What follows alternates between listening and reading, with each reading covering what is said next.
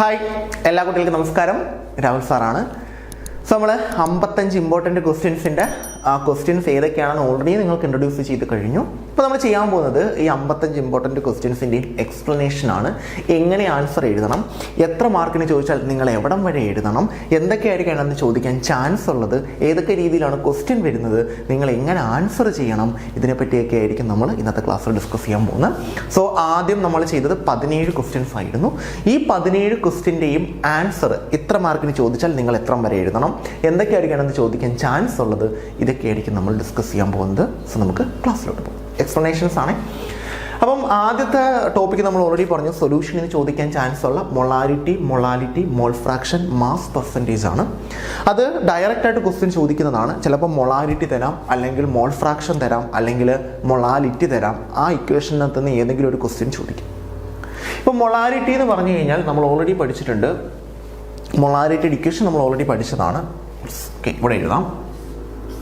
Okay, molality എന്ന് പറയുന്നത് number of moles of solute divided by volume of solution in litre. ഇതാണ് നമ്മൾ normally എന്തിനു വേണ്ടി പഠിക്കുന്നത്, മൊളാലിറ്റി ഇക്വേഷനായിട്ട് പഠിക്കുന്നത് അല്ലേ. Number of moles of solute divided by volume of solution litre. ഈ number of moles capital M ആണ് നമ്മൾ മൊളാലിറ്റിക്ക് കൊടുക്കുന്നത്. അപ്പോൾ capital M is equal to number of moles of സൊല്യൂട്ടിനെ നമ്മളൊന്ന് റീഅറേഞ്ച് ചെയ്യുന്നുണ്ട്. എങ്ങനെ റീഅറേഞ്ച് ചെയ്യുന്നത്, വെയിറ്റ് ഓഫ് സൊല്യൂട്ടിനെ ഞാൻ W2, രണ്ടാമത്തെ ആളെയാണ് സൊല്യൂട്ട് എന്ന് വിളിക്കുന്നത്. Weight of solute divided by molar mass of solute into volume of solution in litre. ഇതാണ് ഇക്വേഷൻ. അപ്പം മൊളാലിറ്റിയുടെ ഇക്വേഷൻ ഇങ്ങനെയാണ് വരുന്നത്. ഞാൻ മൊളാലിറ്റിയുടെ ക്വസ്റ്റ്യനോട് എഴുതുന്നത്. മൊളാലിറ്റിയുടെ ഇക്വേഷൻ നമുക്കൊന്ന് എഴുതാം. So molality capital M is equal to അല്ലേ വെയിറ്റ് ഓഫ് സൊല്യൂട്ട്. അപ്പോൾ ഞാൻ സൊല്യൂട്ട് എന്ന് എഴുതുകയാണ്. Weight of solute divided by അല്ലേ molar mass of solute into volume of solution in litre. പല രീതിയിൽ നമുക്ക് ക്വസ്റ്റ്യൻ ചോദിക്കാം. ഒന്നാമത്തെ രീതി എന്ന് പറയുന്നത് നമുക്ക് വേണമെങ്കിൽ മൊളാരിറ്റി കണ്ടുപിടിക്കാനായിട്ട് ചോദിക്കാം. അപ്പം നമുക്ക് സൊല്യൂട്ടിൻ്റെ വെയിറ്റും സൊല്യൂട്ടിൻ്റെ മോളാർ മാസും വോളിയം ഒക്കെ തരും. പിന്നെ പ്രത്യേകം ശ്രദ്ധിക്കേണ്ടത്, നമുക്ക് സൊല്യൂട്ട് ആരാണെന്ന് പറയുകയാണെങ്കിൽ, ഫോർ എക്സാമ്പിൾ ക്വസ്റ്റ്യനകത്ത് NaCl എന്ന് പറയുകയാണ് സൊല്യൂട്ട്. അങ്ങനെയാണെങ്കിൽ അവർ മോളാർ മാസ് തരത്തില്ല. കാരണം NaClൻ്റെ മോളാർ മാസ് നിങ്ങൾ കണ്ടുപിടിക്കണം. എങ്ങനെ കണ്ടുപിടിക്കുന്നത്, എണ്ണയുടെ മോളാർ മാസും Clൻ്റെ മോളാർ മാസും കൂടെ കൂട്ടിയാൽ മതി. അപ്പോൾ NaClൻ്റെ മോളാർ മാസായി. അപ്പം അങ്ങനെ ചോദിക്കാം. അപ്പം മൊളാരിറ്റി കണ്ടുപിടിക്കാൻ പറയാം. അപ്പം വെയിറ്റ് തരും, ഇത്ര വെയിറ്റ് NaCl എടുക്കുന്നു എന്ന് പറയും, ഇത്ര ലിറ്റർ സൊല്യൂഷൻ ആണെന്ന് പറയും. ചിലപ്പം ലിറ്ററിന് പകരം മില്ലി ലിറ്റർ എന്ന് പറഞ്ഞ് ക്വസ്റ്റ്യൻ തരാം. അപ്പം നിങ്ങൾ മുകളിൽ ഒരു 1000 കൊണ്ട് ഇൻറ്റു ചെയ്താൽ മതി. ഇവിടെ മില്ലി ലിറ്ററിലാണ് തരുന്നതെങ്കിൽ മുകളിൽ ഒരു 1000 കൊണ്ട് ഇൻറ്റു ചെയ്യും. അത്രയും മാത്രം ആലോചിച്ചാൽ മതി. അപ്പം ഇതിനകത്ത് ചിലപ്പോൾ നമുക്കിതാ മൊളാരിറ്റി ഓഫ് സൊല്യൂട്ട് ആയിരിക്കും കണ്ടുപിടിക്കാൻ ചോദിക്കുന്നത്. അപ്പം നിങ്ങൾക്ക് മൊളാരിറ്റിയും വെയിറ്റും വോളിയും ഒക്കെ തരും. ഇതിൽ ഒരെണ്ണം കണ്ടുപിടിക്കാൻ പറഞ്ഞാൽ ബാക്കിയുള്ളതെല്ലാം ക്വസ്റ്റ്യനകത്ത് തന്നെ കാണും. അത് ഐഡൻറ്റിഫൈ ചെയ്ത് എഴുതേണ്ടത് നിങ്ങളുടെ ഉത്തരവാദിത്തമാണ്. അപ്പോൾ കറക്റ്റായിട്ട് ക്വസ്റ്റ്യൻ നോക്കി മനസ്സിലാക്കി ചെയ്തിട്ട് വേണം പോകാനായിട്ട്. എങ്കിൽ നിങ്ങൾക്ക് സുഖമായിട്ട് ആൻസർ ചെയ്യാൻ പറ്റുന്ന ഒരു സെക്ഷനാണ് മൊളാലിറ്റി. സുഖമായിട്ട് കിട്ടും. ഇതേ കണക്കൊരു ഇക്വേഷൻ തന്നെയാണ് നമുക്ക് മൊളാലിറ്റിക്കും വരുന്നത്. സോ ഞാൻ 55 ഇമ്പോർട്ടൻറ്റ് ക്വസ്റ്റ്യൻ എന്ന് വായിക്കുകയാണ്. ഓക്കെ, സോ ഇതേ ഒരു ബേസ് ഒരു ഇക്വേഷൻ തന്നെയാണ് ആർക്കും വരുന്നത്, നമ്മുടെ മൊളാലിറ്റിക്കും വരുന്നത്. അപ്പം ഞാൻ ഇക്വേഷൻ ഡയറക്റ്റായിട്ട് എഴുതാം. മൊളാലിറ്റിയുടെ ഇക്വേഷൻ എന്ന് പറയുന്നത് സ്മാൾ എം, ക്യാപിറ്റൽ എമ്മിന് പകരം സ്മാൾ എം ആണ്. Small M is equal to same equation തന്നെ, weight of solute okay divided by molar mass of solute into kilogram of solvent. അതായത് സോൾവെൻ്റ് വെയിറ്റിൽ എന്തിലെടുക്കണം, കിലോഗ്രാമിലെടുക്കണം. സോൾവെൻ്റ് വെയിറ്റ് കിലോഗ്രാമിൽ എടുക്കുമ്പോഴാണ് നമുക്ക് എന്ത് വരുന്നത്, മൊളാലിറ്റി വരുന്നത്. അതായത് വോളിയം ഓഫ് സൊല്യൂഷൻ ഇൻ ലിറ്ററിന് പകരം ഇവിടെ കിലോഗ്രാം ഓഫ് സോൾവെൻ്റ് ആണ്. ബാക്കിയുള്ളതിനൊന്നും വ്യത്യാസമില്ല. അപ്പോൾ പിന്നെ പഠിക്കാനും എളുപ്പമാണ്. കിലോഗ്രാം ഓഫ് സോൾവെൻ്റ് പഠിക്കാനും എളുപ്പമാണ് രണ്ടും തമ്മിൽ. ഇത് ക്യാപിറ്റൽ എം ആണ്, ഇത് സ്മാൾ എം ആണ്. പിന്നെ ഇതിൻ്റെ യൂണിറ്റ് വരുന്നത് മോളാർ എന്നാണ്. ഇതിൻ്റെ യൂണിറ്റ് വരുന്നത് മോളാൽ എന്നാണ്. അതാണ് വ്യത്യാസം. കാരണം ഈ term wait of solute, molar mass of solute, അത് രണ്ടു പേർക്ക് സെയിം ആണ്. പിന്നെ ഇവിടെ വോളിയം ഓഫ് സൊല്യൂഷൻ്റെ വോളിയമാണ്, ഇവിടെ സോൾവെൻറ്റിൻ്റെ വെയിറ്റ് ആണ്. അത്രയേ ഉള്ളൂ വ്യത്യാസം വരുന്നത്.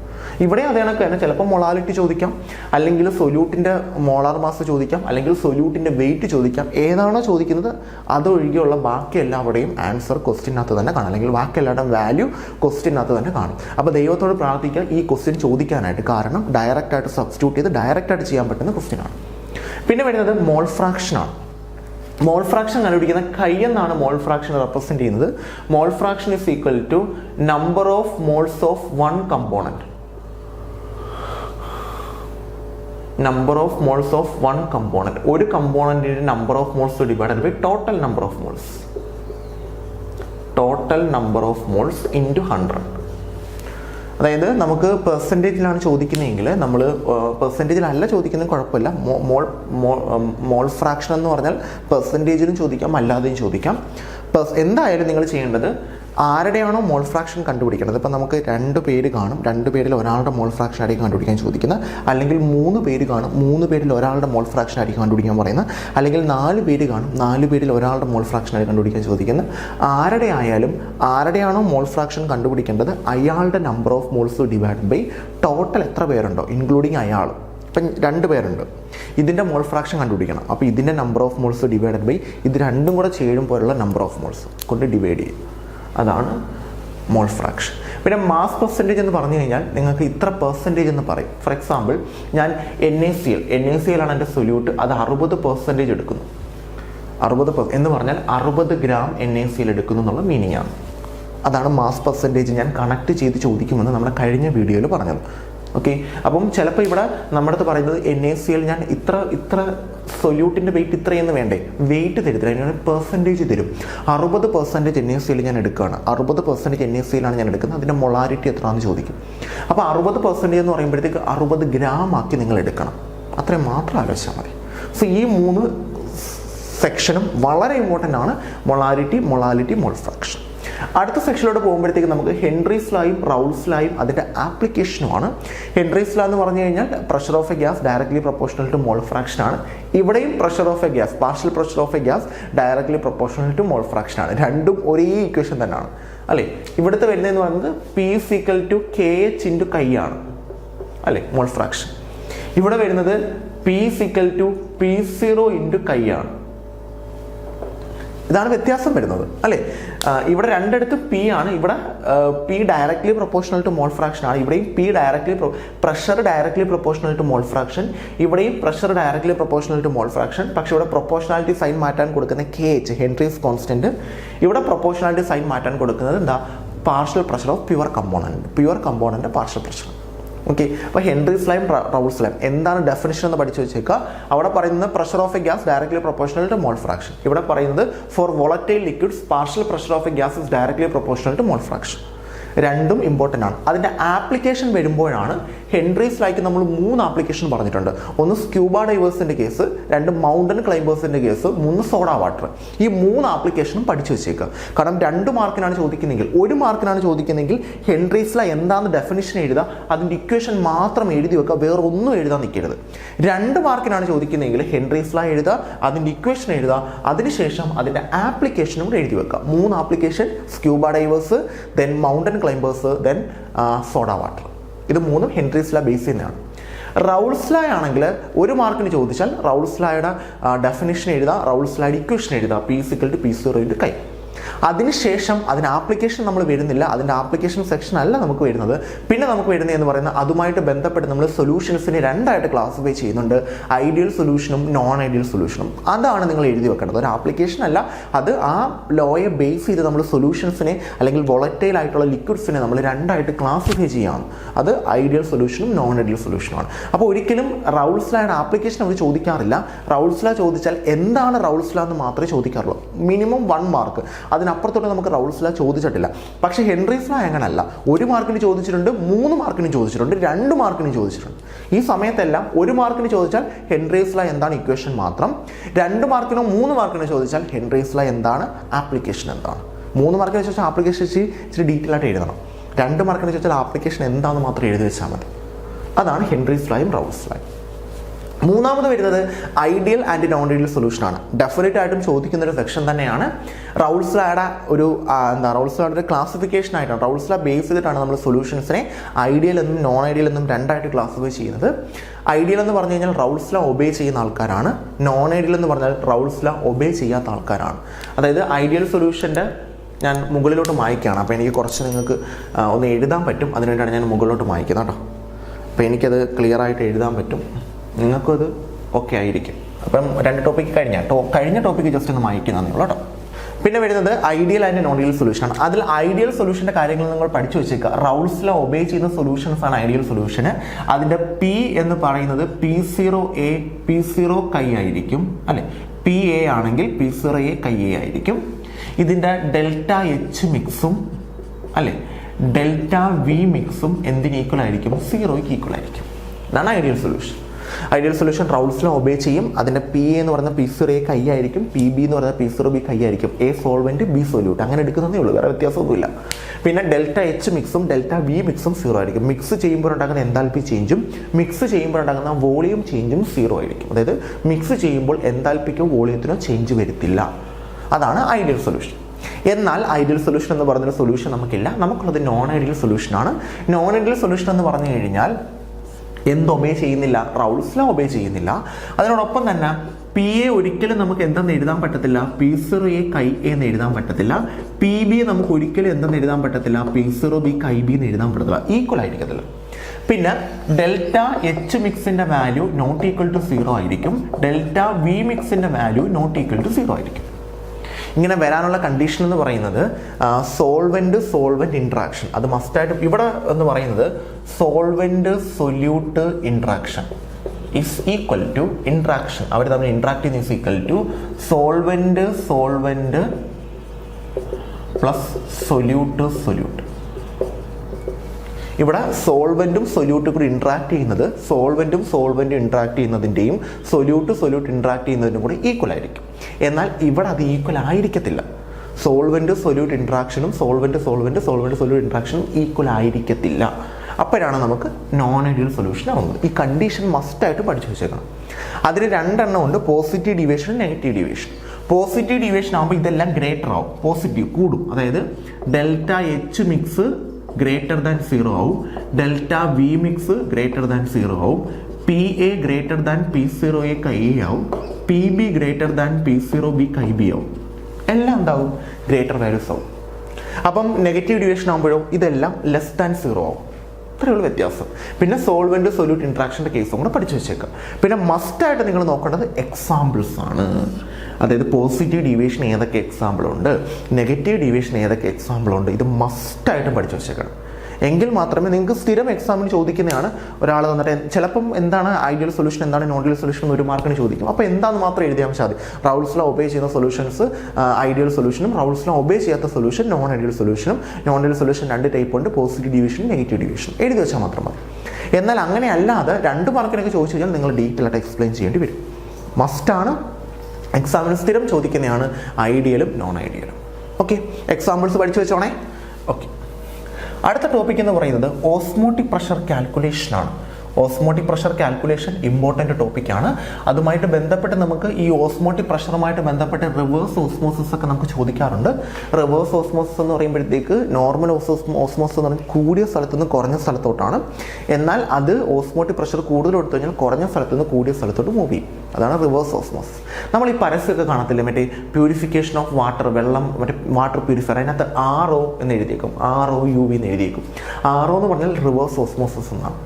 ഓക്കെ, അപ്പം ഓസ്മോട്ടിക് പ്രഷറിൻ്റെ കാൽക്കുലേഷനും അസിയോട്രോപ്സും. ഓസ്മോട്ടിക് പ്രഷറിൻ്റെ കാൽക്കുലേഷൻ എന്ന് പറയുമ്പോഴത്തേക്ക് നമുക്ക് ഇക്വേഷൻ വരുന്നത് ഇങ്ങനെയാണ്. Osmotic pressure π = N/V/RT. It must ആണ്. π ആണ് osmotic pressure, N number of moles, V volume, R universal gas constant, temperature. അതിനകത്ത് π ആയിരിക്കും നമുക്ക് ചോദിക്കുന്നത്. അപ്പം N-ഉം V-യും പിന്നെ R-ഉം T ഒക്കെ നമുക്ക് തരും. R തരേണ്ട കാര്യം നമുക്കില്ല, ടെമ്പറേച്ചർ ക്വസ്റ്റിനകത്ത് കാണും, അതിനെ കെൽവിനിലോട്ട് മാറ്റിയിട്ട് ചെയ്യും. ഇത്രയേ ഉള്ളൂ സംഭവം. പിന്നെ അസിയോട്രോപ്സ് എന്ന് പറയുമ്പോഴത്തേക്ക് മിനിമം ബോയിലിംഗ് അസിയോട്രോപ്സും ഉണ്ട്, മാക്സിമം ബോയിലിംഗ് അസിയോട്രോപ്സും ഉണ്ട്. അതായിട്ട് എക്സാമ്പിൾസ് പഠിച്ചു വെച്ചേക്കാം.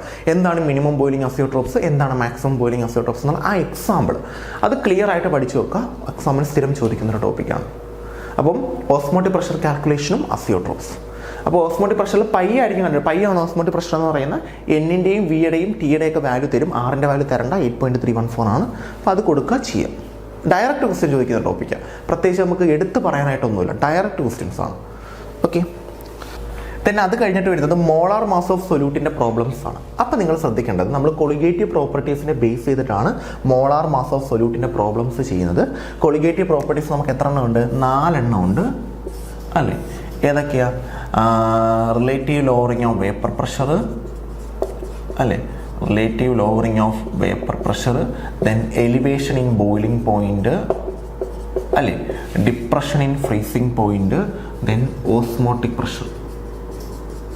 ഈ ഓരോന്നിൻ്റെയും ഇക്വേഷൻ കറക്റ്റായിട്ട് പഠിച്ചു വെച്ചേക്കണം. അതായത് ഇക്വേഷൻ മാത്രം, വേറെ ഒന്നും നിങ്ങൾ നോക്കണം. ഫൈനൽ ഇക്വേഷനില്ലേ, നിങ്ങൾ ഡിറൈവ് ചെയ്ത് വെച്ചിരിക്കുന്ന ഫൈനൽ ഇക്വേഷനിൽ ബോക്സിനകത്തൊക്കെ ആക്കി നിങ്ങൾ ഡിറൈവ് ചെയ്ത് വെച്ചിട്ടുണ്ട്. ആ ഫൈനൽ ഇക്വേഷൻ മാത്രം നോക്കിയിട്ട് പോവുക, വേറൊന്നും നിങ്ങൾ നോക്കണ്ട. ഫൈനൽ ഇക്വേഷൻ കാണാതെ പഠിച്ചിട്ട് പോവുക. അത് വെച്ചിട്ട് പോയി കഴിഞ്ഞാൽ ഈ മോളാർ മാസ് ഓഫ് സൊല്യൂട്ടിൻ്റെ ബേസ് ചെയ്യുന്ന എല്ലാ പ്രോബ്ലംസും നിങ്ങൾക്ക് ചെയ്യാൻ പറ്റും. കാരണം അത്രയ്ക്കും സിമ്പിളാണ്. ഡയറക്റ്റായിട്ട് ഇക്വേഷൻ കൊടുക്കുക, ഡയറക്റ്റായിട്ട് ചെയ്യുക. ഇതേവരെ നമുക്ക് CBSE ആയാലും എന്തിനായാലും ഡയറക്റ്റായിട്ട് ക്വസ്റ്റ്യൻ ചോദിച്ചിട്ടുള്ളൂ.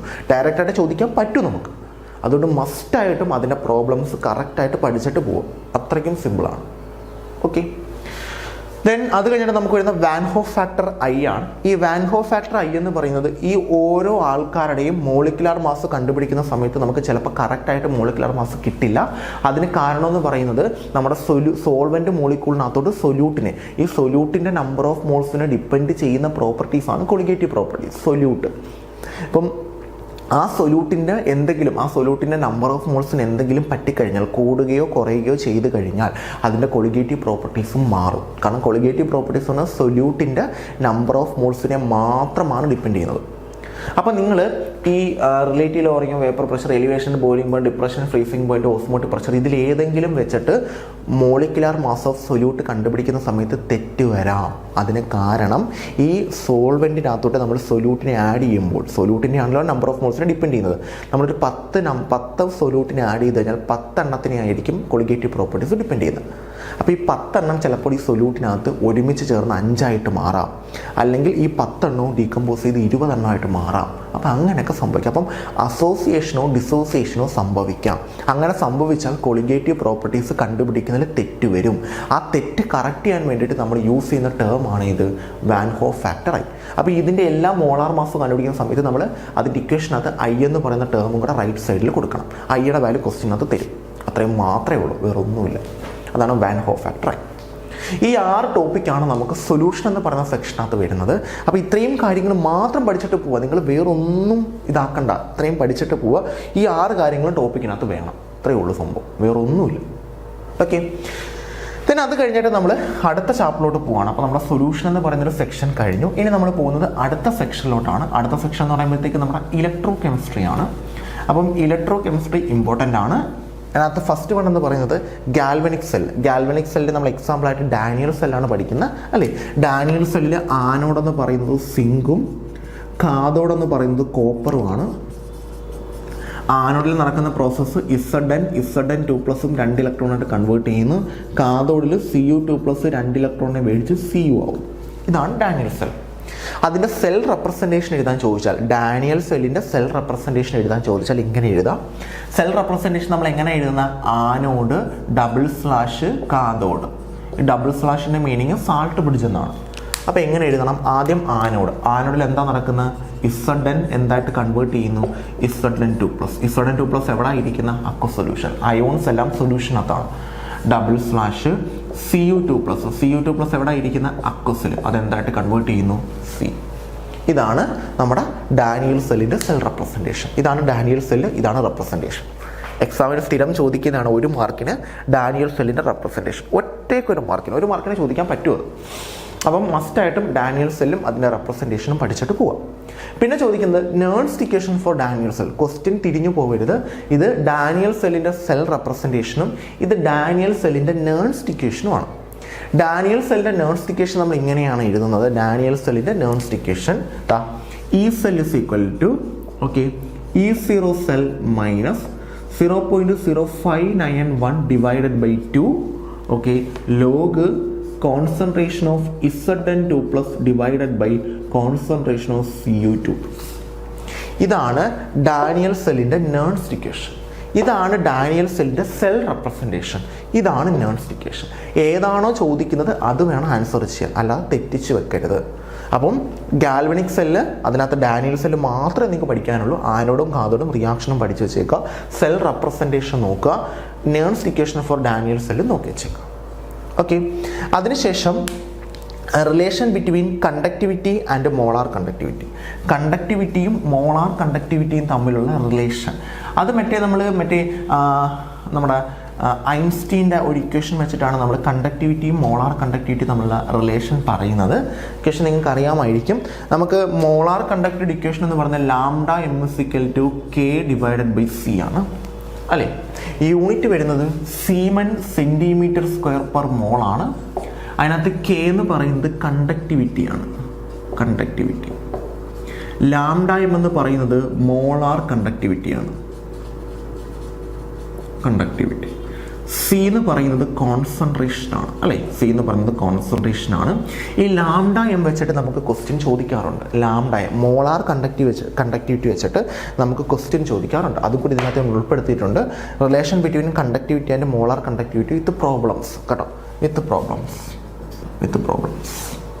അപ്പോൾ പ്രോബ്ലംസും കൂടെ അതിനകത്തുണ്ട്. അപ്പം lambda M is equal K by C ആണ്.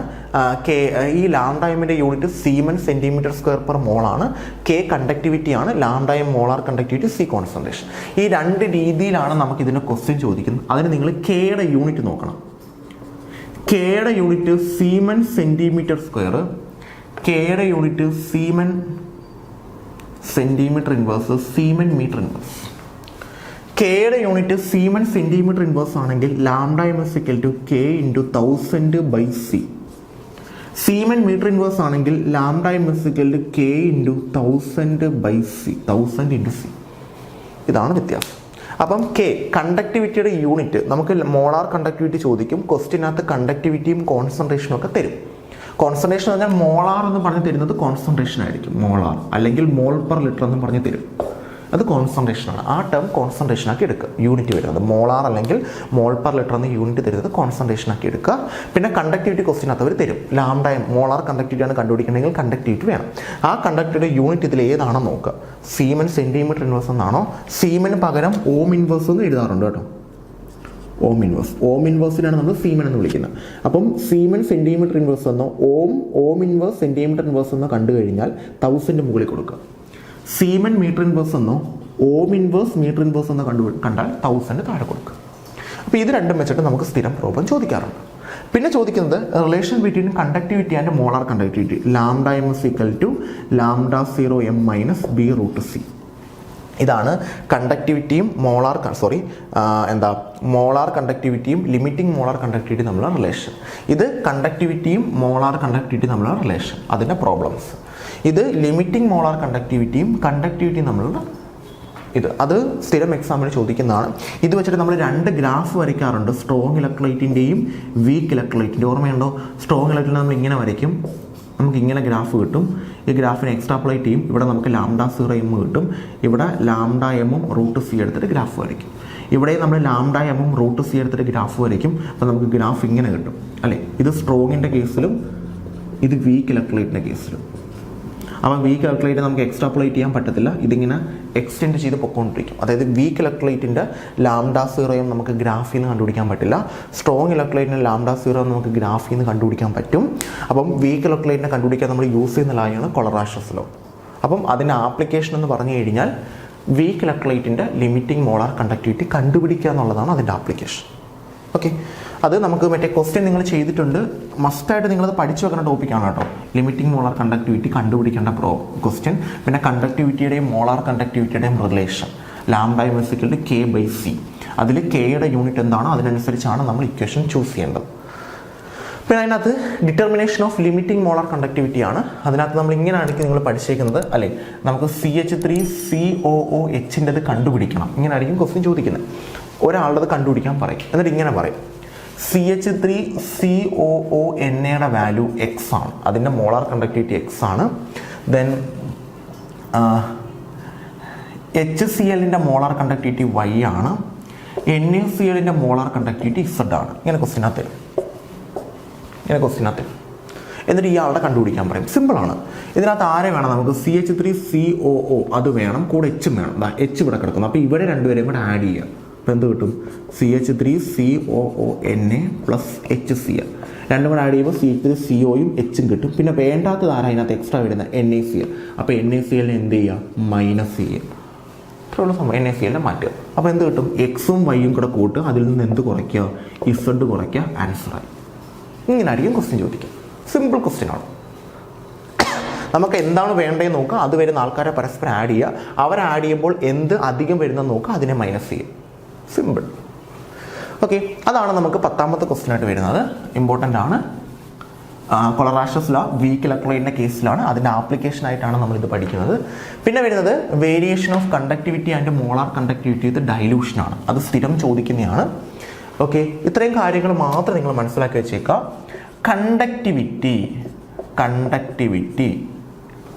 ഓക്കെ, ഡൈലൂഷൻ കൂടുന്തോറും കണ്ടക്ടിവിറ്റി കുറയും.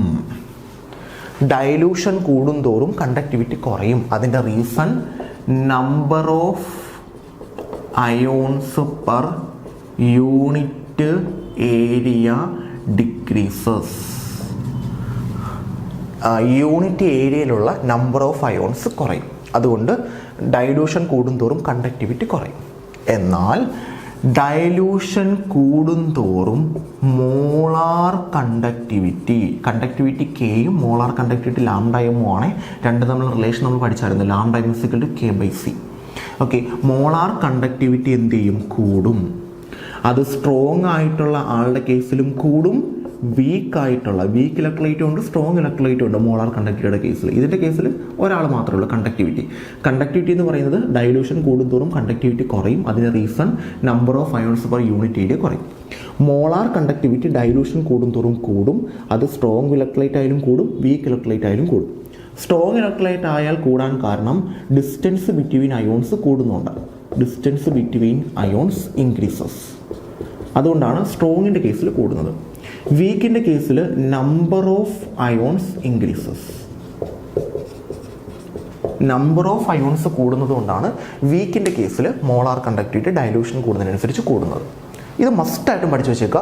സ്ഥിര എക്സാമിന് ചോദിക്കുന്നതാണ്. അതായത് variation of conductivity and molar conductivity with dilution. അത് കണ്ടക്ടിവിറ്റി ആണെങ്കിൽ ഡൈലൂഷൻ കൂടുന്തോറും കണ്ടക്ടിവിറ്റി K കുറയും. കാരണം number of ions per unit area കുറയുന്നത് കൊണ്ടാണ് കണ്ടക്ടിവിറ്റി കുറയുന്നത്. എന്നാൽ മോളാർ കണ്ടക്ടിവിറ്റി ഡൈലൂഷൻ കൂടുന്തോറും കൂടും. അത് സ്ട്രോങ് ഇലക്ട്രോലൈറ്റ് ആയാലും കൂടും, വീക്ക് ഇലക്ട്രോലൈറ്റ് ആയാലും കൂടും.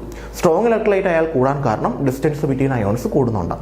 വീക്ക് ഇലക്ട്രോലൈറ്റ് ആയാൽ കൂടാൻ കാരണം number of ions number of ions കൂടുന്നതുകൊണ്ട്. ഇത്രയും പഠിച്ചു വെച്ചേക്കാം. പിന്നെ പ്രൈമറി സെല്ലും സെക്കൻഡറി സെല്ലും മസ്റ്റായിട്ടും പഠിച്ചു വെച്ചേക്കണം. പ്രൈമറി സെല്ലിൽ നമ്മൾ ലെക്ലാൻഷ്യസ് സെൽ അല്ലെങ്കിൽ ഡ്രൈ സെല്ലാണ് എക്സാമ്പിളായിട്ട് പഠിച്ചത്. അത് മസ്റ്റായിട്ടും പഠിച്ചു വെച്ചേക്കണം. ലെക്ലാൻഷ്യസ് സെൽ അല്ലെങ്കിൽ ഡ്രൈ സെല്ല്. പിന്നെ അതിൻ്റെ ആനോഡ് എന്താണ്, കാഥോഡ് എന്താണ്. ദെൻ അതുകൂടാതെ മെർക്കുറി സെല്ലും പഠിച്ചിട്ടുണ്ട്. പിന്നെ സെക്കൻഡറി സെല്ലിൽ ലെഡ് സ്റ്റോറേജ് ബാറ്ററി, അതിൻ്റെ ആനോഡ്, കാഥോഡ്, വോൾട്ടേജ് ഒക്കെ പഠിച്ചു വെച്ചേക്കാം. വേറെ ഒരു ഇതുമില്ല അതിനകത്ത്, ഡയറക്റ്റായിട്ട് പഠിച്ചു വെച്ചേക്കാം. പിന്നെ ഹൈഡ്രജൻ ഓക്സിജൻ ഫ്യൂൽ സെൽ അറിയാലോ. ഫ്യൂൽ സെൽ നിങ്ങൾ ഫ്യൂൽസിനെ കത്തിച്ച് ഇലക്ട്രിസിറ്റി പ്രൊഡ്യൂസ് ചെയ്യാൻ ഒരു ഗാൽവനിക് സെല്ലിന് എക്സാമ്പിളാണ്. അതിൻ്റെ ഒരു എക്സാമ്പിളാണ് hydrogen oxygen fuel cell. Hydrogen ഒരു സൈഡിൽ കൂടെ കൊടുക്കുന്നു, ഓക്സിജൻ ഒരു സൈഡിൽ കൂടെ കൊടുക്കുന്നു, രണ്ടും കൂടെ റിയാക്ട് ചെയ്യുന്നു, വാട്ടർ ബൈ പ്രൊഡക്റ്റായിട്ട് കിട്ടുന്നു, നമുക്ക് ഇലക്ട്രിസിറ്റി കിട്ടുന്നു. അതിന് അഡ്വാൻറ്റേജ് അവർ പറയുന്നത് എക്കോ ഫ്രണ്ട്ലി ആണ്, കിട്ടുന്ന വാട്ടർ നമുക്ക് യൂസ് ചെയ്യാൻ പറ്റും. സോളാർ പ്രൊജക്ട്സിലാണ് നമ്മൾ കൂടുതലായിട്ട് യൂസ് ചെയ്യുന്നത് അല്ലേ. പിന്നെ എത്ര നാൾ വേണമെങ്കിലും കണ്ടിന്യൂസ് ആയിട്ട് വർക്ക് ചെയ്യും, ഒരിക്കലും നിന്നു പോയില്ല. ഇതൊക്കെയാണ് ആപ്ലിക്കേഷൻ. പിന്നെ ഇത്രയാണ് നമുക്ക് ഇലക്ട്രോ കെമിസ്ട്രിയിൽ വരുന്നത്. ഇത്രയും ടോപ്പിക്കാണ്. അതിനുശേഷം ഓർഡർ ആൻഡ് മോളിക്കുലാരിറ്റി കമ്പാരിസൺ നിങ്ങൾ പഠിച്ചിട്ടുണ്ട്. ഓർഡർ എന്ന് പറയുന്നത് power of concentration terms in rate law. Molecularity എന്ന് പറഞ്ഞു കഴിഞ്ഞാൽ number of colliding species in a reaction. ഒരു റിയാക്ഷനകത്ത് കൊളൈഡ് ചെയ്യുന്ന ആൾക്കാരുടെ എണ്ണം. ഓർഡർ, മോളിക്കുലാരിറ്റി രണ്ട് നമ്മളെ കമ്പാരിസൺ ആണ്. ഓർഡർ, മോളിക്കുലാരിറ്റി അല്ലേ, സ്ഥിരം എക്സാമിന് ചോദിക്കുന്നതാണ് കേട്ടോ. ഓർഡറും മോളിക്കുലാരിറ്റി നമ്മുടെ ഡിഫറൻസ്. ഇതെന്ന് പറയുന്നത് sum of power of concentration term in rate law. Rate law എഴുതുന്ന സമയത്ത് കോൺസെൻട്രേഷൻ്റെ ടേമുകളുടെ മുകളിലുള്ള വാല്യൂ ഇല്ല, അത് കൂട്ടുന്നതാണ് ഓർഡർ. ഇതെന്ന് പറയുന്നത് നമ്പർ ഓഫ് കൊളൈഡിങ് സ്പീഷ്യസ് ആണ്. Number of colliding species in a reaction. ഒരു റിയാക്ഷനകത്ത് കൊളൈഡ് ചെയ്യുന്ന സ്പീഷ്യസുകളുടെ എണ്ണം. ഇത് ഓർഡർ എന്ന് പറയുന്നത് എന്തൊക്കെയാകാം? 0 ആകാം, ഫ്രാക്ഷൻ ആകാം, പിന്നെ 1, 2, 3 പോലുള്ള നമ്പേഴ്സ് ആവാം. മോളിക്കുലാരിറ്റി ഒരിക്കലും എന്താവത്തില്ല, 0 ആവത്തില്ല, ഫ്രാക്ഷൻ വരത്തില്ല. എപ്പോഴും എന്തേ ആവത്തുള്ളൂ, 1, 2, 3 പോലുള്ള നമ്പേഴ്സ് വരത്തുള്ളൂ. ഒരിക്കലും 0യോ ഫ്രാക്ഷനോ വരത്തില്ല. ഓർഡർ എന്ന് പറയുന്നത് ഒരിക്കലും 0 വരത്തില്ല, ഫ്രാക്ഷൻ വരത്തില്ല. ഓർഡർ എന്ന് പറഞ്ഞാൽ 0 വരാം, ഫ്രാക്ഷൻ വരാം, 1, 2, 3 ഉള്ള നമ്പേഴ്സ് വരാം. ഇവിടെ മോളിക്കുലാരിറ്റി എപ്പോഴും 1, 2, 3 ഉള്ള നമ്പേഴ്സ് വരത്തുള്ളൂ. ഇതൊരിക്കലും നെഗറ്റീവ് ആവില്ല, ഇതും നെഗറ്റീവ് ആവത്തില്ല. ഈ രണ്ട് ടേം ഒരിക്കലും എന്താവത്തില്ല, നെഗറ്റീവ് ആവത്തില്ല. നെഗറ്റീവ് ആയാൽ ആൻസർ തെറ്റെന്നാണ്. ഒരിക്കലും അവർ എന്താവത്തില്ല, നെഗറ്റീവ് ആവത്തില്ല. പിന്നെ ഈ ഓർഡർ മോളിക്കുലാരിറ്റി നമ്മൾ വേറെ ഡിഫറൻസ് എന്ന് പറയുന്നത്, ഇത് നമുക്ക് ഓർഡർ എന്ന് പറയുമ്പോഴത്തേക്ക് സിമ്പിൾ റിയാക്ഷനകത്തും കോംപ്ലക്സ് റിയാക്ഷനകത്ത് നമുക്ക് എന്ത് അപ്ലൈ ചെയ്യാൻ പറ്റും, ഓർഡർ അപ്ലൈ ചെയ്യാൻ പറ്റും. എന്നാൽ ഇത് സിമ്പിൾ റിയാക്ഷൻസിനകത്ത് മാത്രമേ അപ്ലൈ ചെയ്യാൻ പറ്റൂ, കോംപ്ലക്സ് റിയാക്ഷനകത്ത് അപ്ലൈ ചെയ്യാൻ പറ്റത്തില്ല. ഓക്കെ, അപ്പം ജസ്റ്റ് ഓർഡർ എന്താണ്, ഒത്തിരി പോയിന്റ്സ് നിങ്ങൾക്ക് അറിയാം, അതിലൊരു 3-4 പോയിന്റ് മനസ്സിലാക്കി വെച്ചേക്കുക, അത്രയും മാത്രം മതി. 2 മാർക്കിന് ചോദിക്കത്തുള്ളൂ. പിന്നെ പറയുന്നത് ഇൻ്റഗ്രേറ്റഡ് റേറ്റ് ലോ ആണ്. അത് first order, second order, 0 order. First order റിയാക്ഷൻ്റെ കേസിൽ ഇൻ്റഗ്രേറ്റഡ് റേറ്റ് ലോ എല്ലാവർക്കും എഴുതാൻ അറിയായിരിക്കും അല്ലേ. First order, second order, third order 3 പഠിച്ച്, first order, second order, 3rd order 3 പഠിച്ച് വെച്ചേക്കുക. അപ്പോൾ ആദ്യം ഫസ്റ്റ് ഓർഡറിൻ്റെ കേസിൽ ഞാൻ എഴുതാം. ഫസ്റ്റ് ഓർഡറിൻ്റെ കേസിൽ എന്ന് പറയുന്നത് R = അല്ല ഇങ്ങനെ എഴുതാം, KT = 2.303 RT log R0/R. അല്ലേ, K rate constant, T time, ഇത് T ടെമ്പറേച്ചർ ആണ്, R0 initial concentration, R final concentration. 2.303 log R0/R. 2.303 log R0/R. Then 0 order ആണെങ്കിൽ KT = R0 - R. Then second order ആണെങ്കിൽ KT = 1/R0 - 1/R. സോ ഈ 3 equation പഠിച്ചു വെച്ചേക്കും. Integrate law, first order, 0 order, second order. പിന്നെ അതിനുശേഷം activation energy, റീയൂണിഫിക്കേഷൻ. Activation energy എന്ന് പറഞ്ഞു കഴിഞ്ഞാൽ റിയാക്ടൻ്റ് പ്രൊഡക്റ്റായിട്ട് മാറാൻ വേണ്ട മിനിമം എനർജി. ആ എനർജിയിലാണ് നമ്മുടെ കാറ്റലിസ്റ്റ് ആക്ട് ചെയ്യുന്നത്. കാറ്റലിസ്റ്റ് റിയാക്ഷൻ്റെ വേഗത കൂട്ടുന്നത് ആക്ടിവേഷൻ എനർജി കുറച്ചും, റിയാക്ഷൻ്റെ വേഗത കുറയ്ക്കുന്നത് ആക്ടിവേഷൻ എനർജി കൂട്ടിയായിരിക്കും. പിന്നെ റീയൂണിഫിക്കേഷൻ അറിയാമല്ലോ, K = A e EA/RT. അതിനകത്ത് K റേറ്റ് കോൺസ്റ്റൻ്റ് ആണ്, A അറീനിയസ് ഫാക്ടർ ആണ്, പ്രീ എക്സ്പോണൻഷ്യൽ ഫാക്ടർ എന്ന് വിളിക്കും, യൂണിറ്റ് സെക്കൻഡ് ഇൻവേഴ്സ് അല്ലെങ്കിൽ ഹെഡ്സ് ആണ്. ദെൻ EA ആക്ടിവേഷൻ എനർജിയാണ്, R യൂണിവേഴ്സൽ ഗ്യാസ് കോൺസ്റ്റൻ്റ് ആണ്, T ടെമ്പറേച്ചർ ആണ്. അതാണ് റീയൂണിഫിക്കേഷൻ. അതിൻ്റെ ആ ടേംസും കൂടെ ഒന്ന് പഠിച്ചു വെച്ചേക്കുക. ഒരു ഗ്രാഫ് ഉണ്ട്, നമ്മളിങ്ങനെ ഗ്രാഫ് വരയ്ക്കാറുണ്ട്, ഇങ്ങനെ ഒരു ഗ്രാഫ് നമുക്ക് കിട്ടുന്നുണ്ട്, ആ ഗ്രാഫ് ഓർത്ത് വെച്ചേക്കുക. ഇത്രയാണ് നമുക്ക് ക്വസ്റ്റ്യൻസിൽ എക്സ്പ്ലനേഷനായിട്ട് വരുന്നത്. മസ്റ്റായിട്ടും പഠിച്ചിട്ട് പോകേണ്ട ടോപ്പിക്കാണ്, ഒരിക്കലും നിങ്ങൾ വിട്ട് കളയരുത്, മസ്റ്റായിട്ടും പഠിച്ചിട്ട് വേണം പോകാനായിട്ട്. ഓക്കെ, ബാക്കിയുള്ള ടോപ്പിക്സിൻ്റെ എക്സ്പ്ലനേഷനോടെ പറയട്ടെ. സോ നമ്മുടെ ബാക്കിയുള്ള ക്വസ്റ്റ്യൻസിൻ്റെ എക്സ്പ്ലനേഷനിലോട്ട് പോവുകയാണ്. നമ്മുടെ 18ാമത്തെ ക്വസ്റ്റ്യൻ ഇതായിരുന്നു, പ്രിപ്പറേഷൻ ഓഫ് KMnO4ഉം K2Cr2O7. KMnO4ൻ്റെയും K2Cr2O7ൻ്റെയും പ്രിപ്പറേഷനാണ്. അപ്പോൾ അത് പറയുമ്പോഴത്തേക്ക് അതിൻ്റെ കൂടെ തന്നെ നിങ്ങൾ എന്തും കൂടെ പറഞ്ഞു വെച്ചേക്കണം. ആ KMnO4ൽ 2 പേരുടെ സ്ട്രക്ചർ നമുക്ക് പഠിക്കാനുണ്ട്, MnO4-ൻ്റെയും MnO4-2-ൻ്റെയും മാംഗനേറ്റും പെർമാംഗനേറ്റും. ദെൻ K2Cr2O7ൽ 2 ഡൈക്രോമേറ്റും ക്രോമേറ്റും, CrO4-2-ൻ്റെയും Cr2O7-2-ൻ്റെയും 2ൻ്റെയും സ്ട്രക്ചറും കൂടെ പഠിക്കാനുണ്ട്. അപ്പോൾ നിങ്ങൾക്കറിയാം, ഈ KMnO4 നമ്മൾ പ്രിപ്പയർ ചെയ്യുന്നതെന്ന് പറയുന്നത് MnO2 എന്ന് പറയുന്ന പൈറോലുസൈറ്റിൽ നിന്നാണ്. MnO2 എന്ന് പറയുന്നതാണ് അതിൻ്റെ ഓറ്. ആ ഓറിനെ വിളിക്കുന്ന പേര് പൈറോലുസൈറ്റ് എന്നാണ്, അല്ലേ, പൈറോലുസൈറ്റ്. ഈ MnO2-നകത്തോട്ട് നമ്മൾ KOH-ഉം O2-ഉം ആഡ് ചെയ്യും. അപ്പോൾ നമുക്ക് എന്ത് കിട്ടും, K2MnO4 കിട്ടും, അല്ലേ, K2MnO4 കിട്ടും. പിന്നെ ഈ K2MnO4-നെ നമ്മൾ അസിഡിഫൈഡ് മീഡിയം വെച്ചിട്ട് എന്തായിട്ട് കൺവേർട്ട് ചെയ്യും, KMnO4 ആയിട്ട് കൺവേർട്ട് ചെയ്യും. ഇതാണ് നടക്കുന്നത്. അപ്പം KMnO4 നമ്മൾ പ്രിപ്പയർ ചെയ്യുന്നത് പൈറോലുസൈറ്റ് എന്ന് പറയുന്ന ഓറിൽ നിന്നാണ്. പൈറോലുസൈറ്റ് എടുക്കുന്നു, MnO2-നെയാണ് നമ്മൾ പൈറോലുസൈറ്റ് എന്ന് വിളിക്കുന്നത്. MnO2-നെ KOH-ഉമായിട്ട് റിയാക്ട് ചെയ്യുന്നതിന് പ്രസൻസ് ഓഫ് ഓക്സിജൻ അതെന്തായിട്ട് കൺവേർട്ട് ചെയ്യും, K2MnO4 ആയിട്ട് കൺവേർട്ട് ചെയ്യും. പിന്നെ K2MnO4-നെ എന്തായിട്ട് കൺവേർട്ട് ചെയ്യും, KMnO4. ഇവിടെ നമുക്ക് 2 അയോൺസ് വരുന്നുണ്ട്. ഒന്നാമത്തത് MnO4-2-ഉം രണ്ടാമത്തത് MnO4-ഉം. അങ്ങനെ 2 അയോൺസാണ് നമുക്ക് വരുന്നത്. 2ൻ്റെയും സ്ട്രക്ചർ നമുക്ക് പഠിക്കാനുണ്ട്. ആദ്യം MnO4-2- വരയ്ക്കാം. Mn double bond O double bond O single bond O-, single bond O-. ഇതാണ് MnO4-2- ഇനി MnO4- ആകുമ്പോഴത്തേക്ക് Mn double bond O double bond O double bond O single bond O-. ഇതാണ് MnO4-.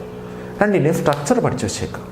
MnO4 2- ഇത് മാംഗനേറ്റും ഇത് പെർമാംഗനേറ്റും. Okay, അപ്പോൾ prepare ചെയ്യുന്നത് പൈറോലിസൈറ്റിൽ നിന്നാണ്. പ്രിപ്പറേഷനും കൂടെ നോക്കി വെച്ചേക്കാം. ഓക്കെ, ഇതാണ് KMnO4ൻ്റെ കേസിൽ. ഇനി ഇത് K2Cr2O7 ആണെങ്കിൽ നമ്മൾ പ്രിപ്പയർ ചെയ്യുന്ന ഓറിൻ്റെ പേര് ക്രോമൈറ്റ് ഓർ എന്നാണ്. ഓക്കെ, ഏത് ഓറിൽ നിന്നാണ് പ്രിപ്പയർ ചെയ്യുന്ന? Chromite ore. ക്രോമൈറ്റ് ഓറിൻ്റെ ഫോമുല വേണ്ടേ? ക്രോമൈറ്റ് ഓറിൻ്റെ ഫോമുല FeCr2O4. ഇതാണ് ക്രോമൈറ്റ് ഓറിൻ്റെ ഫോമുല, FeCr2O4. അപ്പോൾ FeCr2O4 നിന്നാണ് നമ്മൾ K2Cr2O7 പ്രിപ്പയർ ചെയ്യുന്നത്.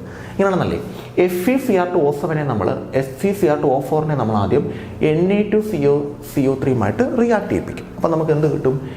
Na2CrO4 കിട്ടും. Na2CrO4 കിട്ടും. ഈ Na2CrO4 നമ്മൾ എന്തായിട്ട് കൺവേർട്ട് ചെയ്യും? Na2Cr2O7 ആയിട്ട് കൺവേർട്ട് ചെയ്യും. അത് ഓക്സിഡേഷൻ നടത്തി Na2Cr2O7 ആക്കും. എന്നിട്ട് ഈ Na2Cr2O7 നമ്മൾ KCl ആഡ് ചെയ്യും. അപ്പോൾ എന്ത് കിട്ടും? K2Cr2O7 കിട്ടും. ഇതാണ് പ്രിപ്പറേഷൻ. പ്രിപ്പയർ ചെയ്യുന്നത് ക്രോമൈറ്റ് ഓറിൽ നിന്നാണ്. FeCr2O4 ആണ് ക്രോമൈറ്റ് ഓർ. ക്രോമൈറ്റ് ഓറിനെ എടുത്തിട്ട് Na2CO3 റിയാക്ട് ചെയ്യിപ്പിക്കും. നമുക്ക് Na2CrO4 കിട്ടും. ദെൻ സോഡിയം ക്രോമൈറ്റ് കിട്ടും. ദെൻ സോഡിയം ക്രോമൈറ്റിനെ നമ്മൾ സോഡിയം ഡൈക്രോമൈറ്റ് ആക്കും. Sodium chromite, sodium dichromite. എന്നിട്ട് KCl റിയാക്ട് ചെയ്യുമ്പോൾ പൊട്ടാസ്യം ഡൈക്രോമൈറ്റ് ആകും. ഇതിനകത്ത് നമുക്ക് 2 അയോൺസ് വരുന്നുണ്ട്. ഒന്നാമത്തെ അയോൺ Cr2O4 രണ്ടാമത്തെ അയോൺ Cr2O7 ഇങ്ങനെ 2 അയോൺ വരുന്നുണ്ട്.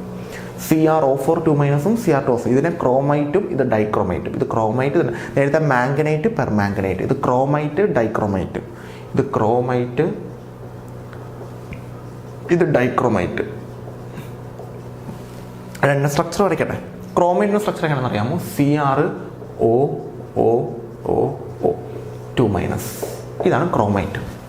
ഇനി ഡൈക്രോമൈറ്റ് ഞാൻ ഇവിടെ വരയ്ക്കാം. ഡൈക്രോമൈറ്റ് ഇങ്ങനെയാണ്. CrO Cr 1 2 3 1 2 3 2-. ഇതാണ് ഡൈക്രോമൈറ്റ്. ഇത് ക്രോമൈറ്റ്, ഇത് ഡൈക്രോമൈറ്റ്. രണ്ടിൻ്റെ സ്ട്രക്ചറുമായി. സോ ഇതാണ് നമ്മുടെ 18ാമത്തെ question. Preparation of KMnO4 and K2Cr2. രണ്ടിൻ്റെ പ്രിപ്പറേഷൻ വിത്ത് അതിനകത്ത് വരുന്ന 2 സ്ട്രക്ചർ, ക്രോമൈറ്റും ഡൈക്രോമൈറ്റും മാംഗനേറ്റും പെർമാംഗനേറ്റും. ഇത്രയും മസ്റ്റായിട്ട് നോക്കിയിട്ട് പോകണം. അപ്പം പ്രിപ്പറേഷൻ ഓഫ് KMnO4 K2Cr2O7 കഴിയും. ഓക്കെ, ദെൻ അടുത്ത ടോപ്പിക് എന്ന് പറയുന്നത് ഓക്സിഡൈസിങ് പ്രോപ്പർട്ടി ഓഫ് KMnO4. KMnO4ൻ്റെ ഓക്സിഡൈസിങ് പ്രോപ്പർട്ടി ഒരു 4 എണ്ണം പഠിച്ചു വെച്ചാൽ മതി. അതെങ്ങനെ ചെയ്യേണ്ടതെന്ന് വെച്ചാൽ ഞാൻ ഇങ്ങനെ, നിങ്ങൾ ഇത് ആദ്യം ഇത് പഠിക്കുക. KMnO4 plus 8H plus 5 electron gives MnO2 plus 4H2. ഇതാണ് KMnO4. KMnO4 റിഡക്ഷനാണ് സംഭവിക്കുന്നത്. അപ്പം ഇപ്പോൾ നമ്മുടെ അടുത്ത് ഓക്സിഡൈസിങ് പ്രോപ്പർട്ടി വെച്ചാൽ ഇപ്പോൾ Fe2 Fe3 ആയിട്ട് കൺവേർട്ട് ചെയ്യുന്നു. ഇതിന് നമുക്ക് 1 ഇലക്ട്രോൺ വേണം. Fe3 Fe2 ആയിട്ട് കൺവേർട്ട് ചെയ്യാനായിട്ട് നമുക്ക് 1 ഇലക്ട്രോൺ വേണം. ഇവിടെ എത്ര ഇലക്ട്രോൺ? ഇത് നിങ്ങൾ എപ്പോഴും കാണാതെ പഠിച്ചു വെച്ചേക്കുക. ഈ ഇക്വേഷൻ അത് കാണാതെ പഠിച്ചിട്ട്, കാരണം KMnO4ൻ്റെ പ്രോപ്പർട്ടിയിൽ ചോദിക്കുന്നത്. പിന്നെ നിങ്ങളടുത്ത് പറയും അയഡൈഡ് അയഡിൻ ആവുന്നു, ഫെറസ് ഫെറിക് ആവുന്നു, ഇത് ഫെറസ് ഫെറിക് ആവുകയാണ്, അങ്ങനെ ആവുന്നു, അങ്ങനെ പറയും. അപ്പോൾ അങ്ങനെയുള്ള കേസിൽ Fe2 ഓക്സിഡേഷൻ ആണ്. എപ്പോഴും ചാർജ് കുറഞ്ഞ സ്ഥലത്ത് നിന്ന് കൂടത്തേ ഉള്ളൂ. അങ്ങനെയാണ് സംഭവിക്കുന്നത്. പിന്നെ ചെയ്യേണ്ടത്, ഇവിടെ എത്ര ഇലക്ട്രോൺ ഉണ്ട്? 5. ഇവിടെ എത്ര ഇലക്ട്രോണേ ഉള്ളൂ? 1. അപ്പോൾ ഇതിന് 5 കൊണ്ട് മൾട്ടിപ്ലൈ ചെയ്യണം. അപ്പോൾ 5 Fe2 5 Fe3 5, എന്നിട്ട് രണ്ടും കൂടെ ആഡ് ചെയ്ത് ഒറ്റ ഇക്വേഷൻ ആക്കുക. അതാണ് ഓക്സിഡൈസിങ് പ്രോപ്പർട്ടി. ഇത് എല്ലാ കേസിലും കോമൺ ആയിരിക്കും. പിന്നെ ഇവിടുത്തെ ഇക്വേഷൻ മാത്രമേ മാറും. അത് ക്വസ്റ്റിനകത്ത് നിങ്ങളുടെ ഓക്സിഡൈസിങ് പ്രോപ്പർട്ടി 2 എഴുതാൻ പറഞ്ഞു കഴിഞ്ഞാൽ Fe2 Fe3 ആയിട്ട് മാറുന്ന കേസ് എഴുതുക, I-I2 ആയിട്ട് മാറുന്ന കേസ് എഴുതുക. I-I2 ആയിട്ട് മാറുന്ന ഓക്സിഡേഷനാണ്. അവിടെ 2 ഇലക്ട്രോണിനാണ് റിലീസ് ചെയ്യുന്നത്. അപ്പോൾ 2I-I2 ആയിട്ട് മാറും. അപ്പോൾ ഇവിടെ 5 ഇലക്ട്രോൺ, ഇവിടെ 2 ഇലക്ട്രോൺ. അപ്പം ഈ 2നെ 5 ആക്കി മാറ്റണം. 2നെ 5 ആക്കി മാറ്റാൻ പറ്റത്തില്ല. അപ്പോൾ 5 കൊണ്ട് ഇതിനെ മൾട്ടിപ്ലൈ, 2 കൊണ്ട് ഇതിനെ മൾട്ടിപ്ലൈ, എന്നിട്ട് ആഡ് ചെയ്ത് ഒറ്റ ഇക്വേഷൻ ആക്കും. ഇത്രയുള്ള സംഭവം. മനസ്സിലായില്ല എന്നുണ്ടെങ്കിൽ അത് ഞാൻ പറഞ്ഞത്, ഇത് നിങ്ങൾ കാണാതെ പഠിച്ചു വെച്ചേക്കുക. ഒരു 2 ഓക്സിഡൈസിങ് പ്രോപ്പർട്ടി അല്ലെങ്കിൽ 3 എണ്ണമെങ്കിലും മസ്റ്റായിട്ടും പഠിച്ചു വെച്ചേക്കുക. അതിലൊന്ന് ഞാൻ പറയുന്നത്, ഇത് 2 എല്ലാവർക്കും കോമൺ ആണ്. ആദ്യത്തെ ഞാൻ പറഞ്ഞത് Fe2 Fe3 ആയിട്ട് കൺവേർട്ട് ചെയ്യുന്നു. ഇത് ഓക്സിഡേഷനാണ്. KMnO4 ഓക്സിഡേഷനാണ്, വേറൊരാളെ ചെയ്യിപ്പിക്കുന്നത്. ഇങ്ങനെ നടക്കണമെങ്കിൽ 1 ഇലക്ട്രോൺ ഇയാൾ കളയണം. അപ്പോൾ ഇവിടെ 5 ഇലക്ട്രോൺ, ഇവിടെ 1 ഇലക്ട്രോൺ, ഒന്നിനെ 5 ആക്കി മാറ്റണം. അപ്പോൾ ഇതിന് 5 കൊണ്ട് മൾട്ടിപ്ലൈ ചെയ്യും. എന്നിട്ട് ഇത് രണ്ടും കൂടെ ആഡ് ചെയ്ത് ഒറ്റ ഇക്വേഷൻ ആക്കുക. അതായത് ഈ ആൾക്കാരെല്ലാം ഒരുമിച്ചതാണ്. KMnO4 plus 8H plus 5 Fe2 electron എഴുതണ്ട. അപ്പുറത്ത് ആരൊക്കെയുണ്ട്? MnO2 plus 4H2O plus 5Fe3+. ഇതാണ് ആൻസർ. ഇതാണ് ഒരു ഓക്സിഡൈസിങ് പ്രോപ്പർട്ടി. ഇനി അടുത്ത ചോദിച്ചു കഴിഞ്ഞാൽ ഞാൻ രണ്ടാമത് പറഞ്ഞത് എക്സാമ്പിൾ എടുത്താൽ പറഞ്ഞത് അയഡിൻ്റെ കേസാണ്. KMnO4 ഓക്സിഡൈസിങ് പ്രോപ്പർട്ടിയാണ്, അതുകൊണ്ടാണ് ഞാനത് വായിച്ചത് കേട്ടോ. അടുത്ത ഞാൻ പറഞ്ഞത് അയഡിൻ്റെ കേസാണ്. അയഡിൻ്റെ കേസിൽ ഇങ്ങനെയാണ്, I- എന്തായിട്ട് കൺവേർട്ട് ചെയ്യുന്നു? I2 ആയിട്ട്. I- I2 ആയിട്ട് മാറണമെങ്കിൽ 2 ഇലക്ട്രോൺ. അപ്പോൾ ഇവിടെ 2 കൊണ്ട് മൾട്ടിപ്ലൈ അപ്പോഴേ കറക്റ്റ് ആകത്തുള്ളൂ. ഇനി നോക്കി, ഇവിടെ 2 ഇലക്ട്രോൺ 5, രണ്ടിടത്ത് ഇലക്ട്രോണിൻ്റെ എണ്ണം സെയിം ആണെങ്കിൽ ആഡ് ചെയ്യാൻ പറ്റും. അപ്പോൾ ഇതിന് 2 കൊണ്ട് മൾട്ടിപ്ലൈ. അപ്പോൾ ഇവിടെ 2 KMnO4 16H plus 10 electron, then 2 MnO2 8H2. ഇതിനെ 5 കൊണ്ട് മൾട്ടിപ്ലൈ എങ്കിൽ ഇവിടെ 10 ആവത്തുള്ളൂ. 2 കൊണ്ട് ഇതിനെ 5 കൊണ്ട് ഇതിനെ 2 10, ഇവിടെ 5I2, ഇവിടെ 10 ഇലക്ട്രോൺ. എന്നിട്ട് ആഡ് ചെയ്ത് ഒറ്റ ഇക്വേഷൻ ആക്കുക, ഇലക്ട്രോൺ എഴുതുന്നുണ്ട്. ഇതാണ് സംഭവം. അപ്പം ആ ഇക്വേഷൻ കാണാതെ പഠിച്ചു വെച്ചു. ഏത് ഇക്വേഷനാണ്? KMnO4 പ്ലസ് എത്ര H plus 8H plus plus എത്ര electron 5 electron gives 2 MnO2 plus എത്ര H2 4H2. ഇതാണ് ഓക്സിഡൈസിങ് പ്രോപ്പർട്ടി ഓഫ് KMnO4ന്റെ കോമൺ ഇക്വേഷൻ. എന്നിട്ട് കൂടെ വരുന്ന ആളെ നോക്കുക, അതിനകത്ത് എത്ര ഇലക്ട്രോൺസിനെ ട്രാൻസ്ഫർ ഉണ്ടോ നോക്കുക, രണ്ടിടത്ത് ഇലക്ട്രോൺ എണ്ണം സെയിം ആക്കുക, ആഡ് ചെയ്ത് ഒറ്റ ഇക്വേഷൻ ആക്കുക. സിമ്പിൾ സാധനം. ഓക്കെ, അതാണ് ഓക്സിഡൈസിങ് പ്രോപ്പർട്ടി ഓഫ് KMnO4 എന്ന് പറയുന്നത്. ഒരു 2 എണ്ണമെങ്കിലും മിനിമം പഠിച്ചു വെച്ചിട്ട് പോവുക. 2 എണ്ണമൊക്കെ ചോദിച്ചിട്ടുള്ള എക്സാമ്പിൾ, 2 മാർക്കിനൊക്കെയാണ് ചോദിക്കുന്നത്. ഒരു 2 എക്സാമ്പിൾ എഴുതുക. ഞാനിപ്പോൾ പറഞ്ഞ 2 എണ്ണം തന്നെ പഠിച്ചാൽ മതി നിങ്ങൾ, വേറെ ഒന്നും പഠിക്കാൻ നിൽക്കണ്ട. പിന്നെ വരുന്നത് മാഗ്നറ്റിക് മൊമെന്റ് ഇക്വേഷനാണ്. അത് D&F ബ്ലോക്കിൽ സ്ഥിരം ചോദിക്കുന്ന ഒരു ടോപ്പിക്കാണ് മാഗ്നറ്റിക് മൊമെന്റിന്റെ ഇക്വേഷൻ. മാഗ്നറ്റിക് മൊമെന്റ് എന്ന് പറയുമ്പോഴത്തേക്കും നമുക്ക് നോർമലി 2 എണ്ണമാണുള്ളത്, ഡയാമാഗ്നറ്റിക്കും പാരാമാഗ്നറ്റിക്കും. ഇങ്ങനെ 2 മാഗ്നറ്റിക് മൊമെന്റ് ആണ് നമുക്ക് വരുന്നത്. ഡയാമാഗ്നറ്റിക് ആണെങ്കിൽ മാഗ്നറ്റിക് മൊമെന്റ് മ്യൂവിന്റെ വാല്യൂ 0 ആയിരിക്കും. പാരാമാഗ്നറ്റിക് ആണെങ്കിൽ മ്യൂവിന്റെ വാല്യൂ 0 അല്ല, മ്യൂവിനൊരു വാല്യൂ ഉണ്ടായിരിക്കും. ആ വാല്യൂ കണ്ടുപിടിക്കുന്ന ഇക്വേഷൻ μ √n × n+2. n എന്ന് പറഞ്ഞാൽ number of unpaired electron in D ഓർബിറ്റലുള്ള അൺപെയ്ഡ് ഇലക്ട്രോൺസിൻ്റെ എണ്ണം. അപ്പോൾ നിങ്ങൾക്ക് ഒരു ക്വസ്റ്റ്യൻ തന്നിട്ട് അതിനകത്ത് മാഗ്നറ്റിക് മൊമെന്റ് കണ്ടുപിടിക്കാൻ ചോദിച്ചാൽ, ഫോർ എക്സാമ്പിൾ ഇവിടെ ചെയ്യാം ഇതാ സ്കാൻഡിയം 3+, വേണ്ട Mn2+, മാംഗനീസ് 2+. ഇതിൻ്റെ മാഗ്നറ്റിക് മൊമെന്റ് കണ്ടുപിടിക്കാൻ ചോദിച്ചാൽ ആദ്യം പാരാമാഗ്നറ്റിക് ആണോ ഡയാമാഗ്നറ്റിക് ആണോ എന്ന് അറിയണം. കാരണം ഡയാമാഗ്നറ്റിക് ആണെങ്കിൽ 0 എഴുതുക, പാരാമാഗ്നറ്റിക് ആണെങ്കിൽ ഇക്വേഷൻ വെച്ചിട്ട് കണ്ടുപിടിക്കുക. അപ്പോൾ ആദ്യം നമുക്ക് മാംഗനീസിൻ്റെ ഇലക്ട്രോണിക് കോൺഫിഗറേഷൻ എഴുതാം. ആർഗൺ 18 അല്ലേ, 4s2 3d5. ഇതാണ് മാംഗനീസിൻ്റെ ഇലക്ട്രോണിക് കോൺഫിഗറേഷൻ. 2+ പറഞ്ഞാൽ 2 ഇലക്ട്രോൺ പോകണം. 4s നിന്നാണ് കളയേണ്ടത്. 4s 0. ഡിയിൽ 5 ഓർബിറ്റൽസ് ഉണ്ട്. ഓരോന്ന് വെച്ച് കൊടുത്തിട്ട് പെയർ ചെയ്യാവും. 5 ഇലക്ട്രോൺസ് ഉണ്ട്. 1 2 3 4 5 ഓരോന്ന് കൊടുത്തിട്ട് പെയർ ചെയ്യാവും. അപ്പോൾ എത്ര അൺപെയ്ഡ് ഇലക്ട്രോൺസ് ഉണ്ട്? 5 എണ്ണം. അൺപെയ്ഡ് ഇലക്ട്രോൺസ് ഉണ്ടെങ്കിൽ അവരെന്തായിരിക്കും? പാരാമാഗ്നറ്റിക് ആയിരിക്കും. അൺപെയ്ഡ് ഇലക്ട്രോൺ ഉണ്ടെങ്കിൽ, ഒറ്റയ്ക്ക് നിൽക്കുന്ന ഇലക്ട്രോൺ ഒരെണ്ണമെങ്കിലും ഉണ്ടെങ്കിൽ അത് പാരാമാഗ്നറ്റിക് ആയിരിക്കും. എല്ലാവരും കൂട്ടത്തോടെ നിൽക്കുകയാണെങ്കിൽ അത് ഡയാമാഗ്നറ്റിക് ആയിരിക്കും. അപ്പോൾ ഇത് പാരാമാഗ്നറ്റിക് ആണ്. അങ്ങനെയാണെങ്കിൽ മാഗ്നറ്റിക് മൊമെന്റ് വാല്യൂ 0 അല്ല. മാഗ്നറ്റിക് മൊമെന്റ് ഇക്വേഷൻ ഉണ്ട്, √n × n+2. n എന്ന് പറഞ്ഞാൽ number of unpaired electron in D ആണ്. എത്ര അൺപെയ്ഡ് ഇലക്ട്രോൺ ഡിയിൽ? 5 എണ്ണം ഉണ്ട്. സോ n പകരം 5 കൊടുക്കുക. 5 × 5 + 2 റൂട്ട് 5 2 7 7 5 35 √35 എന്ന് വരും. ബോർ മാഗ്നറ്റോ, അതാണ് യൂണിറ്റും കൂടെ എഴുതണം കേട്ടോ, BA. ഇവിടെ ആണെങ്കിൽ മാഗ്നറ്റിക് മൊമെന്റ് വാല്യൂ 0 ആണ്. ഇതാണ് മാഗ്നറ്റിക് മൊമെന്റ് ഇക്വേഷൻ. സ്ഥിരം എക്സാമിന് ചോദിക്കുന്നതാണ്. ജസ്റ്റ് നിങ്ങൾ ചെയ്യേണ്ടത് ഇത്രയേ ഉള്ളൂ.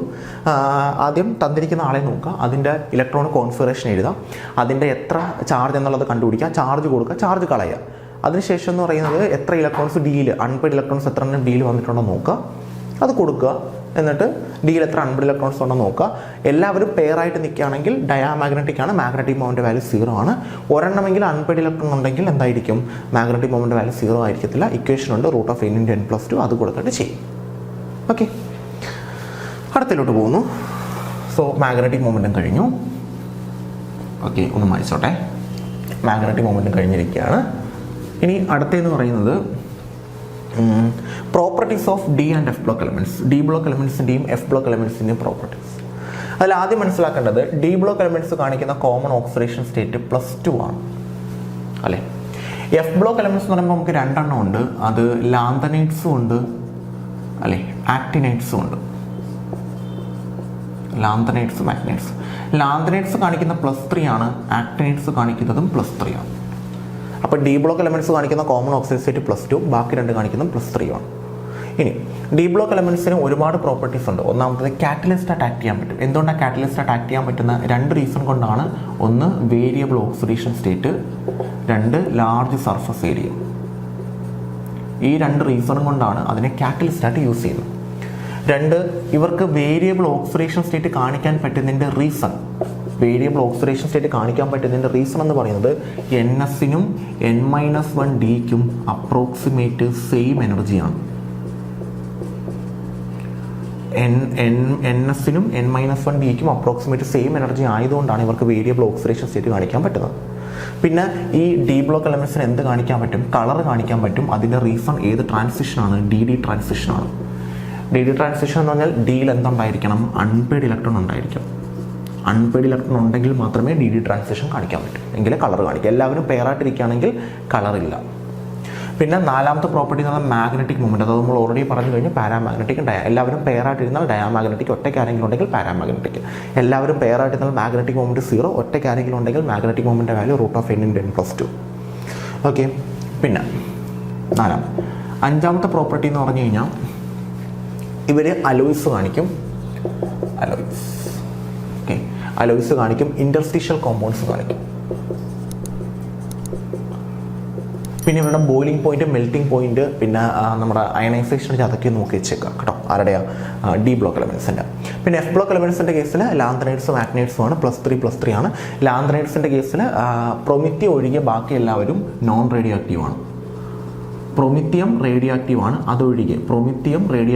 അതൊഴികെ ബാക്കി എല്ലാവരും നോൺ റേഡിയോ ആക്റ്റീവാണ്. ആക്ടിനൈഡ്സിൻ്റെ കേസിൽ ഓൾമോസ്റ്റ് എല്ലാവരും റേഡിയോ ആക്റ്റീവാണ്. പിന്നെ ലാന്ത്രൈഡ്സിൽ ലാന്ത്രൈഡ് കോൺട്രാക്ഷൻ വരുന്നുണ്ട്, ആക്ടിനൈഡ്സിൽ ആക്ടിനൈഡ് കോൺട്രാക്ഷൻ വരുന്നുണ്ട്. അതും ജസ്റ്റ് നോക്കി വെച്ചേക്കാം. പിന്നെ ലാന്ത്രൈഡ്സ് +2, +3 കൂടാതെ +2ഉം +4ഉം കാണിക്കാറുണ്ട്. +2 കാണിക്കുന്നത് YBയും EU ആണ്, യൂറോപ്പിയവും യട്രിബിയും. മറ്റേത് കാണിക്കുന്നത് CE, പിന്നെ PR, ND ഇവരൊക്കെയാണ്. ഓക്കെ, ജസ്റ്റ് നോക്കി വെച്ചേക്കാം. അതും കൂടെ ഈ ആക്ടിനൈഡ്സിന് +3 കൂടാതെ +2, +4, +5, +6, +7 അവിടം വരെ കാണിക്കാൻ പറ്റും. +3 കൂടാതെ എല്ലാവരും കാണിക്കുന്നതാണ് കോമൺ എല്ലാവരും കാണിക്കുന്നത് +3 ആണ്. ചില ആൾക്കാർ +2 കാണിക്കാറുണ്ട് +3 കൂടാതെ, ചില ആൾക്കാർ +7 കാണിക്കാറുണ്ട്. എന്നാൽ ലാന്ത്രൈഡ്സിൽ +3 ആണ് എല്ലാവരും കാണിക്കുന്നത്. അത് കൂടാതെ +2ഉം +4ഉം മാത്രമേ കാണിക്കൂ. അത് എല്ലാവരും കാണിക്കില്ല, ചില ആൾക്കാർ. അതിന് എക്സാമ്പിളാണ് പറഞ്ഞത്. പിന്നെ ഡി ബ്ലോക്ക് എലമെൻറ്റ്സിൻ്റെ കേസിൽ +2 ആണ് ഓക്സിഡേഷൻ സ്റ്റേറ്റ്. എല്ലാവരും കാണിക്കുന്ന +2 ആണ്. പിന്നെ +1 മുതൽ +7 വരെ കാണിക്കുന്ന ആൾക്കാരുണ്ട്. ചില ആൾക്കാർ +1 കാണിക്കും, 2 പേര് ക്രോമിയവും കോപ്പറും +1 കാണിക്കും. പിന്നെ +7 വരെ കാണിക്കുന്ന ആൾക്കാരുണ്ട്. +8 കാണിക്കുന്ന ആളുണ്ട്, ഓസ്മിയം +8 കാണിക്കുന്നത്. അപ്പം അതാണ് അവരുടെ പ്രോപ്പർട്ടീസ് എന്ന് പറയുന്നത്. അപ്പം ജസ്റ്റ് പ്രോപ്പർട്ടീസ് എല്ലാം നോക്കി വെച്ചിട്ട് പോകും, ഡിയുടെയും എഫിൻ്റെയും രണ്ടിൻ്റെയും. ഓക്കെ. പിന്നെ അതിനുശേഷം വരുന്നത് ലാന്ത്രൈഡ് കോൺട്രാക്ഷനും കോൺസിക്വൻസുമാണ്. എന്താണ് ലാന്ത്രൈഡ് കോൺട്രാക്ഷൻ എന്നറിയാലോ? Steady decrease in size of lanthanides from lanthanum to lutetium. നമ്മൾ ലാന്ത്രൈഡ്സിൽ ലെന്താനം മുതൽ ലുട്ടീഷ്യം വരെ ട്രാവൽ ചെയ്യുന്ന സമയത്ത് സ്റ്റഡി ആയിട്ട് സൈസ് എന്ത് ചെയ്യും? കുറയും. ഇതിനെക്കാട്ടി സൈസ് കുറവായിരിക്കും അടുത്ത ആൾക്ക്, അടുത്തതിനെക്കാട്ടി അങ്ങനെ കുറഞ്ഞ് വരും. സ്റ്റഡി ആയിട്ട് കുറയും. ആ സ്റ്റഡി ആയിട്ട് കുറയുന്നതിനെ വിളിക്കുന്ന പേരാണ് ലാന്ത്രൈഡ് കോൺട്രാക്ഷൻ. അതിൻ്റെ ഒരു കോൺസിക്വൻസ് എന്ന് പറയുന്നത് 3D സീരീസിനും 4D സീരീസിനും ഓൾമോസ്റ്റ് സിമിലർ സൈസ് ആയിരിക്കും അല്ലേ? അതായത് നമ്മുടെ 3D സീരീസിൽ scandium, titanium, vanadium, chromium, manganese, iron, cobalt, nickel, copper, zinc അല്ലേ? Then scandium, yttrium, lanthanum, titanium, zirconium, hafnium, vanadium, niobium, tantalum, chromium, molybdenum, tungsten, manganese, technetium, rhenium, iron, ruthenium, osmium, cobalt, ruthenium, iridium, nickel, copper, zinc, palladium, platinum, copper, silver, gold, zinc, cadmium, mercury. 3D സീരീസാണ്. ഇത് 4D സീരീസാണ്. ഇത് 5D സീരീസാണ്. Lanthanide contraction വഴി 4Dക്കും 5Dക്കും almost similar size. അതായത് സിർക്കോണിയത്തിനും ഹാഫ്നിയത്തിനും ഏകദേശം സിമിലർ സൈസാണ്. ദെൻ മോളിഡിനത്തിനും ടങ്സ്റ്റനും ഓൾമോസ്റ്റ് സിമിലർ സൈസാണ്. നിയോബിയം, ടെൻഡാലും ഓൾമോസ്റ്റ് സിമിലർ സൈസാണ്. അപ്പം 4D സീരീസിനും 5D സീരീസിനും ഓൾമോസ്റ്റ് സിമിലർ സൈസ് വരും ലാന്ത്രൈഡ് കോൺട്രാക്ഷൻ വഴി. രണ്ടാമത്തെ കോൺസിക്വൻസ്, ഈ ലാന്ത്രയുടെ കോൺട്രാക്ഷൻ വഴി ഇവിടെ സെപ്പറേഷൻ ഡിഫിക്കൽട്ട് ആവും. അതായത് ലാന്തനൈറ്റ്സിനെ പരസ്പരം സെപ്പറേറ്റ് ചെയ്യുന്നത് കുറച്ച് ഡിഫിക്കൽട്ട് ആവും. ഏത് റീസൺ വഴി? ലാന്ത്രയുടെ കോൺട്രാക്ഷൻ എന്ന് പറയുന്ന പ്രോസസ്സ് വഴി ഇവരെ സെപ്പറേറ്റ് ചെയ്യുന്നത് കുറച്ച് ഡിഫിക്കൽട്ട് ആയിരിക്കും. മൂന്നാമത്തത്, ലന്താനത്തിൻ്റെ ഹൈഡ്രോക്സൈഡിനെ വിളിക്കുന്ന പേര് LaOH ത്രൈസ്, ലന്താനം. അങ്ങോട്ട് പോകുമ്പോഴത്തേക്ക് ഓരോരുത്തർക്കും ഹൈഡ്രോക്സൈഡ് ഉണ്ട്. അവസാനത്തെ ആളുടെ ഹൈഡ്രോക്സൈഡിനെ വിളിക്കുന്ന പേര് LuOH ത്രൈസ്. ഇവിടുന്ന് ഇങ്ങോട്ട് പോകും തോറും ഇവരുടെ ബേസിസിറ്റി എന്ന് പറയുന്നത്, ഇവിടുന്ന് അങ്ങോട്ട് പോകും തോറും അവിടെ ബേസിസിറ്റി കുറയും. അതായത് ഇവിടെ കിടക്കുന്ന ആൾക്കാർക്കും ബേസിസിറ്റി കൂടുതൽ, അങ്ങോട്ട് പോകും തോറും ബേസിസിറ്റി കുറയും.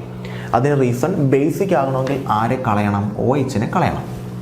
അങ്ങോട്ട് പോകും തോറും അവർ സ്റ്റഡി ഡിക്രീസിങ് സൈസാണ്. അപ്പോൾ അങ്ങോട്ട് പോകും തോറും സൈസ് കുറയുകയാണ്. അപ്പോൾ ഇതിനെക്കാട്ടി സൈസ് കുറവായിരിക്കും ഇയാൾക്ക്. അപ്പോൾ അങ്ങോട്ട് പോകും തോറും സൈസ് കുറഞ്ഞു വരികയാണ്. സൈസ് കുറയും തോറും അവർ തമ്മിലുള്ള ബോണ്ട് കുറച്ച് സ്ട്രോങ് ആവും. സൈസ് കുറയും തോറും ബോണ്ട് സ്ട്രോങ് ആവും.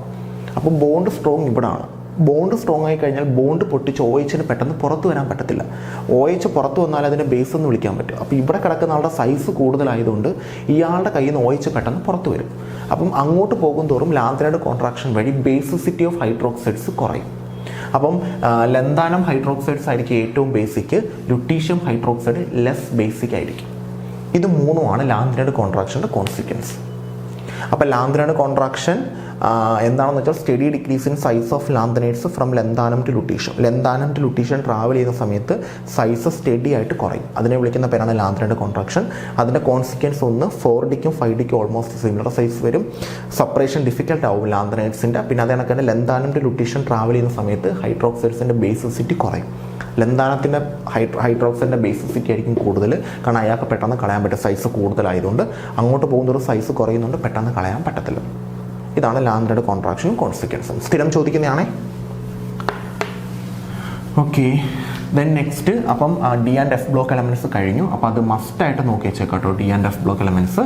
പിന്നെ അത് കഴിഞ്ഞിട്ട് വരുന്നത് കോർഡിനേഷൻ കോമ്പൗണ്ട്സിൻ്റെ ടേംസ് ആണ്. കോർഡിനേഷൻ കോമ്പൗണ്ട്സിൻ്റെ ടേംസിൽ നിങ്ങൾ പഠിച്ചു വെക്കേണ്ടത്, ഒന്ന് ലിഗാൻഡ് പഠിച്ചു വെക്കുക. ലിഗാൻഡ് എന്ന് പറയുമ്പോഴത്തേക്ക് നമുക്ക് മോണോഡെൻഡേറ്റ് ഉണ്ട്, ഒരു ഡെൻസിറ്റി വരുന്ന ലിഗാൻഡ് ഉണ്ട്. പിന്നെ ബൈഡെൻഡേറ്റ് ഉണ്ട്, രണ്ട് ഡെൻസിറ്റി വരുന്ന. പോളിഡെൻഡേറ്റ്. പോളിഡെൻഡേറ്റിൽ നമുക്ക് ഒരെണ്ണേ പഠിക്കാനുള്ളൂ, ഹെക്സാഡെൻഡേറ്റ് മാത്രമേ പഠിക്കാനുള്ളൂ. പിന്നെ ആംബിഡെൻഡേറ്റ് ഉണ്ട്, ആംബിഡെൻഡേറ്റ് ലിഗാൻസ്. ദെൻ ചീലേറ്റിംഗ് ലിഗാൻസ് ഉണ്ട്. ഇത്രയാണ് നമുക്ക് ലിഗാൻസിൻ്റെ കേസിൽ പഠിക്കാനുള്ളത്. പിന്നെ അതിനുശേഷം നിങ്ങൾ രണ്ടാമത് പഠിക്കേണ്ടത് കോർഡിനേഷൻ നമ്പർ എന്താണ്, ദെൻ കോർഡിനേഷൻ സ്പിയർ എന്താണ്, ദെൻ ഹോമോലെപ്റ്റിക്കും ഹെട്രോലെപ്റ്റിക്കും ലിഗാൻ. ഹെട്രോലെപ്റ്റിക് ഈ രണ്ട് കോർഡിനേഷൻ കോമ്പൗണ്ട്സ് എന്താണ്, അത്രയും മതി ടേംസിനകത്ത്. പിന്നെ ഓക്സിഡേഷൻ നമ്പർ അല്ലേ. പിന്നെ അതിനകത്ത് മോണോഡെൻഡേറ്റ് എന്ന് പറഞ്ഞാൽ ഒരു ബോണ്ട് ഫോം ചെയ്യാൻ കഴിയുന്ന ലിഗാൻസ്. ബൈഡെൻഡേറ്റിന് എക്സാമ്പിൾ പഠിച്ചു വെച്ചേക്കാം, രണ്ട് ബോണ്ട് ഫോം ചെയ്യാൻ പറ്റുന്ന ആൾക്കാർ. അതിന് എക്സാമ്പിൾ നമ്മൾ പഠിക്കുന്നത് OXഉം ENഉം ആണ്.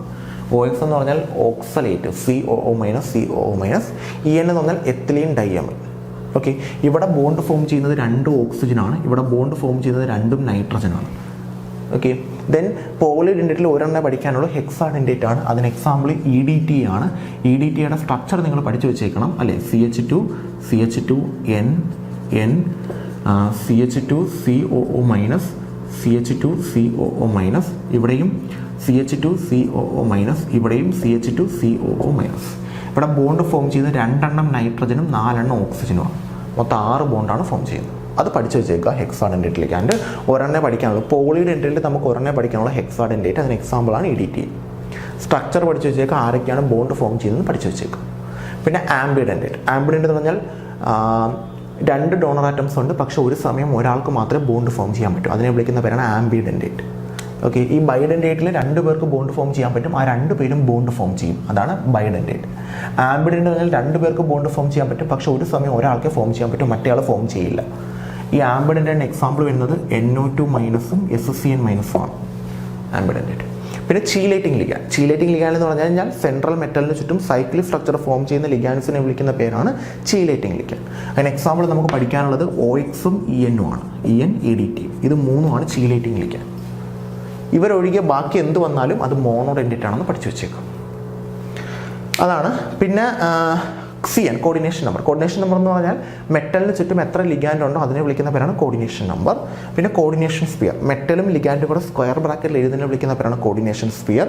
ദെൻ ഹോമോലെപ്റ്റിക്കും ഹെട്രോലെപ്റ്റിക്കും കോംപ്ലക്സസ്. ഹോമോലെപ്റ്റിക് എന്ന് പറഞ്ഞാൽ മെറ്റലിന് ചുറ്റും ഒരു ടൈപ്പ് ലിഗാൻഡ് വന്നാൽ ഹോമോലെപ്റ്റിക്, ഒന്നിൽ കൂടുതൽ ടൈപ്പ് വന്നാൽ ഹെട്രോലെപ്റ്റിക്. ഫോർ എക്സാമ്പിൾ ഇവിടെ നോക്കേ, ഇതാണ് നമ്മുടെ മെറ്റലിന് ചുറ്റും എത്ര ലിഗാൻഡ് ഉണ്ട്? 6 ലിഗാൻഡ് ഉണ്ട്. 6 ലിഗാൻഡ് വാട്ടർ തന്നെയാണ്, അപ്പോൾ സെയിം ലിഗാൻഡ് തന്നെയാണ് വന്നേക്കുന്നത്. അങ്ങനെയുള്ള ആളുകൾ വിളിക്കുന്ന പേരാണ് ഹോമോലെപ്റ്റിക്. ഇവിടെ നോക്കി, CRന് ചുറ്റും 4 എണ്ണം വാട്ടറും 2 എണ്ണം CR, അപ്പോൾ 2 ഡിഫറൻറ്റ് ലിഗാൻഡ് വന്നിട്ടുണ്ട്. അങ്ങനെ 2 ഡിഫറൻറ്റ് ലിഗാൻഡ് വന്നാൽ വിളിക്കുന്ന പേരാണ് ഹെട്രോലെപ്റ്റിക്. അപ്പോൾ ഹോമോലെപ്റ്റിക്കും ഹെട്രോലെപ്റ്റിക്കും. അപ്പം കോർഡിനേഷൻ കോമ്പൗണ്ട്സിലെ terms ligand, coordination number, coordination sphere, homoleptic, heteroleptic പഠിച്ചു വെച്ചേക്കുക. ലിഗാൻസിൽ ഈ 5 എണ്ണം പഠിക്കണേ: മോണോഡെൻഡേറ്റ്, ബയോഡെൻഡേറ്റ്, പോളിഡെൻഡേറ്റ്, ആംബിഡെൻഡേറ്റ്, ചീലേറ്റിംഗ് ലിഗാൻഡ് എല്ലാം പഠിച്ചു വെച്ചേക്കണേ. ഓക്കെ. പിന്നെ ഓക്സിഡേഷൻ നമ്പർ കണ്ടുപിടിക്കാൻ അറിയാമല്ലോ. ജസ്റ്റ് ഓരോ ആൾക്കാരുടെ സം എടുക്കുക, എന്നിട്ട് കൊടുക്കുക, കണ്ടുപിടിക്കുക ഓക്സിഡേഷൻ നമ്പറിനെ നമ്മൾ വിളിക്കുന്ന പേര് പ്രൈമറി വാലൻസി എന്നാണ്. ചിലപ്പോൾ എക്സാമിന് ഒരു പ്രൈമറി വാലൻസി എന്നായിരിക്കും ചോദിക്കുന്നത്. അപ്പോൾ പ്രൈമറി വാലൻസി ഓക്സിഡേഷൻ സ്റ്റേറ്റും സെക്കൻഡറി വാലൻസി എന്ന് പറഞ്ഞാൽ കോർഡിനേഷൻ നമ്പറുമാണ്. എക്സാമിന് ചിലപ്പോൾ പ്രൈമറി വാലൻസി സെക്കൻഡറി വാലൻസി ആയിരിക്കും ചോദിക്കുന്നത്. പ്രൈമറി എന്ന് പറഞ്ഞാൽ നമ്മൾ ഓക്സിഡേഷൻ സ്റ്റേറ്റ് കണ്ടുപിടിക്കുക, സെക്കൻഡറി എന്ന് പറഞ്ഞു കഴിഞ്ഞാൽ കോർഡിനേഷൻ നമ്പർ കണ്ടുപിടിക്കുക. അപ്പോൾ ഏതാണ് ചോദിക്കുന്നത് അതിനനുസരിച്ച് ചെയ്യുക.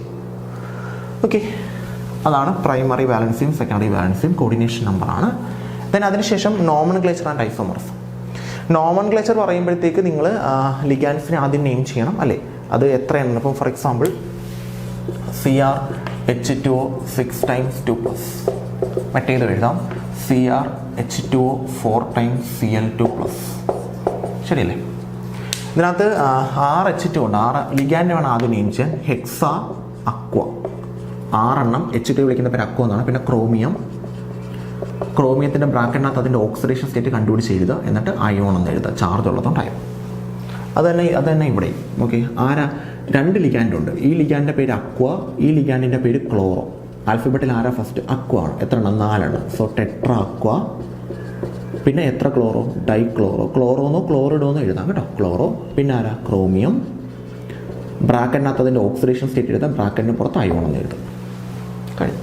നെയിമിങ് മസ്റ്റായിട്ടും പഠിച്ചു വെച്ചേക്കാം. പിന്നെ ഇവിടെ മൈനസ് ചാർജ് എങ്ങാനാണ് വരുന്നതെങ്കിൽ മൈനസ് ചാർജ് ക്രോമിയം എന്ന് എഴുതാൻ പറ്റത്തില്ല, IUM മാറ്റിയിട്ട് AT എന്ന് എഴുതണം.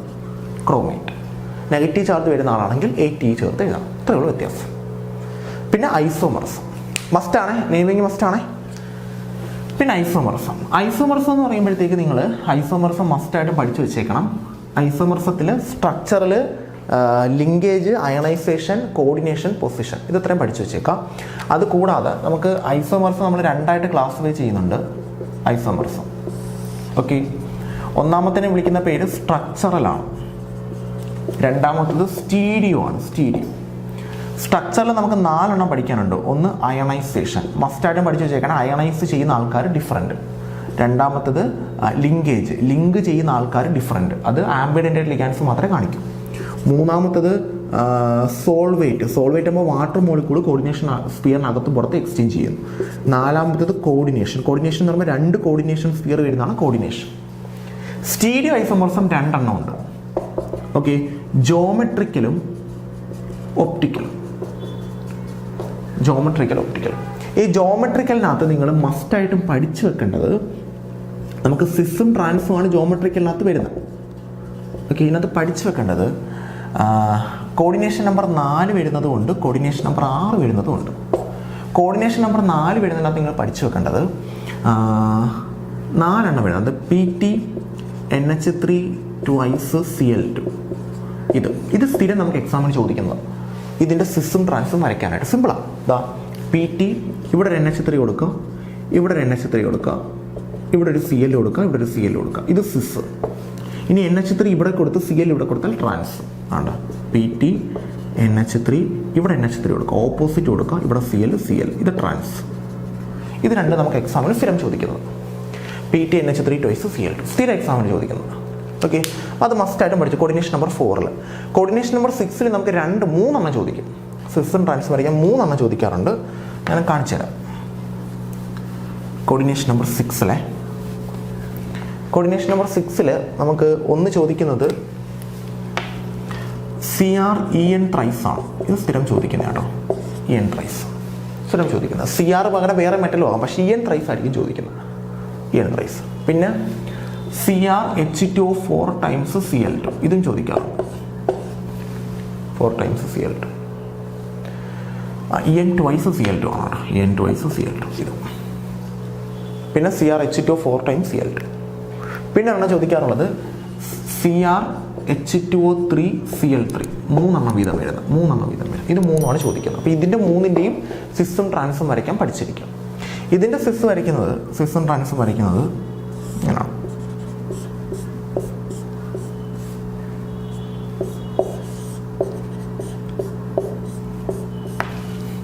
ഇതിൻ്റെയാണ് എൻ ട്വൈസ് Cl2 ആണ്. സിസ് ഇങ്ങനെ വരയ്ക്കുന്നത്. Cl EN ഇതാണ് സിസ്. ഇതിൻ്റെ ട്രാൻസ് വരയ്ക്കുന്നത് എങ്ങനെയാണ്? Cl EN ഇതാണ് ട്രാൻസ്. സിസും ട്രാൻസും. ഇനി ഇതാണെങ്കിൽ ഇങ്ങനെ വരയ്ക്കുന്ന വായിക്കാണ്. ഇതാണെങ്കിലാണ് CR ആണ്.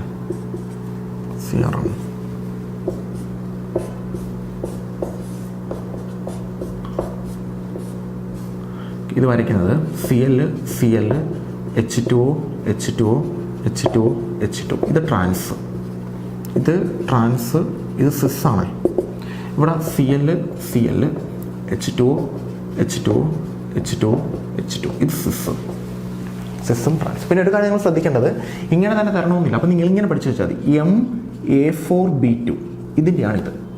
MA4B2 അതായത് മെറ്റലിന് ചുറ്റും 4 പേര് സെയിം, 2 പേര് ഡിഫറൻറ്റ്. അങ്ങനെയുള്ള കേസിൽ ഇത് രണ്ടും വരയ്ക്കുക. ആ 4 പേരെ H2 ആയിട്ട് പരിഗണിക്കുക. അപ്പം H2ക്ക് പറയുകയാണെങ്കിൽ നിങ്ങൾക്ക് ഇവിടെ BR ഒന്നും തരാം. BR4 എന്ന് പറയുമ്പോൾ H2 കൊടുത്ത സ്ഥാനത്തെല്ലാം BR കൊടുക്കും. ചിലപ്പോൾ CL ആയിരിക്കില്ല, വേറെ എന്തെങ്കിലും അടിക്കുക. അപ്പോൾ അതിനനുസരിച്ച് അത് കൊടുക്കും. ഇവിടെ നമുക്ക് വരുന്നത് MAA ട്വൈസ് B2. ഇത് മാത്രമേ ചോദിച്ചിട്ടുള്ളൂ, അതുകൊണ്ട് വലിയ പ്രശ്നമില്ല.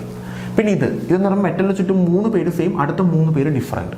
അത് നമുക്ക് കിട്ടുന്നത് ഫാക്കും മെറുമാണ്. ഇത് രണ്ടുമാണ് വരയ്ക്കാനുള്ളത് അതിനകത്ത്.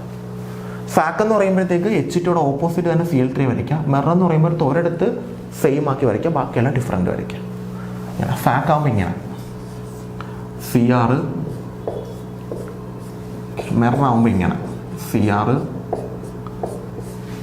ഫാക്ക് ആകുമ്പോഴത്തേക്ക് എല്ലാം ഓപ്പോസിറ്റ് വരയ്ക്കാം. അതായത് H2 ഇവിടെ, Cl ഇവിടെ, H2 ഇവിടെ, Cl ഇവിടെ, H2 ഇവിടെ, Cl ഇവിടെ, ഓപ്പോസിറ്റ് വരയ്ക്കാം എല്ലാം. മെറാകുമ്പോൾ ഒരെണ്ണം മാത്രം സെയിം വരയ്ക്കാം. H2 ബാക്കി ഇഷ്ടമുള്ള കൊടുക്കാം. Cl H2O Cl ഇഷ്ടമുള്ള രീതിയിൽ കൊടുക്കുക. ഇതാണ് മെറ്, ഫാക്കും മെറ്. അപ്പോൾ ഇത് 3 കോർഡിനേഷൻ നമ്പർ 4-ലും കോർഡിനേഷൻ നമ്പർ 6-ൽ നമുക്ക് 3 ചോദിച്ചിട്ടുണ്ട്. പിന്നെ പ്രത്യേകം നിങ്ങൾ ശ്രദ്ധിക്കേണ്ടത്, ഇത് ചോദിക്കുമ്പോഴത്തേക്ക് നിങ്ങൾ ഒരു കാര്യം മാത്രം മനസ്സിലാവും. മെറ്റലിന് ചുറ്റും 4 പേര് സെയിം, 2 പേര് ഡിഫറൻറ്റ്. അപ്പോൾ ഇങ്ങനെയാണ് വരയ്ക്കണം. 2 പേരെ ആദ്യം ഓപ്പോസിറ്റ് കൊടുക്കുക, 2 പേരെ അടുത്തടുത്ത് കൊടുക്കുക, എന്നിട്ട് സിസ്റ്റം ട്രാൻസും വരയ്ക്കും. 3 പേര് വരികയാണെങ്കിൽ ഫാക്കും മെറുമാണ്. അല്ലെങ്കിൽ ഫാക്ക് വരയ്ക്കുന്നത് ഓപ്പോസിറ്റ് കൊടുക്കുമ്പോൾ ഫാക്ക്. മെറെന്ന് പറയുമ്പോൾ തന്നിരിക്കുന്നതിൽ ഒരാളെ ഓപ്പോസിറ്റ് കൊടുക്കുക. 2 ഇപ്പം H2O Cl3 ആണ്. വേണമെങ്കിൽ നിങ്ങൾക്ക് ഇവിടെ വേണമെങ്കിൽ NH3-യും BR3-യും തരാം. NH3 3 BR3 3. അപ്പം NH3 ഇവിടെ NH3 ഇവിടെ NH3 ഇവിടെ NH3 ഇവിടെ BR ഇവിടെ NH3 ഇവിടെ NH3 ഇവിടെ BR ഇവിടെ NH3 ഇവിടെ BR ഇവിടെ BR അതിനനുസരിച്ച് മാറ്റി കൊടുക്കുക. പിന്നെ ഒപ്റ്റിക്കൽ ഐസോമർസ് എന്ന് പറയുമ്പോഴത്തേക്ക് നമുക്ക് കൈറാലും അക്കൈറാലും ആണ്. അപ്പം കൈറാലും ജസ്റ്റ് നോക്കി വെച്ചേക്കുക. എന്താണ് കൈറാൽ എന്ന് പറഞ്ഞു കഴിഞ്ഞാൽ നോൺ സൂപ്പർ ഇമ്പോസിബിൾ മിറർ ഇമേജസിനെ വിളിക്കുന്ന പേരാണ് കൈറാൽ. സൂപ്പർ ഇമ്പോസിബിൾ മിറർ ഇമേജസിനെ വിളിക്കുന്ന പേരാണ് അക്കൈറാൽ. ജസ്റ്റ് എക്സാമ്പിൾസ് മാത്രം നോക്കി വെച്ചേക്കുക. ഓക്കെ, അതാണ് നോമൻക്ലേച്ചർ ആൻഡ് ഐസോമർസത്തിൽ നമുക്ക് വരുന്നത്. ഐസോമർസം മസ്റ്റാണ്. എക്സാമിന് സ്ഥിരം ചോദിക്കുന്നൊരു ടോപ്പിക്കാണ് ഐസോമർസം. അപ്പോൾ അത് നോക്കിയിട്ട് വേണം പോകാനായിട്ട്. ഞാൻ പറഞ്ഞ ഐസോമർസം എല്ലാം മസ്റ്റായിട്ട് നോക്കണം കേട്ടോ, കാരണം അത് സ്ഥിരം നമുക്ക് എക്സാമിന് ചോദിക്കുന്നതാണ്. ഫാക്കും മെറും ഒക്കെ ചോദിക്കുന്നതാണ്. ഓക്കെ, ജസ്റ്റ് നമ്മുടെ ബുക്കിനകത്തുണ്ട്. നമ്മുടെ HSS ലൈവിന് നോട്ട് എടുത്ത് നോക്കിയാൽ മതി, കറക്റ്റായിട്ട് കിടപ്പുണ്ട്. അതേ കണക്ക് തന്നെ പഠിക്കുക എക്സാമ്പിൾ. പിന്നെ വരുന്നത് postulates of Werner, VB and crystal field theory. Werner's coordination theory ഉണ്ട്. പിന്നെ അതിൻ്റെ കുറച്ച് പോയിന്റ്സ് ഉണ്ട്, പ്രൈമറി വാലൻസസ് ഒക്കെ, അങ്ങനെ കുറേ പോയിന്റ്സ് ഉണ്ട്. അതൊരു 4 പോയിന്റ്. ദെൻ VB തിയറി, അതിൻ്റെ ഒരു 4 പോയിന്റ്. ക്രിസ്റ്റൽ ഫീൽഡ് തിയറി ഒരു 4 പോയിന്റ്. 4 പോയിന്റ് വീതം. അത് ഇഷ്ടമുള്ളത് നിങ്ങൾ ചൂസ് ചെയ്യുക. ഞാൻ പറയുന്നില്ല, ഇഷ്ടമുള്ളത് 4 പോയിന്റ് നിങ്ങൾ ചൂസ് ചെയ്യുക. ഇതാ 4 പോയിന്റും പഠിച്ചേക്കും. വേറെ ഒന്നും ആലോചിക്കേണ്ട, 4 പോയിന്റും പഠിക്കും. ഓക്കെ, അങ്ങനത്തെ വേറെ ഒന്നും പറയാനില്ല. പിന്നെ ക്രിസ്റ്റൽ ഫീൽഡ് സ്പ്ലിറ്റിംഗ് അറിയാമല്ലോ, നമ്മുടെ ഡി ബ്ലോക്ക് എലമെൻറ്റ്സിൻ്റെ സ്പ്ലിറ്റിംഗ്. അത് 2 രീതിയിലുണ്ട്. കോർഡിനേഷൻ നമ്പർ 4-ലും സ്പ്ലിറ്റ് ചെയ്യും, കോർഡിനേഷൻ നമ്പർ 6-ലും സ്പ്ലിറ്റ് ചെയ്യും. കോർഡിനേഷൻ നമ്പർ 4 എങ്ങനെ സ്പ്ലിറ്റ് ചെയ്യുന്ന ഡി ഓർബിറ്റൽസിൻ്റെ 5 ഓർബിറ്റൽസ്, അത് കോർഡിനേഷൻ നമ്പർ 4 ആണെങ്കിൽ ഇങ്ങനെ സ്പ്ലിറ്റ് ചെയ്യും. T2G മുകളിലും EG താഴെ. ശരിയല്ലേ? ഇത് T2G, ഇത് EG. ഇവിടുത്തെ സ്പ്ലിറ്റിങ്ങിനെ വിളിക്കുന്ന പേര് ക്രിസ്റ്റൽ ഫീൽഡ് സ്പ്ലിറ്റിംഗ് ഇൻ ടെട്രാഹീഡ്രൺ. ശരിയല്ലേ? ഇവിടുത്തെ വാല്യൂ വരുന്നത് +2/5 ഇവിടുത്തെ വാല്യൂ വരുന്നത് -3/5. ശരിയല്ലേ? 3 പ്ലസ് ΔT വാല്യൂ വരുന്നത്. പിന്നെ അടുത്തത് കോർഡിനേഷൻ നമ്പർ 6 ആകുമ്പോഴത്തേക്ക് നമുക്ക് സ്പ്ലിറ്റിംഗ് വരുന്നത് ഇത് ഡി ഓർബിറ്റൽസ് 5 എണ്ണം, മുകളിൽ പോകുന്നത് ആരാ? EGയും താഴെ വരുന്നത് ആരാ? T2G. ഇവിടുത്തെ സ്പ്ലിറ്റിങ്ങിനെ വിളിക്കുന്ന പേര് crystal field splitting in octahedral ΔO. ഇവിടുത്തെ വാല്യൂ വരുന്നതെന്ന് പറയുന്നത് +3/5 ഇവിടുത്തെ വാല്യൂ എന്ന് പറയുന്നത് -2/5 Δ0. Crystal field splitting in tetrahedral, crystal field splitting in octahedral. Simple, കാണാതെ പഠിച്ചു വെച്ചേക്കും. അത്രയുമാണ് നമുക്ക് കോർഡിനേഷൻ കോമ്പൗണ്ട്സിൽ വരുന്നത്. മസ്റ്റാണേ കോർഡിനേഷൻ കോമ്പൗണ്ട്സിൽ ഐസോമേഴ്സ് ഒക്കെ സ്ഥിരം ചോദിക്കുന്നതാണേ, അതുകൊണ്ട് ഒരിക്കലും ഒഴിവാക്കി കളയരുത്. മസ്റ്റായിട്ട് പഠിച്ചിട്ട് വേണം പോകാനായിട്ട്. സ്ഥിരം ചോദിക്കുന്നതാണ് നമ്മുടെ കോർഡിനേഷൻ കോമ്പൗണ്ട്സിൻ്റെ ഐസോമേഴ്സ് എന്ന് പറയുന്നത്. സ്ഥിരം എക്സാമിന് മാറി തിരിയും ചോദിക്കുന്നത്. പിന്നെ വരുന്നത് നെയിംഡ് റിയാക്ഷൻസ് ആണ്. 9 നെയിംഡ് റിയാക്ഷൻസ് ഉണ്ടെന്ന് ഞാൻ പറഞ്ഞു. നമ്മുടെ സാൻമേഴ്സ് റിയാക്ഷൻ ഉണ്ട്, ഗട്ടർമാൻ റിയാക്ഷൻ ഉണ്ട്, Williamson ether synthesis, then Hunsdiecker reaction. നമ്മളത് ടോപ്പിക്കായിട്ട് ക്ലാസ്സിൽ എടുത്തതാണ്, നമ്മളത് എല്ലാം പറഞ്ഞതാണ്. Hunsdiecker reaction, Wurtz Fittig, then നമ്മുടെ 2 ഫിംഗൽസ്റ്റീനും സ്വാട്സും. 9 എണ്ണം പഠിച്ചിട്ട് പോകണം. വീണ്ടും ഞാൻ പറയുന്നില്ല, കാരണം നമ്മൾ ഓൾറെഡി പറഞ്ഞതാണ്. ഓക്കെ. അതിനുശേഷം വരുന്നത് SN1 SN2 റിയാക്ഷൻ. അത് നമ്മൾ ടോപ്പിക്കായിട്ട് എടുത്തിട്ടുണ്ട്. എന്താണ് SN1 റിയാക്ഷൻ, എന്താണ് SN2 റിയാക്ഷൻ എന്നും എന്തൊക്കെയാണ് നമ്മൾ പഠിക്കേണ്ട റിയേജൻസ് എന്നും ഓർമ്മയുണ്ടോ? ഞാൻ പറഞ്ഞായിരുന്നു മഗ്നീഷ്യം ട്രൈതർ അല്ലേ, ലിത്തിയം അലൂമിനിയം ഹൈഡ്രൈഡ്, ദെൻ പിന്നെ പറഞ്ഞത് PCl3 PCl5 SOCl2 അല്ലേ. ഈ റിയേജൻസ് ഒക്കെ പഠിച്ചു വെക്കണമെന്ന് ഞാൻ നിങ്ങളടുത്ത് പറഞ്ഞിട്ടുണ്ടായിരുന്നു. ഓർമ്മയുണ്ടോ എന്ന് എനിക്കറിയില്ല. ദെൻ അതേ കണക്ക് തന്നെ അക്വസ് KOH, ആൽക്കഹോളിക് KOH, ഇത്രയും റിയേജൻസ് പഠിച്ചു വെക്കണമെന്ന് ഞാൻ പറഞ്ഞിട്ടുണ്ടായിരുന്നു. 5 റിയേജൻസ് ഇതിൻ്റെയും നമ്മൾ വീഡിയോ ഇട്ടിട്ടുണ്ട്. റിയേജൻസ് 5 എണ്ണം മാത്രം നിങ്ങൾ പഠിച്ചാൽ മതി എന്നും പറഞ്ഞു. ആ 5 എണ്ണം പഠിച്ചു വെച്ചേക്കും. ഓക്കെ. പിന്നെ വരുന്നത് ഇലക്ട്രോഫിലിക് സബ്സ്റ്റിറ്റ്യൂഷനാണ്. നമ്മുടെ ബെൻസീൻ റിങ്ങിൽ വരുന്ന ഗ്രിഗ്നാർഡ് റിയേജൻറ്റും പിന്നെ ഇലക്ട്രോഫിലിക് സബ്സ്റ്റിറ്റ്യൂഷനുമാണ്. അത് നമ്മുടെ ബെൻസീൻ റിങ്ങിൽ വരുന്ന ഇലക്ട്രോഫിലിക് സബ്സ്റ്റിറ്റ്യൂഷൻസ് ആണ്. നമുക്കറിയാലോ, മറ്റേ ബെൻസീൻ റിങ്ങുമ്പോൾ ഹാലജൻ എടുക്കുന്നു, X. ആദ്യം ഹാലജനേഷൻ എന്ന് പറയുമ്പോഴത്തേക്ക് ഹാലജനേഷൻ നൈട്രേഷൻ എന്ന് പറയുമ്പോൾ HNO3 ആഡ് ചെയ്യുന്നു, HNO3യുടെ കൂടെ H2SO4 കൂടെ ആഡ് ചെയ്യുന്നു. ഇവിടെ ഓർത്തോ പൊസിഷനിൽ NO2 വരും അല്ലേ, H2SO4 ആഡ് ചെയ്യുന്നു. നമുക്ക് കിട്ടുന്നത് ഹാലജൻ അവിടെ തന്നെ ഉണ്ട്, ഓർത്തോ പൊസിഷനിൽ NO2 വരും. ദെൻ അടുത്തതായിട്ട് പാരാ പൊസിഷനിൽ NO2 വരും. ഇങ്ങനെ. പിന്നെ സൾഫണേഷൻ ആകുമ്പോൾ ഇവിടെ SO3H വരും, ഇവിടെ SO3H വരും. ഫിഡൽ ക്രാഫ്റ്റ് റിയാക്ഷൻ ആകുമ്പോൾ ഇവിടെ ആൽക്കൈൽ ഗ്രൂപ്പ് വരും, ഇവിടെ ആൽക്കൈൽ ഗ്രൂപ്പ് വരും. അസൈലേഷൻ ആകുമ്പോൾ ഇവിടെ അസൈൽ ഗ്രൂപ്പ് വരും, ഇവിടെ അസൈൽ ഗ്രൂപ്പ് വരും. സിമ്പിൾ. 4 എണ്ണം പഠിച്ചു വെച്ചേക്കും. നൈട്രേഷൻ, സൾഫണേഷൻ, ഫിഡൽ ക്രാഫ്റ്റിൻ്റെ 2 റിയാക്ഷൻ. അത്രേ ഉള്ളൂ, വേറെ ഒന്നുമില്ല അതിനകത്ത് പറയാനായിട്ട്. സിമ്പിൾ സാധനമാണ്. നമ്മളത് എടുത്തെടുത്ത് ഇതായതാണ്, അതുകൊണ്ടാണ് പിന്നെ അത് പറയാത്തത്. ഇനി ആൽക്കഹോൾസിൻ്റെ കേസാണ്. ആൽക്കഹോൾസിൽ preparation of alcohols and phenols. നിങ്ങൾ ആൽക്കഹോൾസിന് എങ്ങനെയൊക്കെ പ്രിപ്പയർ ചെയ്യാം? ഗ്രിഗ്നാർഡ് റിയേജൻ്റ് വഴി പ്രിപ്പയർ ചെയ്യാം, ലിത്തിയം അലൂമിനിയം ഹൈഡ്രൈഡ് വഴി പ്രിപ്പയർ ചെയ്യാം, ഹൈഡ്രോബൊറേഷൻ റിയാക്ഷൻ ചെയ്യാം. ഏതൊക്കെയുണ്ടോ അത് മൊത്തം നോക്കിയിട്ട് പോകണം. കാരണം എന്നറിയോ, നമുക്ക് എടുത്ത് പറയാൻ പറ്റത്തില്ല, കാരണം ഏത് വേണമെങ്കിലും ചോദിക്കാം പ്രിപ്പറേഷനകത്ത്. അപ്പം പ്രിപ്പറേഷൻ ഓഫ് ആൽക്കഹോൾസ് ഫീനോൾസിൽ ഒരു 3-4 റിയാക്ഷൻ വെച്ച് 3 എണ്ണം ആൽക്കഹോളിൻ്റെത് 3 എണ്ണം ഫീനോളിൻ്റെത് മസ്റ്റായിട്ട് നോക്കിയിട്ട് പോകണം. ഓക്കെ. പിന്നെ വരുന്നത് ലൂക്കാസ് ടെസ്റ്റ്. ലൂക്കാസ് ടെസ്റ്റ് എന്ന് പറഞ്ഞാൽ പ്രൈമറി, സെക്കൻഡറി, ടെറിഷറി ആൽക്കഹോൾസിനെ ഡിസ്റ്റിങ്വിഷ് ചെയ്യാൻ വേണ്ടിയിട്ട് നമ്മൾ യൂസ് ചെയ്യുന്ന ടെസ്റ്റാണ് Lucas test. Primary, secondary, tertiary ആൽക്കഹോൾസിനെ ഡിസ്റ്റിങ്വിഷ് ചെയ്യാൻ വേണ്ടി നമ്മൾ യൂസ് ചെയ്യുന്നത്. എന്തൊക്കെ എടുക്കുന്ന റിയേജൻറ്റ്? അൺഹൈഡ്രസ് സിങ്ക് ക്ലോറൈഡും കോൺസെൻട്രേറ്റഡ് HCl. ശരിയല്ലേ? അതിൽ ടെറിഷറി ആൽക്കഹോൾ ആണെങ്കിൽ ഇമ്മീഡിയറ്റ് ടർബിഡിറ്റി ആണ്, പെട്ടെന്ന് തന്നെ ടർബിഡിറ്റി കിട്ടും. അങ്ങനെയാണെങ്കിൽ ടെറിഷറി ആണ്. ഇതിനെ എടുത്ത് നമ്മൾ ആൽക്കഹോളോട് ഇട്ട് കൊടുക്കുമ്പോൾ പെട്ടെന്ന് തന്നെ ടർബിഡിറ്റി കിട്ടിയാൽ ആ ആൽക്കഹോൾ ടെറിഷറി ആണ്. സെക്കൻഡറി ആണെങ്കിൽ 5 മിനിറ്റ് കഴിഞ്ഞിട്ട് ടർബിഡിറ്റി കിട്ടും. പ്രൈമറി ആണെങ്കിൽ നോ ടർബിഡിറ്റി. ടർബിഡിറ്റി കിട്ടുന്നില്ല എന്നുണ്ടെങ്കിൽ അത് പ്രൈമറിയാണ്. അതായത് നമുക്കൊരു 3 ആൽക്കഹോൾ തരുന്നു, എന്നിട്ട് ഇതിൽ ഏതാണ് പ്രൈമറി, സെക്കൻഡറി, ടെറിഷറി എന്ന് ചോദിക്കുകയാണ്. അപ്പോൾ നമ്മൾ ലൂക്കാസ് റിയേജൻ്റ് എടുത്ത് ഇട്ട് കൊടുക്കുന്നു ഓരോന്നിലും. ഏതിനാണോ പെട്ടെന്ന് ടർബിഡിറ്റി കിട്ടും, ഇട്ട ഉടനെ ടർബിഡിറ്റി കിട്ടും. ടർബിഡിറ്റി മറ്റേ കഞ്ഞിവെള്ളം പോലെ ഇരിക്കും, കട്ട പിടിച്ചിങ്ങനെ ഇരിക്കും. പെട്ടെന്ന് ടർബിഡിറ്റി കിട്ടിയാൽ അത് ടെറിഷറിയാണ്. കുറച്ച് നേരം കഴിഞ്ഞിട്ടാണ് ടർബിഡിറ്റി കിട്ടുന്നതെങ്കിൽ അത് സെക്കൻഡറി ആണ്. ടർബിഡിറ്റി കിട്ടുന്നില്ലേ എങ്കിൽ അത് പ്രൈമറിയാണ്. അതാണ് ലൂക്കോസ് ടെസ്റ്റ്. പഠിച്ചു വെച്ചോണേ, സ്ഥിരം ചോദിക്കുന്നതാണേ. പിന്നെ വരുന്നത് കോപ്സ് റിയാക്ഷനും റൈമർ തേമാൻ റിയാക്ഷനും. അത് രണ്ടും ഏകദേശം ഒരേ രീതിയിൽ നിങ്ങൾ പഠിക്കേണ്ടതാണ്. അതുകൊണ്ടാണ് രണ്ടും ഒരുമിച്ച് അങ്ങ് എടുത്തേക്കുന്നത്. കോപ്സ് റിയാക്ഷനും റൈമർ തേമാൻ റിയാക്ഷനും ഇങ്ങനെയാണ് സംഭവം. രണ്ടും സ്റ്റാർട്ട് ചെയ്യുന്നത് ആൽക്കഹോളിൽ നിന്നാണ്. ആൽക്കഹോൾസ് മീൻസ് ഫീനോളിൽ നിന്നാണ്.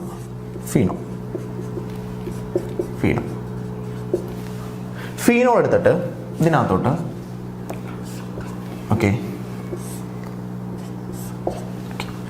ഫീനോൾ എടുത്തിട്ട് ഇതിനകത്തോട്ട് CHCl3 bar NaOH, ക്ലോറോഫോമും NaOH.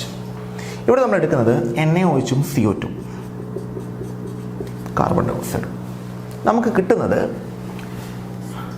NaOHും CHCl3 എടുത്താൽ നമുക്ക് കിട്ടുന്നത് OHും CHOയും. NaOHും CO2 എടുത്താൽ നമുക്ക് കിട്ടുന്നത് OHും COOHും. ഇതിനെ വിളിക്കുന്ന പേര് സാലിസിലിക് ആൽഡിഹൈഡും ഇതിനെ വിളിക്കുന്ന പേര് സാലിസിലിക് ആസിഡും. സാലിസിലിക് ആൽഡിഹൈഡ് കിട്ടുന്ന റിയാക്ഷൻ റൈമർ തേമാൻ റിയാക്ഷൻ. സാലിസിലിക് ആസിഡ് കിട്ടുന്ന റിയാക്ഷൻ കോപ്സ് റിയാക്ഷൻ. രണ്ടും ഒരാൾ ഇതാണ് സ്റ്റാർട്ട് ചെയ്യുന്നത്. അതുകൊണ്ടാണ് നമ്മൾ സെപ്പറേറ്റ് ആയിട്ട് എടുത്തേക്കുന്നത് കോപ്സും റൈമർ തേമാൻ. കോപ്സ് നടക്കുന്നത് CHCl3 ക്ലോറോഫോമും NaOHും. ഇവിടെ NaOHും CO2. റൈമർ തേമാൻ റിയാക്ഷനിൽ സാലിസിലിക് ആസിഡ് കിട്ടും. കോപ്സ് റിയാക്ഷനകത്ത് സാലിസിലിക് ആൽഡിഹൈഡ് കിട്ടും. കോപ്സ് റിയാക്ഷനകത്ത് സാലിസിലിക് ആസിഡ് കിട്ടും.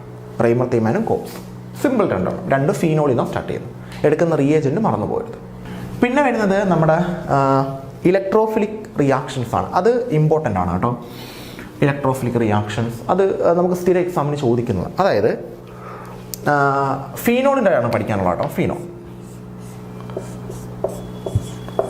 ഫീനോളിനകത്ത് ഞാൻ നൈട്രേഷൻ ചെയ്യാണ് ആദ്യം. നൈട്രേഷൻ എന്ന് പറയുമ്പോഴത്തേക്ക് എനിക്ക് രണ്ട് രീതിയിൽ നൈട്രേഷൻ എടുക്കാം. ഒന്നില്ലെങ്കിൽ കോൺസെൻട്രേറ്റഡ് HNO3 എടുക്കാം, അല്ലെങ്കിൽ ഡയലൂട്ട് HNO3 എടുക്കാം. ഈ രണ്ട് രീതിയിൽ നൈട്രേഷൻ ചെയ്യാം. രണ്ടിന് നമുക്ക് പ്രൊഡക്റ്റ് കിട്ടും. കാരണം നൈട്രേഷൻ ചെയ്യാൻ നമ്മൾ ആഡ് ചെയ്യുന്ന HNO3 ആണ്. NO2 ആണ് വന്ന് സബ്സ്റ്റിറ്റ്യൂട്ട് ചെയ്യുന്നത്. അതിൽ കോൺസെൻട്രേറ്റ് ആണ് എടുക്കുന്നതെങ്കിൽ നിങ്ങൾക്ക് ഇത് ആഡ് ചെയ്യാൻ കിട്ടണം. OH, ഇവിടെയും NO2 കിട്ടും, ഇവിടെയും NO2 കിട്ടും, ഇവിടെയും NO2 കിട്ടും. ഇതിനെ വിളിക്കുന്ന പേര് പിക്രിക് ആസിഡ്. എക്സാമിന് ചോദിച്ചിട്ടുണ്ട് ഫീനോളിനെ എങ്ങനെ പിക്രിക് ആസിഡ് ആക്കാം. കോൺസെൻട്രേറ്റ് HNO3 ആഡ് ചെയ്താൽ മതി. ഇനി ഡയലൂട്ട് HNO3 ആണ് ആഡ് ചെയ്യുന്നതെങ്കിൽ നിങ്ങൾക്ക് ഇങ്ങനെ കിട്ടും. OH, ഇവിടെയും NO2 കിട്ടും, അല്ലെങ്കിൽ OH, ഇവിടെയും NO2 കിട്ടും. ഓർത്തോയിലും പാരയിലും സെപ്പറേറ്റ് ആയിട്ട് കിട്ടും. ഇത് ഓർത്തോയിലും പാരയിലും എല്ലാം കൂടെ ഒരുമിച്ച് കിട്ടും. കോൺസെൻട്രേറ്റ് ആണെങ്കിൽ, ഡയലൂട്ട് ആണെങ്കിൽ ഓർത്തോയിലോ പാരയിലോ എവിടെയെങ്കിലും ഒരിടത്ത് കിട്ടും.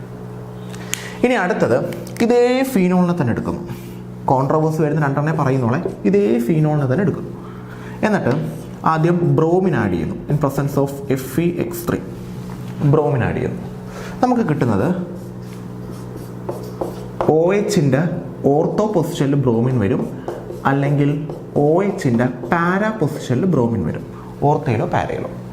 എന്നാൽ ഇതിനകത്തോട്ട് ഞാൻ ആഡ് ചെയ്യുന്നത് ബ്രോമിൻ വാട്ടർ ആണെങ്കിൽ, ബ്രോമിനും വെള്ളവും ആണെങ്കിൽ എനിക്ക് കിട്ടുന്നത് എങ്ങനെയായിരിക്കും? OH, ഇവിടെയും ബ്രോമിൻ വരും, ഇവിടെയും ബ്രോമിൻ വരും, ഇവിടെയും ബ്രോമിൻ വരും. ഇതിനെ വിളിക്കുന്ന പേര് ട്രൈബ്രോമോ ഫീനോൾ. അത് ബ്രോമിൻ വാട്ടർ ആണെങ്കിൽ. അല്ലാതെ ഹാലജനേഷൻ ബ്രോമിന് FeX3 ആണെങ്കിൽ ഓർത്തോയിലോ പാരയിലോ സെപ്പറേറ്റ് ആയിട്ട് ബ്രോമിൻ വരും. ഈ രണ്ട് റിയാക്ഷനുമാണ് നിങ്ങൾ ഇലക്ട്രോഫിലിക് സബ്സ്റ്റിറ്റ്യൂഷനകത്ത് നോക്കി വെക്കേണ്ടത്. പിന്നുള്ള രണ്ട് റിയാക്ഷൻ നിങ്ങൾ പഠിച്ചു. ഇലക്ട്രോഫിലിക് സബ്സ്റ്റിറ്റ്യൂഷൻ മറ്റേ കോപ്സും റൈമർ തേമാനും. അത് ഇലക്ട്രോഫിലിക് സബ്സ്റ്റിറ്റ്യൂഷൻ എക്സാമ്പിളാണ്, പക്ഷേ അത് നെയിംഡ് റിയാക്ഷനായിട്ട് നിങ്ങൾ പഠിച്ചിട്ടുണ്ട്. പിന്നെ ഈ രണ്ട് റിയാക്ഷനും പഠിച്ചു വെച്ചേക്കാം. നിങ്ങൾക്ക് എക്സാമിന് ഫീനോൾ പ്ലസ് കോൺസെൻട്രേറ്റ് HNO3 എന്ന് തരത്തുള്ളൂ. പ്രോഡക്റ്റ് ഇതാണെന്ന് മനസ്സിലാക്കി വെച്ചേക്കാം. ഡയലൂട്ട് HNO3 ആണെങ്കിൽ ഓർത്തയും പാരയും സെപ്പറേറ്റ് കിട്ടും. ബ്രോമിൻ വാട്ടർ ആണെങ്കിൽ എല്ലായിടത്തും ബ്രോമിൻ വരും. മീൻസ് ഇവിടെയും ഇവിടെയും ഇവിടെയും. ഇവിടെ രണ്ടിടത്തും വരത്തില്ലേ? ഇത് മെറ്റാ പൊസിഷനാണ്, വരത്തില്ല. പിന്നെ ബ്രോമിൻ FeX3 ആണെങ്കിൽ ഓരോരുത്തരത്ത് മാത്രം വരും, ഓർത്തയിലോ പാരയിലോ. ഓക്കെ ആണല്ലോ. So electrophilic reactions. ഓക്കെ, ഇനി നമുക്ക് വരുന്നതെന്ന് പറയുന്നത് ബോയിലിംഗ് പോയിന്റ് ബേസ്ഡ് ക്വസ്റ്റ്യൻസ് ആണ്. ഇത്രയും കാര്യം മാത്രം നിങ്ങൾ മനസ്സിലാക്കി വെച്ചാൽ വേറെ ഒന്നും ഞാൻ പറയുന്നില്ല. നിങ്ങൾ ബോയിലിംഗ് പോയിന്റ് ബേസ് ചെയ്തിട്ടാണ് ക്വസ്റ്റ്യൻ ചോദിക്കുന്നതെങ്കിൽ നിങ്ങൾ ഫസ്റ്റ് നോക്കേണ്ടത് കാർബണിൻ്റെ എണ്ണം കൂടുന്നതിനനുസരിച്ച് ബോയിലിംഗ് പോയിന്റ് കൂടും. ഒരാൾക്ക് 2 കാർബൺ, ഒരാൾക്ക് 3 കാർബൺ, ഒരാൾക്ക് 4 കാർബൺ. ആർക്കാ ബോയിലിംഗ് പോയിന്റ് കൂടുതൽ? കാർബണിൻ്റെ എണ്ണം കൂടുന്തോറും ബോയിലിംഗ് പോയിന്റ് കൂടും. അപ്പോൾ ഇയാളെക്കാട്ടിയും ബോയിലിംഗ് പോയിന്റ് കൂടുതലായിരിക്കും ഇയാൾക്ക്, ഇയാളെക്കാട്ടിയും ബോയിലിംഗ് പോയിന്റ് കൂടുതലായിരിക്കും ഇയാൾക്ക്. കാർബണിൻ്റെ എണ്ണം കൂടുന്തോറും ബോയിലിംഗ് പോയിന്റ് കൂടും. ഇനി 2, 3, 4, 4 കാർബണിൻ്റെ എണ്ണം കൂടുന്തോറും ബോയിലിംഗ് പോയിന്റ് കൂടും. ഇയാളെക്കാട്ടിയും ബോയിലിംഗ് പോയിന്റ് കൂടുതലായിരിക്കും ഇയാൾക്ക്, ഇയാളെക്കാട്ടിയും കൂടുതലായിരിക്കും ഇയാൾക്കും ഇയാൾക്കും. 2 പേർക്ക് 4 കാർബൺ വീതം ഉണ്ട്. അതിലാർക്കാണ് ബോയിലിംഗ് പോയിന്റ് കൂടുതൽ? അങ്ങനെ സെയിം നമ്പർ ഓഫ് കാർബൺ വരികയാണെങ്കിൽ ബ്രാഞ്ച് നോക്കുക. ബ്രാഞ്ച് കൂടുന്തോറും ബോയിലിംഗ് പോയിന്റ് കുറയും. 2 പേർക്ക് സെയിം നമ്പർ ഓഫ് കാർബൺ ആണെങ്കിൽ ഇതിനകത്ത് ആർക്കാണ് ബ്രാഞ്ച് വരുന്നതെന്ന് നോക്കുക. ആർക്കാണോ ബ്രാഞ്ച് വരുന്നത് അയാൾക്ക് ബോയിലിംഗ് പോയിന്റ് കുറവായിരിക്കും. അപ്പോൾ ഇയാൾക്കാണ് ബ്രാഞ്ച് എങ്കിൽ ഇയാൾക്ക് ബോയിലിംഗ് പോയിന്റ് ഇയാളെക്കാട്ടിയും കുറവായിരിക്കും. അപ്പോൾ ഇയാൾക്കാണ് ഏറ്റവും കൂടുതൽ, പിന്നാണ് ഇയാൾക്ക് വരുന്നത്. അപ്പോൾ ബോയിലിംഗ് പോയിന്റ് ബേസ്ഡ് ക്വസ്റ്റ്യൻസ് എങ്ങനെയാണ് ചെയ്യേണ്ടത്? ഇത്രയും കാര്യം മാത്രം ആലോചിക്കുക. കുറേ ആൾക്കാരെ തന്നിട്ട് ബോയിലിംഗ് പോയിന്റിന്റെ ഓർഡർ എഴുതാൻ പറയും. അങ്ങനെ ആയിരിക്കും ക്വസ്റ്റ്യൻ ചോദിക്കുന്നത്. അപ്പോൾ നിങ്ങൾ നോക്കേണ്ടത് എല്ലാവരുടെയും കാർബണിൻ്റെ എണ്ണം എഴുതുക. സ്ട്രക്ചർ ആയിരിക്കും തരുന്നത്, അല്ലെങ്കിൽ പേരായിരിക്കും തരുന്നത്. പേരിനെ സ്ട്രക്ചറാക്കി മാറ്റിയിട്ട് എല്ലാവരുടെയും കാർബണിൻ്റെ എണ്ണം എഴുതാം. കാർബണിൻ്റെ എണ്ണം കൂടുന്തോറും ബോയിലിംഗ് പോയിന്റ് കൂടും. ഇനി കാർബണിൻ്റെ എണ്ണം 2 പേർക്ക് സെയിം ആയിട്ട് വന്നാൽ ആർക്കാണോ ആ 2 പേരിൽ ബ്രാഞ്ച് വരുന്നത് അയാൾക്ക് ബോയിലിംഗ് പോയിന്റ് മറ്റേയാളെക്കാട്ടിയും കുറവായിരിക്കും. അതാണ് ബോയിലിംഗ് പോയിന്റിനെ ബേസ് ചെയ്യുന്ന ക്വസ്റ്റ്യൻസ്. Okay fine. ഓക്കെ, ഇനിയാണ് നമുക്ക് നമ്മുടെ ആൽഡിഹൈഡ്സ്, കീറ്റോൺസ്, കാർബോക്സിലിക് ആസിഡ് വരുന്നത്. ആൽക്കഹോൾസ്, ഫിനോൾസ്, ഈതേഴ്സ് കഴിഞ്ഞു. അതിനകത്ത് ആൽഡിഹൈഡ്സ്, കീറ്റോൺസ്, കാർബോക്സ്. അതിനകത്ത് കുറേ നെയിംഡ് റിയാക്ഷൻസ് ഉണ്ട്, ഒരുപാടെണ്ണം ഉണ്ട്. അതിനകത്ത് സ്റ്റീഫൻസ് റിയാക്ഷൻ വരുന്നുണ്ട്, റോസൻമണ്ട് റിഡക്ഷൻ വരുന്നുണ്ട്, പിന്നെ എറ്റാർഡ് റിയാക്ഷൻ വരുന്നുണ്ട്. അങ്ങനെ കുറേ റിയാക്ഷൻസ് വരുന്നുണ്ട്. ആ റിയാക്ഷൻസ് എല്ലാം നിങ്ങൾ പഠിക്കണം. എന്താണ് സംഭവിക്കുന്നത് മസ്റ്റായിട്ട് നോക്കി വെച്ചേക്കണം. ഒരു കാരണവശാലും അതിനെ വിടരുത്. എറ്റാർഡ് റിയാക്ഷൻ, സ്റ്റീഫൻസ് റിയാക്ഷൻ ഉണ്ട്, റോസൻമണ്ട് റിഡക്ഷൻ ഉണ്ട്. എല്ലാ റിയാക്ഷൻസും ഒന്നുപോലും വിടാതെ എല്ലാം പഠിച്ചോണം. പിന്നെ ആൽഡോൾ കണ്ടൻസേഷൻ ഉണ്ട്, കാനിസാരോ റിയാക്ഷൻ ഉണ്ട്. നമ്മൾ സെപ്പറേറ്റ് എടുത്തിട്ടുണ്ട് രണ്ടും. മസ്റ്റായിട്ടും എല്ലാ നെയിംഡ് റിയാക്ഷൻ എടുത്ത് പറയുന്നില്ല. Aldehydes, ketones, carboxyl HSS.live note download ചെയ്യുക. ആൽഡിഹൈഡ്സ്, കീറ്റോൺസ്, കാർബോക്സിലിക് ആസിഡ് എടുക്കുക. അതിനകത്ത് ഏതൊക്കെ നെയിംഡ് റിയാക്ഷൻ ഉണ്ടോ എല്ലാ റോസൻമണ്ട് റിഡക്ഷൻ, സ്റ്റീഫൻസ് റിയാക്ഷൻ, പിന്നെ അത് കണക്ക് തന്നെ aldol condensation, Cannizzaro reaction, Etard reaction, Gattermann Koch reaction, എല്ലാ റിയാക്ഷനും പഠിക്കണം. പ്രത്യേകിച്ച് എടുത്ത് പറയുന്നില്ല അതിനകത്ത് എല്ലാ റിയാക്ഷനും. കാരണം അതിനകത്താണ് ഏറ്റവും കൂടുതൽ നെയിംഡ് റിയാക്ഷൻ വരുന്നത്. മസ്റ്റായിട്ട് പഠിച്ചു വെച്ചേക്കണം എല്ലാ നെയിംഡ് റിയാക്ഷനും കേട്ടോ. പിന്നെ വരുന്നത് ആൽഡോൾ കണ്ടൻസേഷനും കാനിസാരോ റിയാക്ഷനുമാണ്. അത് രണ്ടും ആൽഡിഹൈഡിൽ നടക്കുന്ന റിയാക്ഷനാണ്. ആൽഡോൾ കണ്ടൻസേഷൻ എന്ന് പറയുമ്പോഴത്തേക്ക് ആൽഡിഹൈഡ് അറ്റാച്ച് ചെയ്തേക്കുന്ന കാർബണിനകത്ത് ആൽഫ ഹൈഡ്രജൻ വേണം. ആൽഡിഹൈഡ് അറ്റാച്ച് ചെയ്തേക്കുന്ന കാർബണിനകത്ത് ഹൈഡ്രജൻ ഉണ്ടെങ്കിൽ ഏത് റിയാക്ഷൻ ആയിരിക്കും? ആൽഡോൾ കണ്ടൻസേഷൻ ആയിരിക്കും. ആൽഡിഹൈഡ് അറ്റാച്ച് ചെയ്തേക്കുന്ന കാർബണിനകത്ത് ഹൈഡ്രജൻ ഇല്ല എന്നുണ്ടെങ്കിൽ ഏത് റിയാക്ഷൻ ആയിരിക്കും? കാനിസാരോ. രണ്ടിനും എടുക്കുന്ന ഒരേ ആൾക്കാരെയാണ്, NaOH അല്ലെങ്കിൽ KOH. അപ്പം നിങ്ങൾ നോക്കേണ്ടത് ഇതാണ്. ആൽഡിഹൈഡ് തന്നിട്ട് NaOH KOH ആണ് ആരോഗ്യക്കകത്ത് തരുന്നതെങ്കിൽ അത് ആൽഡോൾ കണ്ടൻസേഷനോ കാനിസാരോ റിയാക്ഷനോ ആണ്. ആൽഡോൾ കണ്ടൻസേഷൻ ആണെങ്കിൽ നിങ്ങൾ ജസ്റ്റ് നോക്കേണ്ടത്, ആൽഡോൾ കണ്ടൻസേഷൻ ആവണമെങ്കിൽ നിങ്ങൾ ജസ്റ്റ് നോക്കേണ്ടത് ആ CHO അറ്റാച്ച് ചെയ്തേക്കുന്ന കാർബണിനകത്ത് ഹൈഡ്രജൻ ഉണ്ടോ എന്ന് ചെക്ക് ചെയ്യുക. CHO അറ്റാച്ച് ചെയ്തേക്കുന്ന കാർബണിൽ ഹൈഡ്രജൻ ഉണ്ടെങ്കിൽ അത് ആൽഡോൾ കണ്ടൻസേഷനും, CHO അറ്റാച്ച് ചെയ്തേക്കുന്ന കാർബണിൽ ഹൈഡ്രജൻ ഇല്ല എന്നുണ്ടെങ്കിൽ അത് കാനിസാരോ റിയാക്ഷനും ആയിരിക്കും. ചെക്ക് ചെയ്യാം, നമുക്ക് നോക്കിയാണേ. എളുപ്പമാണ്, രണ്ട് സിമ്പിളാണ്. രണ്ട് സെപ്പറേറ്റ് ആയിട്ട് പറയാൻ കാരണം എക്സാമിന് സ്ഥിരം ചോദിക്കുന്നുണ്ട്. ഇനി എനിക്ക് ചെക്ക് ചെയ്യേണ്ടത് ഇത് ആൽഡോൾ കണ്ടൻസേഷൻ ആണ്. കാരണം ഇത് ആൽഡിഹൈഡ് രണ്ടിടത്ത് NaOH KOH ആഡ് ചെയ്യുന്നു. അപ്പോൾ ആൽഡോൾ കണ്ടൻസേഷനോ കാനിസാരോ റിയാക്ഷനോ ആണ്. അതിലേതാണെന്നാണ് എനിക്ക് നോക്കേണ്ടത്. അപ്പോൾ ആൽഡോൾ കണ്ടൻസേഷൻ ആകണമെങ്കിൽ CHO അറ്റാച്ച് ചെയ്തേക്കുന്ന കാർബണിനകത്ത് ഹൈഡ്രജൻ ഉണ്ടായിരിക്കണം. ഉണ്ട്. അപ്പോൾ ഇത് ആൽഡോൾ കണ്ടൻസേഷൻ ആണ്. അതിൻ്റെ പ്രോഡക്റ്റ് നമുക്ക് എഴുതാം. ഇവിടെ CHO അറ്റാച്ച് ചെയ്തേക്കുന്ന CHO കാർബണിനകത്ത് അറ്റാച്ച് ചെയ്തിട്ട് പോലും ഇല്ല. അപ്പോൾ അവിടെ ഒരു കാർബൺ ഇല്ല, അപ്പോൾ ഹൈഡ്രജനും ഇല്ല. അപ്പോൾ ഇത് ഏത് റിയാക്ഷനാണ്? കാനിസാരോ. കാനിസാരോയുടെ പ്രൊഡക്റ്റ് ഞാൻ ആദ്യം എഴുതാം. കാനിസാരോ സിമ്പിളാണ്. കാനിസാരോയിൽ നമ്മുടെ CHO ആദ്യം ഒരു CHOയെ CH2OH ആക്കുക. കാനിസാരോ റിയാക്ഷൻ നടക്കുന്നത് ആദ്യത്തെ CHOയെ CH2OH ആക്കുക, രണ്ടാമത്തെ CHOയെ COONA ആക്കുക.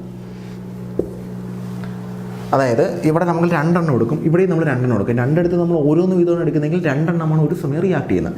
അതിൽ ആദ്യത്തെ ആളുടെ കണ്ടൻസർ റിയാക്ഷൻ ആണെങ്കിൽ അതിൽ ആദ്യത്തെ ആളുടെ CHOയെ CH2OH ആക്കുക, രണ്ടാമത്തെ ആളുടെ CHOയെ COONA ആക്കുക. അപ്പം HCOONA ഇതാണ് പ്രൊഡക്റ്റ്. ഓക്കെ, അത് വേറെ റിയാക്ഷൻ എന്താ, ബെൻസീൻ റിങ്ങിനകത്ത് CH പ്ലസ് NaOH. ഇത് ഏത് റിയാക്ഷൻ ആണെന്ന് ചെക്ക് ചെയ്യാം. ഇതാണ് CHO, ഇതാണ് CHO അറ്റാച്ച് ചെയ്തേക്കുന്ന കാർബൺ. അതിനകത്ത് ഹൈഡ്രജൻ ഉണ്ടോ? ഇല്ല. അതിനകത്ത് ഹൈഡ്രജൻ ഉണ്ടായിരുന്നു, ബെൻസീൻ റിങ്ങിലെല്ലാം ഓരോ ഹൈഡ്രജൻ വീതം ഉണ്ട്. പക്ഷെ ആ ഒരു ഹൈഡ്രജനെ മാറിയിട്ടാണ് CHO വന്നേക്കുന്നത്. അപ്പോൾ ഇതിനകത്ത് ഹൈഡ്രജൻ ഇല്ല. അപ്പോൾ ഇത് ഏത് റിയാക്ഷനാണ്? കന്നിസാരമാണ്. അപ്പോൾ എന്താ സംഭവിക്കുന്നത്? മൊത്തം 2 എണ്ണം വരും. അതിൽ ഒരു CHO എന്താക്കുക? CH2OH. അപ്പോൾ ഒരു CHO മാറ്റിയിട്ട് CH2OH ആക്കുക. ദെൻ രണ്ടാമത്തെ CHOയെ മാറ്റിയിട്ട് എന്താക്കുക? COON. കഴിയും, പ്രോഡക്റ്റ്. ഇതാണ് കെൻസാരം. എന്നാൽ ആൽഡോൾ ആകുമ്പോഴത്തേക്ക് നമ്മൾ ജസ്റ്റ് ഒന്ന് ശ്രദ്ധിക്കണം. ആൽഡോൾ ഇങ്ങനെയാണ്, ഇതിനെ നമുക്ക് ഇങ്ങനെ എഴുതാം. 2 എണ്ണം വരും, CH3 C double bond O single bond H. ഒരാളെ അങ്ങനെ എഴുതാം, C double bond single bond H. രണ്ടാമത്തെ ആളെ ഇങ്ങനെ തന്നെ എഴുതാം, CH3 CH. ഇങ്ങനെ തന്നെ എഴുതാം. ആദ്യത്തെ ആളുടെ C ഡബിൾ ബോണ്ട് H എന്ന് എഴുതാം, രണ്ടാമത്തെ ആളെ അങ്ങനെ എഴുതാം. എന്നിട്ട് ഇവിടുത്തെ H ഇങ്ങോട്ട് ഷിഫ്റ്റ് ചെയ്യിപ്പിക്കുക. അപ്പോൾ ഇവിടെ സിംഗിൾ ബോണ്ട് OH ആവും. അപ്പോൾ നമുക്ക് കിട്ടുന്ന product CH3 CH single bond OH. ഇവിടെ CH2 ആവും, CH2 CHO. ഇതായിരിക്കും കിട്ടും. ഇതിനെ വിളിക്കുന്ന പേരാണ് ആൽഡോൾ, ആൽഡിഹൈഡും OL. ഇനി ഇതിനെ നമ്മൾ ജസ്റ്റ് ഒന്ന് ചൂടാക്കി കഴിഞ്ഞാൽ ഇവിടുത്തെ OHും ഇവിടുത്തെ H പോകും, ഇവിടെ ഡബിൾ ബോണ്ട് ആവും. എന്ത് കിട്ടും? CH3 CH double bond CH CH. ഇതിനെ വിളിക്കുന്ന പേര് ആൽഫ ബീറ്റ അൺസാച്ചുറേറ്റഡ് ആൽഡിഹൈഡ്. ഇതാണ് റിയാക്ഷൻ. ഇത് ആൽഡോൾ കണ്ടൻസേഷൻ, ഇത് കെൻസാരോ റിയാക്ഷൻ. രണ്ടും ഇമ്പോർട്ടൻ്റ് ആണ്, എക്സാമിന് പഠിച്ചു വെച്ചേക്കണം, മസ്റ്റാണ്. ഓക്കെ, ഇപ്പോൾ ഇത്രയും ടോപ്പിക്സ് ആണ് വരുന്നത്, ഇത്രയും എക്സ്പ്ലനേഷൻസ് ആണ് അതിന് വരുന്നത്. മസ്റ്റായിട്ട് നോക്കിയിട്ട് പോകും. അടുത്തിലോട്ട് പോകാം. നമ്മൾ ബാക്കിയുള്ള ക്വസ്റ്റ്യൻസിൻ്റെ എക്സ്പ്ലനേഷനിലോട്ട് പോവാണ്. നമുക്ക് ഒന്നാമത്തെ ക്വസ്റ്റ്യൻ നോക്കാം. അത് ഹാലോഫോം റിയാക്ഷനാണ്. ഹാലോഫോം എന്ന് പറഞ്ഞു കഴിഞ്ഞാൽ നമ്മളുടെ ക്ലോറോഫോമോ അയഡോഫോമോ കിട്ടുന്ന റിയാക്ഷനാണ്. ഇത് നമ്മളുടെ കീറ്റോൺ ആണ് റിയാക്ട് ചെയ്യുന്നത്. Aldehyde ketone carboxylic acid ketone ആണ്. അതായത് RCOCH3 കീറ്റോൺ ആണ് റിയാക്ട് ചെയ്യുന്നത്. കീറ്റോൺ ആണ് റിയാക്ഷൻ തരുന്നത്. കീറ്റോൺസ് എന്തായിട്ട് കൺവേർട്ട് ചെയ്യുന്നതാണ്? അയഡോഫോമോ അല്ലെങ്കിൽ ഹാലോഫോമോ ആയിട്ട് കൺവേർട്ട് ചെയ്യുന്ന റിയാക്ഷനാണ് ഇതെന്ന് പറയുന്നത്. ഇവിടെ നമുക്ക് സംഭവിക്കുന്നത് ഇത് NaOXുമായിട്ട് കമ്പൈൻ ചെയ്യും. സോഡിയം ഹൈപ്പോഹാലൈഡ് NaOXുമായിട്ട് കമ്പൈൻ ചെയ്യും. നമുക്ക് കിട്ടുന്ന പ്രൊഡക്റ്റ് ഈ ONA ഇവിടെ വന്ന് അറ്റാച്ച് ചെയ്യും. അപ്പം RCOONA കിട്ടും. സോഡിയം സോൾട്ട് ഓഫ് കാർബോക്സിലിക് ആസിഡും കിട്ടും. കൂടെ CHX3യും കിട്ടും. ഇവിടെ ഏത് X ആണ് എടുക്കുന്നത്? 3 എണ്ണം കിട്ടും. CH3 എന്ന് പറയുന്നത് CH ആവും. CHX3യും കിട്ടും. ഇതിൽ CHX3 വിളിക്കുന്ന പേരാണ് ഹാലോഫോം. അത് ക്ലോറിനാണ് വരുന്നതെങ്കിൽ ക്ലോറോഫോം, ബ്രോമിനാണ് വരുന്നതെങ്കിൽ ബ്രോമോഫോം, അയഡിനാണ് വരുന്നതെങ്കിൽ അയഡോഫോം. ഇമ്പോർട്ടൻ്റ് റിയാക്ഷനാണ് ഹാലോഫോം റിയാക്ഷൻ. അപ്പോൾ ഹാലോഫോം റിയാക്ഷൻ കീറ്റോൺസിൻ്റെ കേസിലാണ് നമുക്ക് കിട്ടുന്നത്. കീറ്റോൺസിൽ സെക്കൻഡ് കാർബണിൽ C ഡബിൾ ബോണ്ടോ വരുന്ന കേസ്. സെക്കൻഡ് കാർബണിൽ C ഡബിൾ ബോണ്ടോ വന്നാൽ മാത്രമേ കീറ്റോൺസിന് ഹാലോഫോം റിയാക്ഷൻ തരാൻ പറ്റും. കീറ്റോൺസിൽ അതുകൂടാതെ ആൽഡിഹൈഡിനും ഹാലോഫോം റിയാക്ഷൻ തരാൻ പറ്റും. ആൽഡിഹൈഡിന് തരണമെങ്കിൽ CHO ഗ്രൂപ്പ് വരണം. CHO ഗ്രൂപ്പ് നമ്മുടെ CHO ഗ്രൂപ്പാണ് എന്തായിട്ട് കൺവേർട്ട് ചെയ്യുന്നത്? അയഡോഫോമോ ഹാലോഫോമായിട്ട് കൺവേർട്ട് ചെയ്യുന്നത്. അങ്ങനെ ക്ലോറോഫോമോ ബ്രോമോഫോമോ അയഡോഫോമായിട്ട് കൺവേർട്ട് ചെയ്യുന്നു. അപ്പം കീറ്റോൺസിൻ്റെ കേസിൽ NaOXുമായിട്ട് റിയാക്ട് ചെയ്യുന്നു, നമുക്ക് എന്ത് കിട്ടുന്നു? അയഡോഫോം കിട്ടും. ഇതാണ് അയഡോഫോം റിയാക്ഷൻ. അടുത്തത് ഗ്രിഗ്നാർഡ് റിയേജൻ്റ് ആണ്. ഗ്രിഗ്നാർഡ് റിയേജൻ്റ് എന്ന് പറയുമ്പോഴത്തേക്ക് നമുക്ക് ഒരുപാട് റിയാക്ഷൻ വരുന്നുണ്ട്. അതിനകത്ത് ഒരു റിയാക്ഷൻ മാത്രമാണ് നിങ്ങൾ ഇമ്പോർട്ടൻസ് കൊടുത്ത് പഠിക്കേണ്ടത്. കാരണം ഗ്രിഗ്നാർഡ് റിയേജൻ്റ് കാർബൺ ഡൈ ഓക്സൈഡുമായിട്ട് റിയാക്ട് ചെയ്യുന്ന റിയാക്ഷൻ ഉണ്ട്. അതാണ് നിങ്ങൾ മസ്റ്റായിട്ട് പഠിച്ചു വെക്കേണ്ടത്. അപ്പം ഗ്രിഗ്നാർഡ് റിയേജൻ്റ് ഞാൻ RMgX എന്ന് എടുക്കുകയാണ്. ഇത് carbon dioxide. Carbon dioxide C double bond O double bond O. ഇതിനെ വിളിക്കുന്ന പേരാണ് കാർബൺ ഡൈ ഓക്സൈഡ്. കാർബൺ ഡൈ ഓക്സൈഡുമായിട്ട് റിയാക്ട് ചെയ്യുകയാണ്. റിയാക്ട് ചെയ്യുന്ന സമയത്ത് ഇങ്ങനെയാണ് സംഭവിക്കുന്നത്.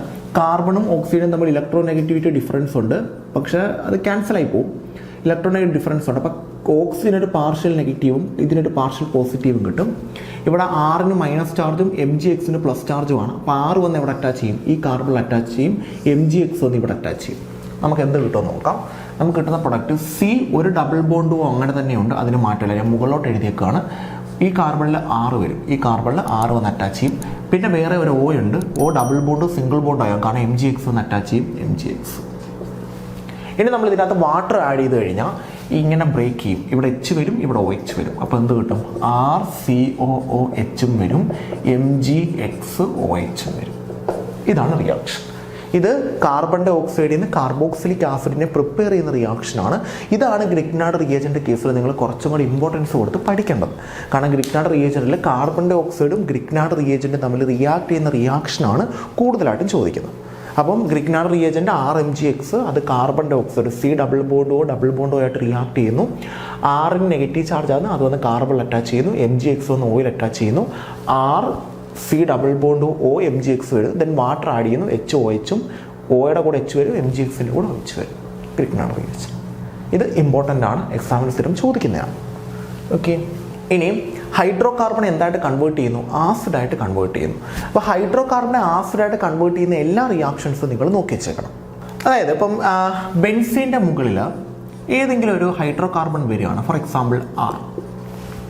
ഇതിനകത്തോട്ട് നമ്മൾ KMnO4 അല്ലെങ്കിൽ KOH, KMnO4 bar KOH followed by H3O+, acid catalysed water add ചെയ്ത് കഴിഞ്ഞാൽ ആ R ഗ്രൂപ്പ് മാറിയിട്ട് അതിന് പകരം നമുക്ക് കിട്ടുന്നത് COOH ആയിരിക്കും, കാർബോക്സിലിക് ആസിഡ് ആയിരിക്കും കിട്ടുന്നത്.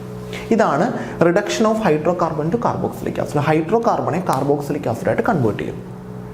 ഓക്കെ, അപ്പോൾ ഇത് മസ്റ്റായിട്ടും പഠിച്ചു വെച്ചേക്കാം. ബെൻസീൻ റിങ്ങിന് മുകളിൽ വരുന്ന ആൽക്കൈൽ ഹാലൈഡ് ആണെങ്കിൽ, ആൽക്കെയിൻസ് ആണെങ്കിൽ അവരെ നമുക്ക് എന്തായിട്ട് ഹൈഡ്രോ കാർബൺ ബെൻസീൻ റിങ്ങിന് മുകളിൽ വന്നു കഴിഞ്ഞാൽ നമ്മൾ അതിനകത്ത് KMnO4 KOH ആഡ് ചെയ്ത് കഴിഞ്ഞാൽ നമുക്ക് എന്ത് കിട്ടും? അത് COOH ആയിട്ട് കൺവേർട്ട് ചെയ്യും. അത് ഇമ്പോർട്ടൻ്റ് ആണ്, എക്സാമിൽ പഠിച്ചു വെച്ചേക്കുക. ഓക്കെ, നമ്മൾ കാർബോക്സിലിക് ആസിഡിൻ്റെ പ്രിപ്പറേഷനകത്ത് പഠിക്കുന്നതാണ്. ഓക്കെ, അതിനുശേഷം ഓൾ നെയിംഡ് റിയാക്ഷൻസ്. അതിനകത്ത് കുറേ നെയിംഡ് റിയാക്ഷൻ നമ്മൾ പറഞ്ഞു കഴിഞ്ഞു. പിന്നെ വേണ്ടത് ടോളറൻസ് ടെസ്റ്റും ഫെയിലിംഗ് ടെസ്റ്റുമാണ്. രണ്ടും ആൽഡിഹൈഡ്സിനെ ഡിസ്റ്റിങ്വിഷ് ചെയ്യാൻ വേണ്ടി നമ്മൾ യൂസ് ചെയ്യുന്നതാണ്. ടോളറൻസ് എന്ന് പറയുന്നത് freshly prepared ammoniacal silver nitrate ആണ്, അല്ലേ? സിൽവർ നൈട്രേറ്റ് ആണ്. ഇത് നമ്മളുടെ എന്തിലോട്ട് ആഡ് ചെയ്താൽ, നമ്മുടെ ആൽഡിഹൈഡിലോട്ട് ആഡ് ചെയ്താൽ നമുക്ക് എന്ത് കിട്ടും? സിൽവർ മിറർ കിട്ടും, അല്ലേ? Silver mirror. ഫെയിലിംഗ് സൊല്യൂഷൻ എന്ന് പറയുന്നത് സോഡിയം പൊട്ടാസ്യം ടാർട്ടറേറ്റ് ആണ്, അല്ലെ? ഫെയിലിംഗ് എയും ഉണ്ട്, ഫെയിലിംഗ് ബിയും ഉണ്ട്. Sodium potassium tartrate, then sodium potassium tartrate നമ്മൾ ഒരു പേരും വിളിക്കാറുണ്ട്, റോഷെല്ലി സാൾട്ട്. അപ്പോൾ നമുക്ക് ഫെയിലിംഗ് എയും ഉണ്ട്, ഫെയിലിംഗ് ബിയും ഉണ്ട്. ഫെയിലിംഗ് ബി ആണ് sodium potassium tartrate. Failing A എന്ന് പറയുന്നത് കോപ്പർ സൾഫേറ്റ് ആണ്, അല്ലെ? ഒരു റെഡ് പ്രസിപ്പിറ്റേറ്റ് നമുക്ക് കിട്ടും. റെഡ് പ്രസിപ്പിറ്റേറ്റ് കിട്ടിക്കഴിഞ്ഞാൽ നമുക്ക് എന്തുണ്ട്? ആൽഡിഹൈഡ് ഉണ്ടെന്ന് കൺഫേം ചെയ്യാം. അപ്പോൾ രണ്ടെണ്ണം നെയിംഡ് റിയാക്ഷനകത്ത് നമ്മൾ ഇതിപ്പം ടോളറൻസ് ടെസ്റ്റും ഫെയിലിംഗ് ടെസ്റ്റും ആണ്. അതുകൂടാതെ നമുക്ക് റോസൻമണ്ട് റിഡക്ഷൻ ഉണ്ട്, പിന്നെ എറ്റാഡ് റിയാക്ഷൻ ഉണ്ട്, ഗട്ടർമാൻ കോച്ച് റിയാക്ഷൻ ഉണ്ട്, സ്റ്റീഫൻസ് റിയാക്ഷൻ ഉണ്ട്, പിന്നെ HVZ റിയാക്ഷൻ ഉണ്ട്, പിന്നെ അതേ കണക്ക് തന്നെ നമുക്ക് വുഫ്-കിഷ്ണർ റിഡക്ഷൻ ഉണ്ട്. അപ്പോൾ അതെല്ലാം റോസൻമണ്ട് റിഡക്ഷൻ ഉണ്ട്. ഇതെല്ലാം പഠിച്ചു വെച്ചേക്കണം കേട്ടോ. അപ്പം അത് കൂടാതെ ടോളറൻസും ഫെയിലിംഗ് രണ്ടും ആൽഡിഹൈഡിനെ ഡിസ്റ്റിങ്വിഷ് ചെയ്യാനാണ്. ടോളറൻസിൻ്റെ കേസിൽ freshly prepared ammoniacal silver nitrate ആൽഡിഹൈഡിലോട് ആഡ് ചെയ്യുമ്പോൾ സിൽവർ മിറർ കിട്ടും. സിൽവർ മിറർ കിട്ടിയാൽ ആൽഡിഹൈഡ് ഉണ്ട്, ഇല്ലെങ്കിൽ ആൽഡിഹൈഡ് ഇല്ല. ഫെയിലിംഗ് സൊല്യൂഷൻ എന്ന് പറഞ്ഞാൽ ഫെയിലിംഗ് എയുടെയും ബിയുടെയും കൂടെ മിക്സ്ഡാണ്. ഫെയിലിംഗ് എ എന്ന് പറഞ്ഞാൽ കോപ്പർ സൾഫേറ്റ് ആണ്. ഫെയിലിംഗ് ബി എന്ന് പറയുമ്പോൾ റോഷെല്ലി സാൾട്ട് അല്ലെങ്കിൽ സോഡിയം പൊട്ടാസ്യം ടാർട്ടറേറ്റ് ആണ്. രണ്ടും ആഡ് ചെയ്യുമ്പോൾ ഫെയിലിംഗ് സൊല്യൂഷൻ ആഡ് ചെയ്യുമ്പോഴത്തേക്ക് നമുക്ക് റെഡ് പ്രസിപ്പിറ്റേറ്റ് കിട്ടിയാൽ ആൽഡിഹൈഡ് ഉണ്ട്. ഓക്കെ, അതാണ് ഫെയിലിംഗ് ടെസ്റ്റും ടോളറൻസ് ടെസ്റ്റും. അത് രണ്ടും മാത്രം പഠിച്ചാൽ മതി. നമുക്ക് ബെനഡിക്ട് ടെസ്റ്റൊക്കെ ഉണ്ട്, പക്ഷേ നമുക്കത് എക്സാമിന് അങ്ങനെ ചോദിക്കാറൊന്നുമില്ല. രണ്ടാണ്. പിന്നെ ഒസനോളിസിസ് ഓഫ് ആൽക്കീൻസിൻ്റെ ഒസനോളിസിസ് സിമ്പിളാണ്. ഒരു ആൽക്കീൻ എടുക്കുക, നമ്മളത് +2ലും +1ലും പഠിച്ചാണ്. CH2 double bond CH2 ഓസോണുമായിട്ട് react ചെയ്യുന്നു. എന്താ ചെയ്യേണ്ട? ഡബിൾ ബോണ്ട് അങ്ങ് മായ്ക്കുക, അങ്ങനെ അങ്ങ് പഠിക്കുക. CH2 ഡബിൾ ബോണ്ട് മായിച്ചു, CH2 ഇവിടെ ഒരു ഓക്സിജൻ കൊടുക്കുക, ഇവിടെ ഒരു ഓക്സിജൻ കൊടുക്കുക, രണ്ടിനെയും കൂടെ കണക്ട് ചെയ്യുക, രണ്ടിനെയും കൂടെ ബ്രിഡ്ജ് ചെയ്ത് ഓക്സിജൻ. ഇതാണ് ഒസണൈഡ്, ഇതാണ് ഇൻ്റർമീഡിയറ്റ്. ഇതിനുശേഷം നമ്മൾ ഇതിനകത്തോട്ട് H2O ബാർ സിങ്ക് ആഡ് ചെയ്യും. സിങ്കിൻ്റെ പ്രസൻസിൽ H2 ആഡ് ചെയ്യും. ഇങ്ങനെ ബോണ്ട് ബ്രേക്ക് ചെയ്യുക, അല്ലേ? അപ്പോൾ എന്ത് കിട്ടും? CH2O വിളിക്കുന്ന പേര് HCH എന്നാണ്. CH2O എന്നല്ല നമ്മൾ എഴുതേണ്ടത്, ആക്ച്വലി എന്താണ് എഴുതേണ്ട? HCH. ആൽഡിഹൈഡ് കിട്ടി. ഇത് ആൽഡിഹൈഡിനെയും കീറ്റോണിനെയും രണ്ടും പ്രിപ്പയർ ചെയ്യാൻ വേണ്ടിയിട്ട് നമ്മൾ യൂസ് ചെയ്യുന്ന റിയാക്ഷനാണ് ഒസനോളിസിസ്. ആൽക്കീൻ എടുക്കുക, ഒസനോളിസിസ് ചെയ്യുക. വേറൊരു എക്സാമ്പിൾ നോക്കി കഴിഞ്ഞു കഴിഞ്ഞാൽ വേറൊരു ആൽക്കീൻ എടുക്കാം. ഒരു 3 കാർബൺ വരുന്ന ആൽക്കീൻ എടുക്കാം. CH3 CH double bond CH2. ഇവിടെയും ഡബിൾ ബോണ്ട് മാത്രം മായ്ക്കുക. CH3 CH ഡബിൾ ബോണ്ട് മായ്ച്ചു. ഇവിടെ ഒരു ഓക്സിജൻ കൊടുക്കുക, ഇവിടെ ഒരു ഓക്സിജൻ കൊടുക്കുക. ഡബിൾ ബോണ്ട് കൊടുത്തെടുത്ത് ഓരോ ഓക്സിജൻ കൊടുക്കുക, രണ്ടിനെയും കൂടെ കണക്ട് ചെയ്യാം. ഇതാണ് ഒസണൈഡ്. ഇതിനകത്തോട്ട് H2O ബാർ സിങ്ക് കൊടുക്കുന്നു, ഇങ്ങനെ ബോണ്ട് ബ്രേക്ക് ചെയ്യുന്നു. CH3 CHO, പിന്നെ CH2O വിളിക്കുന്ന പേര് HCHO. സിമ്പിൾ സാധനം. ഇവിടെ രണ്ടിടത്തും ആൽഡിഹൈഡ് ആണ് കിട്ടിയത്.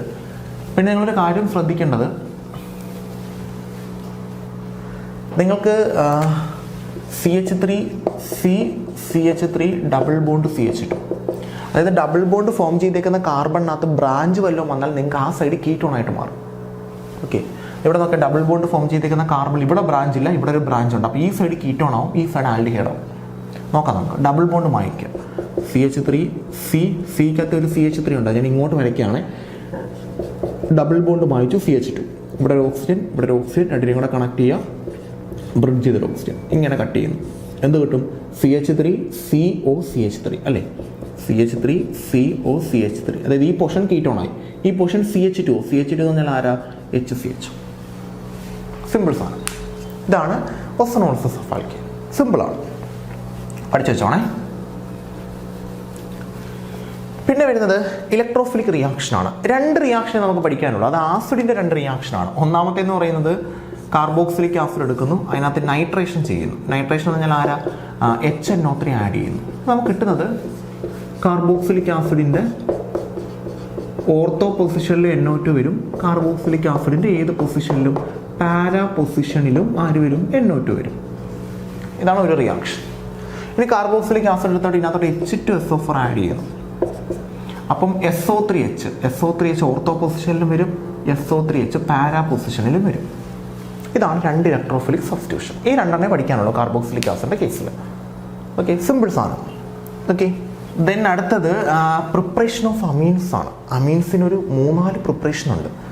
റിഡക്ഷൻ വരുന്നുണ്ട്, റിഡക്ഷൻ ഓഫ് കീറ്റോൺസിൻ്റെ റിഡക്ഷൻ വരുന്നുണ്ട്, ദെൻ നമ്മുടെ നൈട്രൈൽസിൻ്റെ റിഡക്ഷൻ വരുന്നുണ്ട്, പിന്നെ അതിനൊക്കെ അല്ലാതെ കുറേ റിയാക്ഷൻസ് വരുന്നുണ്ട്. അപ്പോൾ പ്രിപ്പറേഷൻ ഓഫ് അമീൻസ് മസ്റ്റായിട്ടും പഠിച്ചിട്ട് 3-4 റിയാക്ഷൻ, ഒരു മിനിമം ഒരു 3 എണ്ണമെങ്കിലും മസ്റ്റായിട്ടും പഠിച്ചിട്ട് പോകണം. മിനിമം ഒരു 3 എണ്ണം. അത് ഞാൻ പറയാത്തതിന് കാരണം ഒരുപാടെണ്ണം ഉണ്ട്. അതിൽ നിങ്ങൾക്ക് എളുപ്പം പഠിക്കാൻ പറ്റുന്നൊരു 3 എണ്ണം പഠിച്ചിട്ട് പോകാം. അതുകൊണ്ടാണ് ഞാനത് എടുത്ത് പറയാത്തത്. ഒരു 2-3 എണ്ണം മസ്റ്റായിട്ട് നോക്കിയിട്ട് പോകണം. എടുത്ത് പറഞ്ഞു കഴിഞ്ഞാൽ ഒരുപാടെണ്ണം ഉണ്ട്. അല്ലെങ്കിൽ നിങ്ങൾക്ക് എളുപ്പം ഏതാണോ അതിൽ 2-3 എണ്ണം പഠിച്ചിട്ട് പോകും. ഓക്കെ, അപ്പോൾ ഞാൻ അത് മാത്രമേ പറയുന്നുള്ളൂ. അതിനകത്ത് പ്രിപ്പറേഷൻ ഓഫ് അമീൻസിൽ നെയിംഡ് റിയാക്ഷൻ, അതിനകത്ത് പ്രിപ്പറേഷനകത്ത് തന്നെ വരുന്നതാണ് ഈ Hoffmann's bromamide degradation reaction, Gabriel phthalimide synthesis അതിനകത്ത് വരുന്നതാണ്. ഗബ്രിയൽ താലിമൈഡ് സിന്തസിസ് അമീൻസിൻ്റെ പ്രിപ്പറേഷനാണ്. പക്ഷെ അത് ഞാൻ സെപ്പറേറ്റ് എടുക്കാൻ കാണാൻ നമുക്ക് സ്ഥിരം ചോദിക്കുന്നതാണ്. അല്ലാതെ നമുക്ക് ഒരു പ്രിപ്പറേഷൻ 2-3 എണ്ണം പഠിച്ചു വെച്ചേക്കാം കേട്ടോ. പിന്നെ അമീൻസിൻ്റെ കെമിക്കൽ പ്രോപ്പർട്ടീസാണ്. അമീൻസിൻ്റെ കെമിക്കൽ പ്രോപ്പർട്ടീസ് എന്ന് പറയുമ്പോഴത്തേക്ക് അമീൻസിൻ്റെ ക്ലാസിഫിക്കേഷൻ, അമീൻസിനെ 3 ക്ലാസിഫൈ ചെയ്യുന്നുണ്ട്. Primary, secondary, tertiary amines. പിന്നെ അമീൻസിൻ്റെ ബേസിസിറ്റി പറയുക. അത് പിന്നെ നമ്മൾ എടുത്ത് പറയുന്നത് കൊണ്ട് പ്രോപ്പർട്ടീസ് ജസ്റ്റ് ഒന്ന് വായിച്ച് വെച്ചേക്കാം. അമീൻസിൻ്റെ പ്രോപ്പർട്ടീസ് എന്തൊക്കെയാണ് ജസ്റ്റ് വായിച്ച് വെച്ചാൽ മാത്രം മതി. ഓക്കെ, വേറെ അതിനകത്ത് വലിയ കാര്യമൊന്നുമില്ല. ജസ്റ്റ് പ്രോപ്പർട്ടീസ് ഒക്കെ ഒന്ന് വായിച്ച് വെക്കാം. പിന്നെ വരുന്നത് അമോണോളിസിസ് ഓഫ് ആൽക്കൈൽ ഹാലൈഡ് ആണ്. ആൽക്കൈൽ ഹാലൈഡ്സിൻ്റെ അമോണോളിസിസ്. ആൽക്കൈൽ ഹാലൈഡ്സിൻ്റെ അമോണോളിസിസ് എന്ന് പറഞ്ഞാൽ ആൽക്കൈൽ ഹാലൈഡിനെ അമോണിയവുമായിട്ട് റിയാക്ട് ചെയ്യിപ്പിക്കുന്നു. അതായത് RX എടുക്കുന്നു, ഇതാണ് ആൽക്കൈൽ ഹാലൈഡ്, എന്നിട്ട് അമോണിയവുമായിട്ട് റിയാക്ട് ചെയ്യിപ്പിക്കുന്നു. നമുക്ക് കിട്ടുന്നത് പ്രൈമറി അമീൻ കിട്ടും, സെക്കൻഡറി അമീൻ കിട്ടും, ടെറിഷറി അമീൻ കിട്ടും, ക്വാട്ടേണറി അമീനും കിട്ടും. 4 എണ്ണവും കിട്ടും. അതാണ് അമോണോളിസിസ് ഓഫ് ആൽക്കൈൽ ഹാലൈഡ്. പ്രൈമറി കിട്ടും, സെക്കൻഡറി കിട്ടും, ടെറിഷറി കിട്ടും, ക്വാട്ടേണറി കിട്ടും. 4 എണ്ണവും കിട്ടും. നോക്കാം നമുക്ക്. RX NH3 react. ആദ്യം പ്രൈമറി RNH2 കിട്ടും, പ്ലസ് R2NH കിട്ടും സെക്കൻഡറി, പ്ലസ് R3N കിട്ടും tertiary, plus R3N plus R4N plus X minus ഇതും കിട്ടും. 4 എണ്ണം കിട്ടും. പ്രൈമറി കിട്ടും, സെക്കൻഡറി കിട്ടും, ടെറിഷറി കിട്ടും, ക്വാട്ടേണറി കിട്ടും. 4 എണ്ണം കിട്ടും. അപ്പോൾ ഇതിനെ വിളിക്കുന്ന പേരാണ് അമോണോളിസിസ് ഓഫ് ആൽക്കൈൽ. അമോണോളിസിസ് പറഞ്ഞാൽ അമോണിയ ആഡ് ചെയ്യുന്നു. ആൽക്കൈൽ ഹാലൈഡോട് അമോണിയ ആഡ് ചെയ്താൽ പ്രൈമറി അമീൻ കിട്ടും, സെക്കൻഡറി അമീൻ കിട്ടും, ടെറിഷറി അമീൻ കിട്ടും, ക്വാട്ടേണറി അമീനും കിട്ടും. ഈ 6 എന്ന് പറഞ്ഞാൽ ആൽക്കൈൽ ഗ്രൂപ്പാണ്. അമോണോളിസിസ് എന്ന് പറഞ്ഞാൽ നിങ്ങൾ ഇത്രയും മാത്രം മനസ്സിലാക്കുക. ആൽക്കൈൽ ഹാലൈഡ് എടുക്കുന്നു, നമ്മൾ എന്തിനെ ആഡ് ചെയ്യുന്നു? അമോണിയ ആഡ് ചെയ്യുന്നു. അപ്പോൾ X മാറി ആദ്യം NH2 കൊടുക്കുക, പിന്നെ X മാറി NH കൊടുക്കുക. NH കൊടുക്കുമ്പോൾ ഈ എടുത്തേക്ക് നാളെ 2 എണ്ണം ആക്കണം. പിന്നെ N ആണ് കൊടുക്കുന്നതെങ്കിൽ എടുത്തേക്ക് നാളെ 3 എണ്ണം ആക്കണം. പിന്നെ N പ്ലസ് X മൈനസ് ആണെങ്കിൽ എടുത്തേക്ക് നാളെ 4 എണ്ണം ആക്കണം. ഇപ്പോൾ CH3X ആണെങ്കിൽ CH3Cl NH3യുമായിട്ട് റിയാക്ട് ചെയ്യിപ്പിക്കുന്നു. ആദ്യം Cl മാറ്റി NH2 ആക്കുക. R അങ്ങനെ തന്നെ എഴുതുക. CH3 ദെൻ Cl മാറ്റി NH2 കൊടുക്കും. പിന്നെ R2NH, R ആരാ? CH3 ആണ്. അപ്പോൾ CH3 ട്വൈസ് NH. പിന്നെന്തോ R3N, R3 എന്ന് പറയുമ്പോൾ CH3 3 വട്ടം, അപ്പോൾ CH3 ത്രൈസ് N. പിന്നെ R4N, R4 എന്ന് പറയുമ്പോൾ CH3 4 എണ്ണം N plus X minus, X എന്ന് പറയുമ്പോൾ ആരാ? Cl minus. ഇതാണ് പ്രൈമറി, സെക്കൻഡറി, ടെർഷറി ക്വാട്ടർണറി. ഇതാണ് അമണോളിസിസ് ഓഫ് ആൽക്കൈൽ ഹാലൈഡ്. ഓക്കെ, അതും കഴിഞ്ഞു. അമണോളിസിസ് ഓഫ് ആൽക്കൈൽ ഹാലൈഡ്. ഓക്കെ, പിന്നെ നമുക്ക് വരുന്നത് ഹോഫ്മാൻസ് ബ്രോമോമൈഡ് റിയാക്ഷനാണ്. ഹോഫ്മാൻസ് ബ്രോമോമൈഡ് ഡിഗ്രഡേഷൻ റിയാക്ഷൻ. ഈ റിയാക്ഷൻ ഇമ്പോർട്ടൻ്റ് ആണ്, എക്സാമിന് നമുക്ക് സ്ഥിരം ചോദിക്കുന്നതാണ്. ഹോഫ്മാൻസ് ബ്രോമോമൈഡ് റിയാക്ഷൻ എന്താണെന്ന് ചോദിച്ചാൽ നമ്മളൊരു അമൈഡ് എടുക്കുന്നു. അമൈഡിനെ നമ്മൾ ബ്രോമിൻ ആഡ് ചെയ്യുന്നു, NaOH. ബ്രോമിനും NaOH ആഡ് ചെയ്യുമ്പോഴത്തേക്ക് ഇത് അമീനായിട്ട് കൺവേർട്ട് ചെയ്യും. ഇതിനെ വിളിക്കുന്ന പേരാണ് ഹോഫ്മാൻസ്. സ്ഥിരം ചോദിക്കുന്നതാണ്, അതാണ് എടുത്ത് പ്രത്യേകിച്ച് പറയുന്നത്. അതായത് അമീൻസിൻ്റെ പ്രിപ്പറേഷൻ തന്നെയാണ്, പക്ഷേ നമ്മളിത് അതാണ് ഞാൻ പ്രത്യേകിച്ച് അമീൻസിൻ്റെ പ്രിപ്പറേഷൻ വേറെ 2-3 പഠിച്ചു വെച്ചേക്കണമെന്ന് പറഞ്ഞത്. ഇത് വേറെ സെപ്പറേറ്റ് ആയിട്ട് ചോദിക്കുന്നത്, ഇതും ഗബ്രിയൽ താലിമൈഡും ഒക്കെ സെപ്പറേറ്റ് ആയിട്ട് ചോദിക്കുന്നത്. അല്ലാതെ നിങ്ങളൊരു 3 നിങ്ങളുടെ കസ്റ്റഡിയിൽ ഉണ്ടായിരിക്കണം. അപ്പോൾ ഇതിനകത്ത് അമൈഡ് ബ്രോമിനും NaOH ആഡ് ചെയ്യുമ്പോൾ അമീനാവും. അമൈഡിനെ നമുക്ക് എഴുതാം RCONH2. ഇതിനെ വിളിക്കുന്ന പേരാണ് അമൈഡ്, CONH2. അപ്പോൾ ഇവിടെ നമ്മൾ ബ്രോമിനും NaOH ആഡ് ചെയ്താൽ സംഭവിക്കുന്നത് CO അങ്ങ് മാറും, രണ്ടുപേരും കൂടെ ജോയിൻ ആവും. അപ്പോൾ എന്ത് കിട്ടും? RNH2. ഇതാണ് സംഭവിക്കുന്നത്. പിന്നെ നമുക്ക് കൂടെ കിട്ടുന്നത് Na2CO3 കൂടെ കിട്ടും. ഓക്കെ, ഇനി നമുക്ക് എന്താ സംഭവിക്കുന്നത് നോക്കാം. പോലെ നോക്കണേ, CH3CONH2. ഇതിനകത്തോട്ട് ഞാൻ ബ്രോമിനും NaOH ആഡ് ചെയ്യുന്നു. ബ്രോമോമൈഡ് റിയാക്ഷൻ, ഡിഗ്രഡേഷൻ റിയാക്ഷനാണ്. CO മാറി NH2 ആവും. അപ്പോൾ എന്ത് കിട്ടും? CH3NH2 കിട്ടും. അതിനോടൊപ്പം തന്നെ എന്തും കിട്ടും? Na2CO3. ഇതാണ് റിയാക്ഷൻ. അമൈഡ് എടുക്കുന്നു, ബ്രോമിന് NaOH ആഡ് ചെയ്യുന്നു, പ്രൈമറി അമീൻ കിട്ടും. Simple reaction. ഇതാണ് ഹോഫ്മാൻസ് ബ്രോമോമൈഡ് റിയാക്ഷൻ. ഇമ്പോർട്ടൻ്റ് ആണേ, മസ്റ്റായിട്ട് പഠിച്ചിട്ടേ പോവാളെ. ഓക്കെ, അടുത്തത് ഗബ്രിയൽ താലിമൈഡ് സിന്തസിസ്. അത് ഇച്ചിരി ബുദ്ധിമുട്ടാണ്. നോക്കിക്കോണേ, ഇതാണ് phthalimide. Benzene, C double bond O, C double bond O, NH. ഇതാണ് താലിമൈഡ്.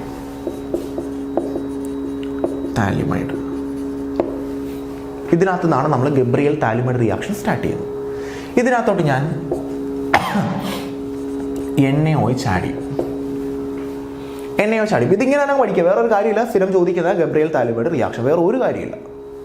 ഇവിടുത്തെ OHും ഇവിടുത്തെ Hും കൂടെ കമ്പൈൻ ചെയ്ത് വാട്ടർ പുറത്തും Na ഇവിടെ കയറി സബ്സ്റ്റിറ്റ്യൂട്ട് ചെയ്യും. നമുക്ക് എന്ത് കിട്ടുമെന്ന് പറഞ്ഞേ, ബെൻസീറിങ്, C double bond O, C double bond O, Na വരും കൂടെ N. ഓക്കെ, ഇനി ഇതിനകത്തോട്ട് ഞാൻ RXനെ ആഡ് ചെയ്യും. RX means alkyl halide. നിങ്ങൾക്ക് ഏത് കാർബണുള്ള അമീനാണോ, എത്ര കാർബൺ വരുന്ന അമീനാണോ പ്രിപ്പയർ ചെയ്യേണ്ടത്, അത്രയും കാർബൺ വരുന്ന ആൽക്കൈൽ ഹാലൈഡിനെ ആഡ് ചെയ്യുക. 2 കാർബണാണ് കിട്ടേണ്ട അമീനാണെങ്കിൽ 2 കാർബൺ വരുന്ന ആൽക്കൈൽ, CH3 CH2X. ഓക്കെ, ഇവിടെ സംഭവിക്കുന്നത് NAയും Xും കൂടെ ആര് പുറത്തു പോവും? NaX. പിന്നെ കിട്ടുന്നത് പറഞ്ഞേ, benzene ring. Okay, C double bond O, C double bond O, N. പിന്നെ R അവിടെ കയറി ജോയിൻ ആവും. ഓക്കെ, ഇനി ഇതിനകത്തോട്ട് ഞാൻ NaOHനെ ആഡ് ചെയ്യുന്നു.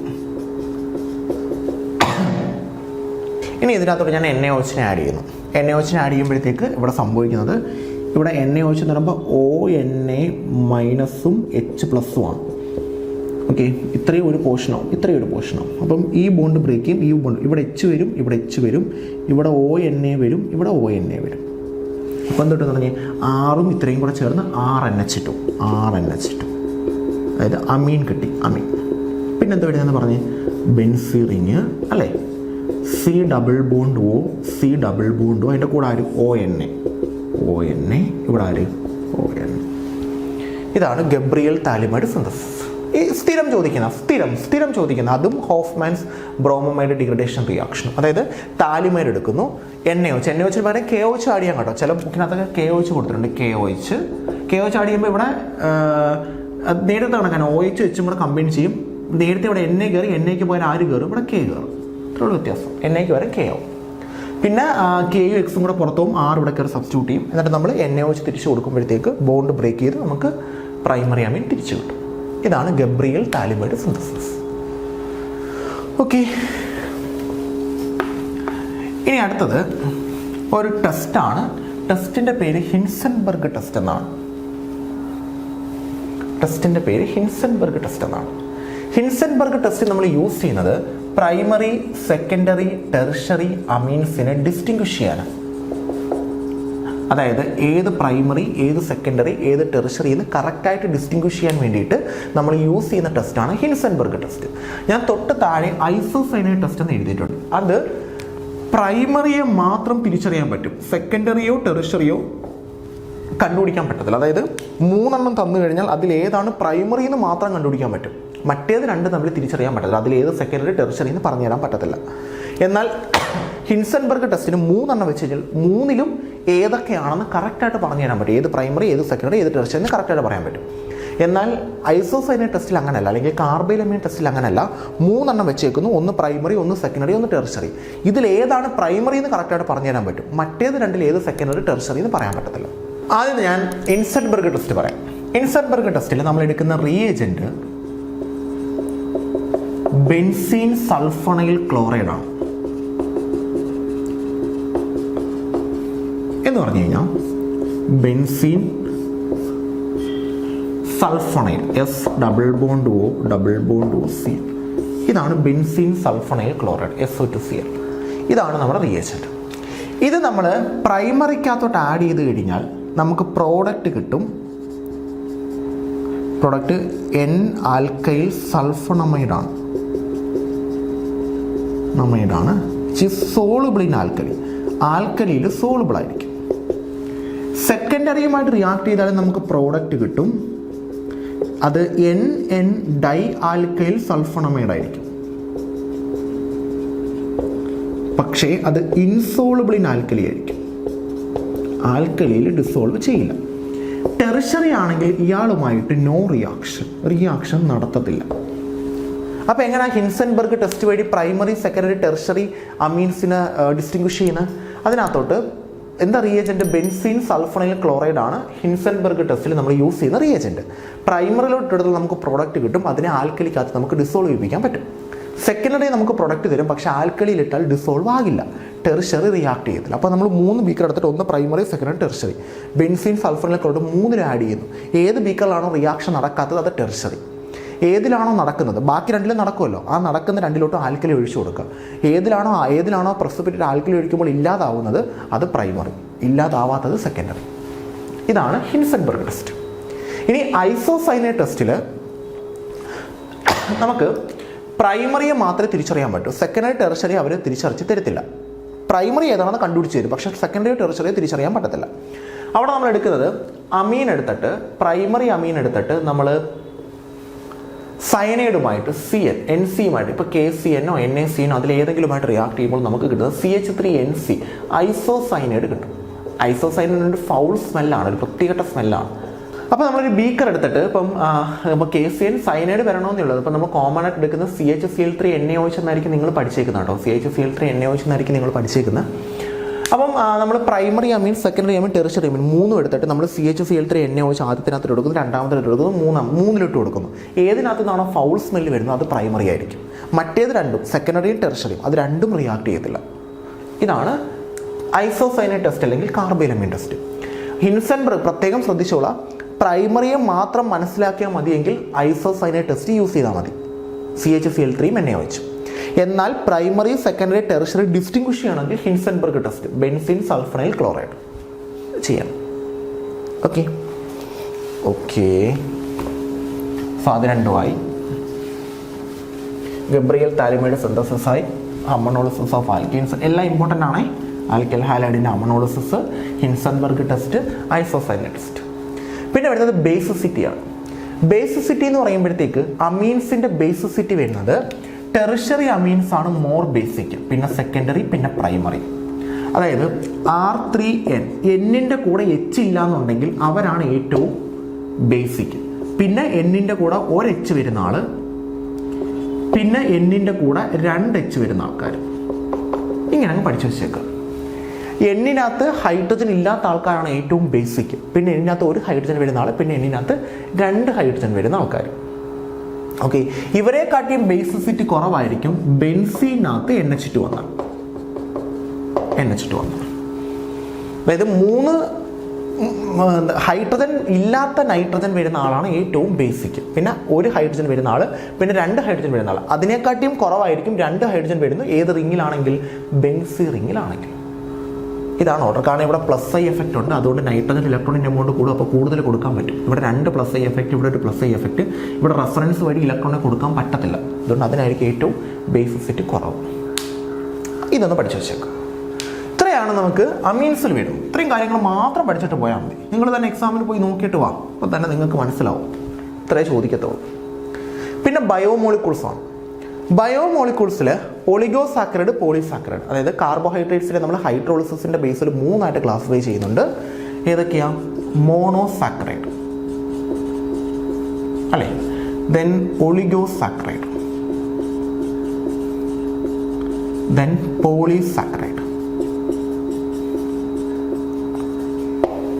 അതിൽ മോണോ എന്ന് പറഞ്ഞു കഴിഞ്ഞാൽ ഇനി ഹൈഡ്രോളിസിസ് ഇല്ല, ഇനി ഹൈഡ്രോളൈസ് ചെയ്യാൻ പറ്റാത്തില്ല. ഏറ്റവും സിംപ്ലസ്റ്റ് യൂണിറ്റ് ആണ് മോണോ.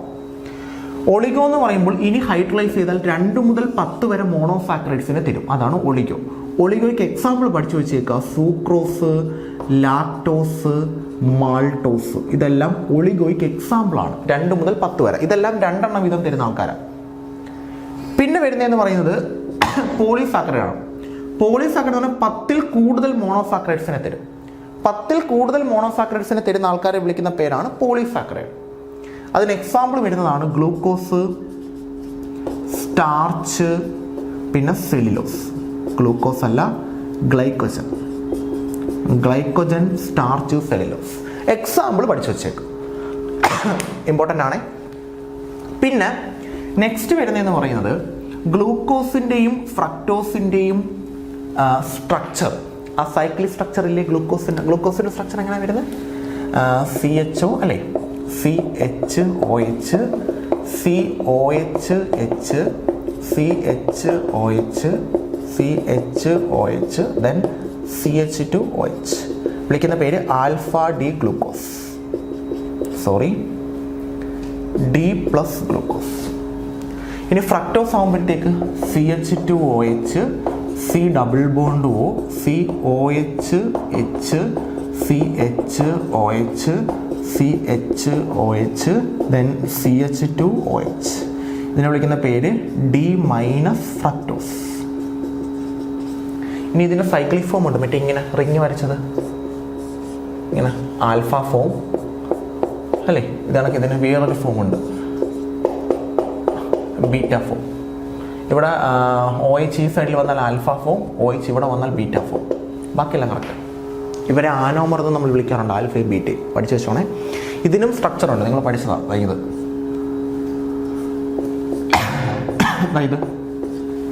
ഇതും ആൽഫയും ബീറ്റയും ഉണ്ട്, 2 എണ്ണം ഉണ്ട്. മസ്റ്റായിട്ടും പഠിച്ചു വെച്ചേക്കാം. പിന്നെ ഗ്ലൂക്കോസിൻ്റെ കുറേ റിയാക്ഷനിലെ സ്ട്രക്ചർ കണ്ടുപിടിക്കാൻ പറ്റുന്ന മറ്റേ ഹൈഡ്രജൻ അയഡൈഡുമായിട്ട് ഗ്ലൂക്കോസിനെ റിയാക്ട് ചെയ്യിപ്പിച്ചാൽ നമുക്ക് എന്ത് കിട്ടും? N-ഹെക്സൈൻ കിട്ടും. അങ്ങനെ ഗ്രൂക്കോസിൻ്റെ 6 കാർബൺ ആറ്റം സ്ട്രൈറ്റ് ചെയിനിലാണ്. HCN-ഉമായിട്ട് നമ്മൾ ഗ്ലൂക്കോസിനെ റിയാക്ട് ചെയ്യിപ്പിച്ചാൽ നമുക്ക് എന്ത് കിട്ടും? സയാനോ ഹൈഡ്രജൻ കിട്ടും. അപ്പോൾ ഗ്ലൂക്കോസിൽ ഏത് ഗ്രൂപ്പുണ്ട്? കാർബണൈൽ ഗ്രൂപ്പുണ്ട്. അതൊന്നും കൂടെ കൺഫേം ചെയ്യാനായിട്ട് നമ്മൾ NH2OH-ഉമായിട്ട് ഗ്ലൂക്കോസിനെ റിയാക്ട് ചെയ്യിപ്പിച്ചു. അപ്പോൾ എന്ത് കിട്ടി? ഹൈഡ്രോക്സിലമീൻ കിട്ടി. അപ്പോഴും കാർബണൈൽ ഗ്രൂപ്പ് കൺഫേം ചെയ്തു. അപ്പോൾ കാർബണൈൽ ഗ്രൂപ്പ് ഉണ്ടെന്ന് കണ്ടുപിടിക്കാൻ 2 റിയാക്ഷൻ, HCN-ഉം NH2OH. പിന്നെ അതിനുശേഷം നമ്മൾ ഇതിനകത്തോട്ട് ബ്രോമിൻ വാട്ടർ ആഡ് ചെയ്തു. ബ്രോമിൻ വാട്ടർ ആഡ് ചെയ്തപ്പോൾ ഗ്ലൂക്കോസിനകത്തോട്ട് ബ്രോമിൻ വാട്ടർ ആഡ് ചെയ്തപ്പോൾ ഗ്ലൂക്കോണിക് ആസിഡ് കിട്ടി. അപ്പം CHO ഗ്രൂപ്പ് ഉണ്ടെന്ന് കൺഫേം ആയി. പിന്നെ അസറ്റിക് അൺഹൈഡ്രേറ്റഡ് ഗ്ലൂക്കോസിനകത്ത് ആഡ് ചെയ്തു, പെൻഡ അസറ്റേറ്റ് കിട്ടി. അപ്പോൾ 5 OH ഗ്രൂപ്പ് ഉണ്ട്. HNO3 ആഡ് ചെയ്തു, സാക്കറിക് ആസിഡ് കിട്ടി. അപ്പം 1 OH പ്രൈമറിയാണ്. പിന്നെ ഗ്ലൂക്കോസിൻ്റെ സ്ട്രക്ചർ മസ്റ്റായിട്ടും പഠിക്കണേ. പിന്നെ വരുന്നത് പ്രോട്ടീൻ്റെ സ്ട്രക്ചറാണ്. അറിയാം, പ്രോട്ടീന് 4 സ്ട്രക്ചറുണ്ട്: പ്രൈമറി, സെക്കൻഡറി, ടെറിഷറി. പ്രൈമറി എന്ന് പറയുമ്പോഴത്തേക്ക് പ്രോട്ടീനിൻ്റെ സീക്വൻസ് ആണ്. അതായത് ഏതൊക്കെ പ്രോട്ടീൻസ് നമുക്ക് മൊത്തം അമിനോ ആസിഡ് ചേരുമ്പോഴാണ് നമുക്ക് പ്രോട്ടീൻസ് കിട്ടുന്നത്. അതിനകത്ത് ആൽഫ അമിനോ ആസിഡ് മാത്രമാണ് ചേരുന്നത്, ആൽഫ. ആൽഫ അമിനോ ആസിഡ് 20 ഉണ്ട്. അതിനെ നമ്മൾ എന്തൊക്കെയായിട്ട് ക്ലാസിഫൈ ചെയ്യുന്നുണ്ട്? എസെൻഷ്യൽ എന്നും നോൺ എസെൻഷ്യൽ എന്നും ക്ലാസിഫൈ ചെയ്യുന്നുണ്ട്. പഠിച്ചു വെച്ചോണേ, എസെൻഷ്യലും നോൺ എസെൻഷ്യലും ക്ലാസിഫൈ ചെയ്യുന്നുണ്ട്, പഠിച്ചു വെച്ചോണം. പിന്നെ പ്രോട്ടീൻ്റെ സ്ട്രക്ചർ എന്ന് പറയുമ്പോൾ പ്രൈമറി ഉണ്ട്, സെക്കൻഡറി ഉണ്ട്, ടെറിഷറി ഉണ്ട്, ക്വാട്ടർണറി ഉണ്ട്. പ്രൈമറി അമിനോ ആസിഡിൻ്റെ സീക്വൻസ് ആണ്. അപ്പോൾ ഇതാണ് പ്രോട്ടീൻ്റെ ക്യാരക്ടർ തീരുമാനിക്കുന്നത്. സെക്കൻഡറി എന്ന് പറയുമ്പോൾ ഈ പ്രോട്ടീൻ്റെ ഫോൾഡിംഗ് ആണ്. അത് ആൽഫ ഹെലിക്സും ബീറ്റ പ്ലീറ്റഡും 2 ഉണ്ട്. പിന്നെ ടെറിഷറി എന്ന് പറയുമ്പോഴത്തേക്ക് ഇതിൻ്റെ സെക്കൻഡറിയുടെ പിന്നെയുള്ള ഫോൾഡിംഗ് ആണ്. അത് 2 ഉണ്ട്, ഗ്ലോബുലാറും ഫൈബ്രസും. അത് 2 എക്സാമ്പിൾ പഠിക്കണേ. ഗ്ലോബുലാറിന് എക്സാമ്പിൾ ആൽബുമിനും ഇൻസുലിനും ആണ്. ഫൈബ്രസിന് എക്സാമ്പിൾ കെരാറ്റിനും മയോസിനും ആണ്. പിന്നെ ക്വാട്ടർണറി സ്ട്രക്ചർ, ഫൈനൽ സ്ട്രക്ചർ. പിന്നെ ഈ പ്രോട്ടീൻ്റെ ഇത് പറയുമ്പോഴത്തേക്ക് ഡീനാച്ചുറേഷൻ ഓഫ് പ്രോട്ടീനും കൂടെ പറയണം. അതായത് നമ്മുടെ പ്രോട്ടീൻസിൻ്റെ ഫിസിക്കൽ പ്രോപ്പർട്ടിയായ ടെമ്പറേച്ചറോ pHോ ഏതെങ്കിലും ചേഞ്ച് ചെയ്താൽ പ്രോട്ടീൻ അതിൻ്റെ സെക്കൻഡറി ടെറിഷറി സ്ട്രക്ചർ പൊട്ടിക്കും, പ്രൈമറി സ്ട്രക്ചർ മാത്രം എക്സിസ്റ്റ് ചെയ്യും. എന്നിട്ട് അത് കട്ടിയുള്ളൊരു വസ്തുവായിട്ട് മാറും, സോളിഡ് മാസ്സായിട്ട് മാറും. അതിനെ വിളിക്കുന്ന പേരാണ് ഡീനാച്ചുറേഷൻ ഓഫ് പ്രോട്ടീൻ. അതാണ് മറ്റേ മുട്ട പുഴുങ്ങുമ്പോൾ കട്ടിയാവുന്നത്. ഡീനാച്ചുറേഷൻ ഓഫ് പ്രോട്ടീനാണ്. പ്രൈമറി സ്ട്രക്ചർ മാത്രം എക്സിസ്റ്റ് ചെയ്യും. പ്രൈമറി സ്ട്രക്ചർ എക്സിസ്റ്റ് ചെയ്യുന്നതുകൊണ്ട് പ്രോട്ടീൻ്റെ സ്വഭാവം എന്താണോ അത് മാറത്തില്ല. കാരണം പ്രോട്ടീൻ്റെ സ്വഭാവം തീരുമാനിക്കുന്ന പ്രൈമറി സ്ട്രക്ചറാണ് കേട്ടോ. അപ്പോൾ അത് മസ്റ്റായിട്ടും പഠിച്ചു വെച്ചേക്കുക. പിന്നെ വിറ്റാമിൻസിൻ്റെ deficiency, vitamin A deficiency, night blindness, vitamin B ബെറി, വിറ്റാമിൻ സി സ്കർവി, അത് ഓരോ വിറ്റാമിൻസിൻ്റെ ഡെഫിഷ്യൻസി മസ്റ്റായിട്ടും പഠിച്ചു വെച്ചേക്കുക. പിന്നെ ഹോർമോൺസ് എന്താണെന്നുള്ള ഡെഫിനിഷൻ മാത്രം പഠിച്ചു വെച്ചേക്കുക. എന്താണ് ഹോർമോൺസ്? നമ്മുടെ ബോഡിയിലെ ഇൻ്റർ സെല്ലുലാർ മെസ്സഞ്ചേഴ്സിനെയാണ് നമ്മൾ ഹോർമോൺസ് എന്ന് വിളിക്കുന്നത്. സെല്ലിൻ്റെ ഇടയ്ക്ക് മെസ്സേജസ് പാസ് ചെയ്യുന്ന ആൾക്കാർ. അപ്പോൾ അവരെന്താണ് ഡെഫിനിഷൻ മാത്രം 1-2 എക്സാമ്പിൾ പഠിച്ചു വെച്ചേക്കാം. പിന്നെ DNA RNA കമ്പാരിസൺ, അത് പ്രത്യേകിച്ച് പറയേണ്ട കാര്യമില്ലല്ലോ. DNA ഡബിൾ സ്ട്രാൻഡഡ് ആണ്, RNA സിംഗിൾ സ്ട്രാൻഡഡ് ആണ്, ഏതൊക്കെ ബേസസ് ഉണ്ട്, ഡിയോക്സി റൈബോ ന്യൂക്ലിക് ആസിഡ് ആണ്, മറ്റേത് റൈബോ ന്യൂക്ലിക് ആസിഡ് ആണ്. പിന്നെ പ്രോട്ടീൻ സിന്തസിസിൽ RNA ഉണ്ട്, മറ്റേടത്ത് പ്രോട്ടീൻ സിന്തസിസ് ഇല്ല. അഡിനിൻ ഗ്വാനിൻ തൈമിൻ സൈറ്റോസിൻ ആണ് DNA. അഡിനിൻ ഗ്വാനിൻ തൈമിന് പകരം യുറാസിൽ സൈറ്റോസിൻ ആണ് RNA. ഇത്രയേ ഉള്ളൂ, സിമ്പിൾ. ഇത്രയും പഠിച്ചിട്ട് പോയാൽ മതി, വേറെ ഒന്നും നിങ്ങൾ ആലോചിക്കേണ്ട. ഇത്രയും ടോപ്പിക്സ് പഠിച്ച് എക്സ്പ്ലനേഷൻ തന്നിട്ടുണ്ട്. ഇതിന് പഠിക്കേണ്ട ജോലി മാത്രമേ ഉള്ളൂ. പഠിച്ച് നല്ല രീതിയിൽ എക്സാം എഴുതാൻ പോകാം. എന്നിട്ട് വന്നിട്ട് കമൻറ്റ് ചെയ്യുക ഏതൊക്കെ ചോദിച്ചു ഏതൊക്കെ ചോദിച്ചില്ല എന്നുള്ളത്. ഓക്കെ ആണല്ലോ? ഓക്കെ, നല്ലോണം പോയി എക്സാം എഴുതാം.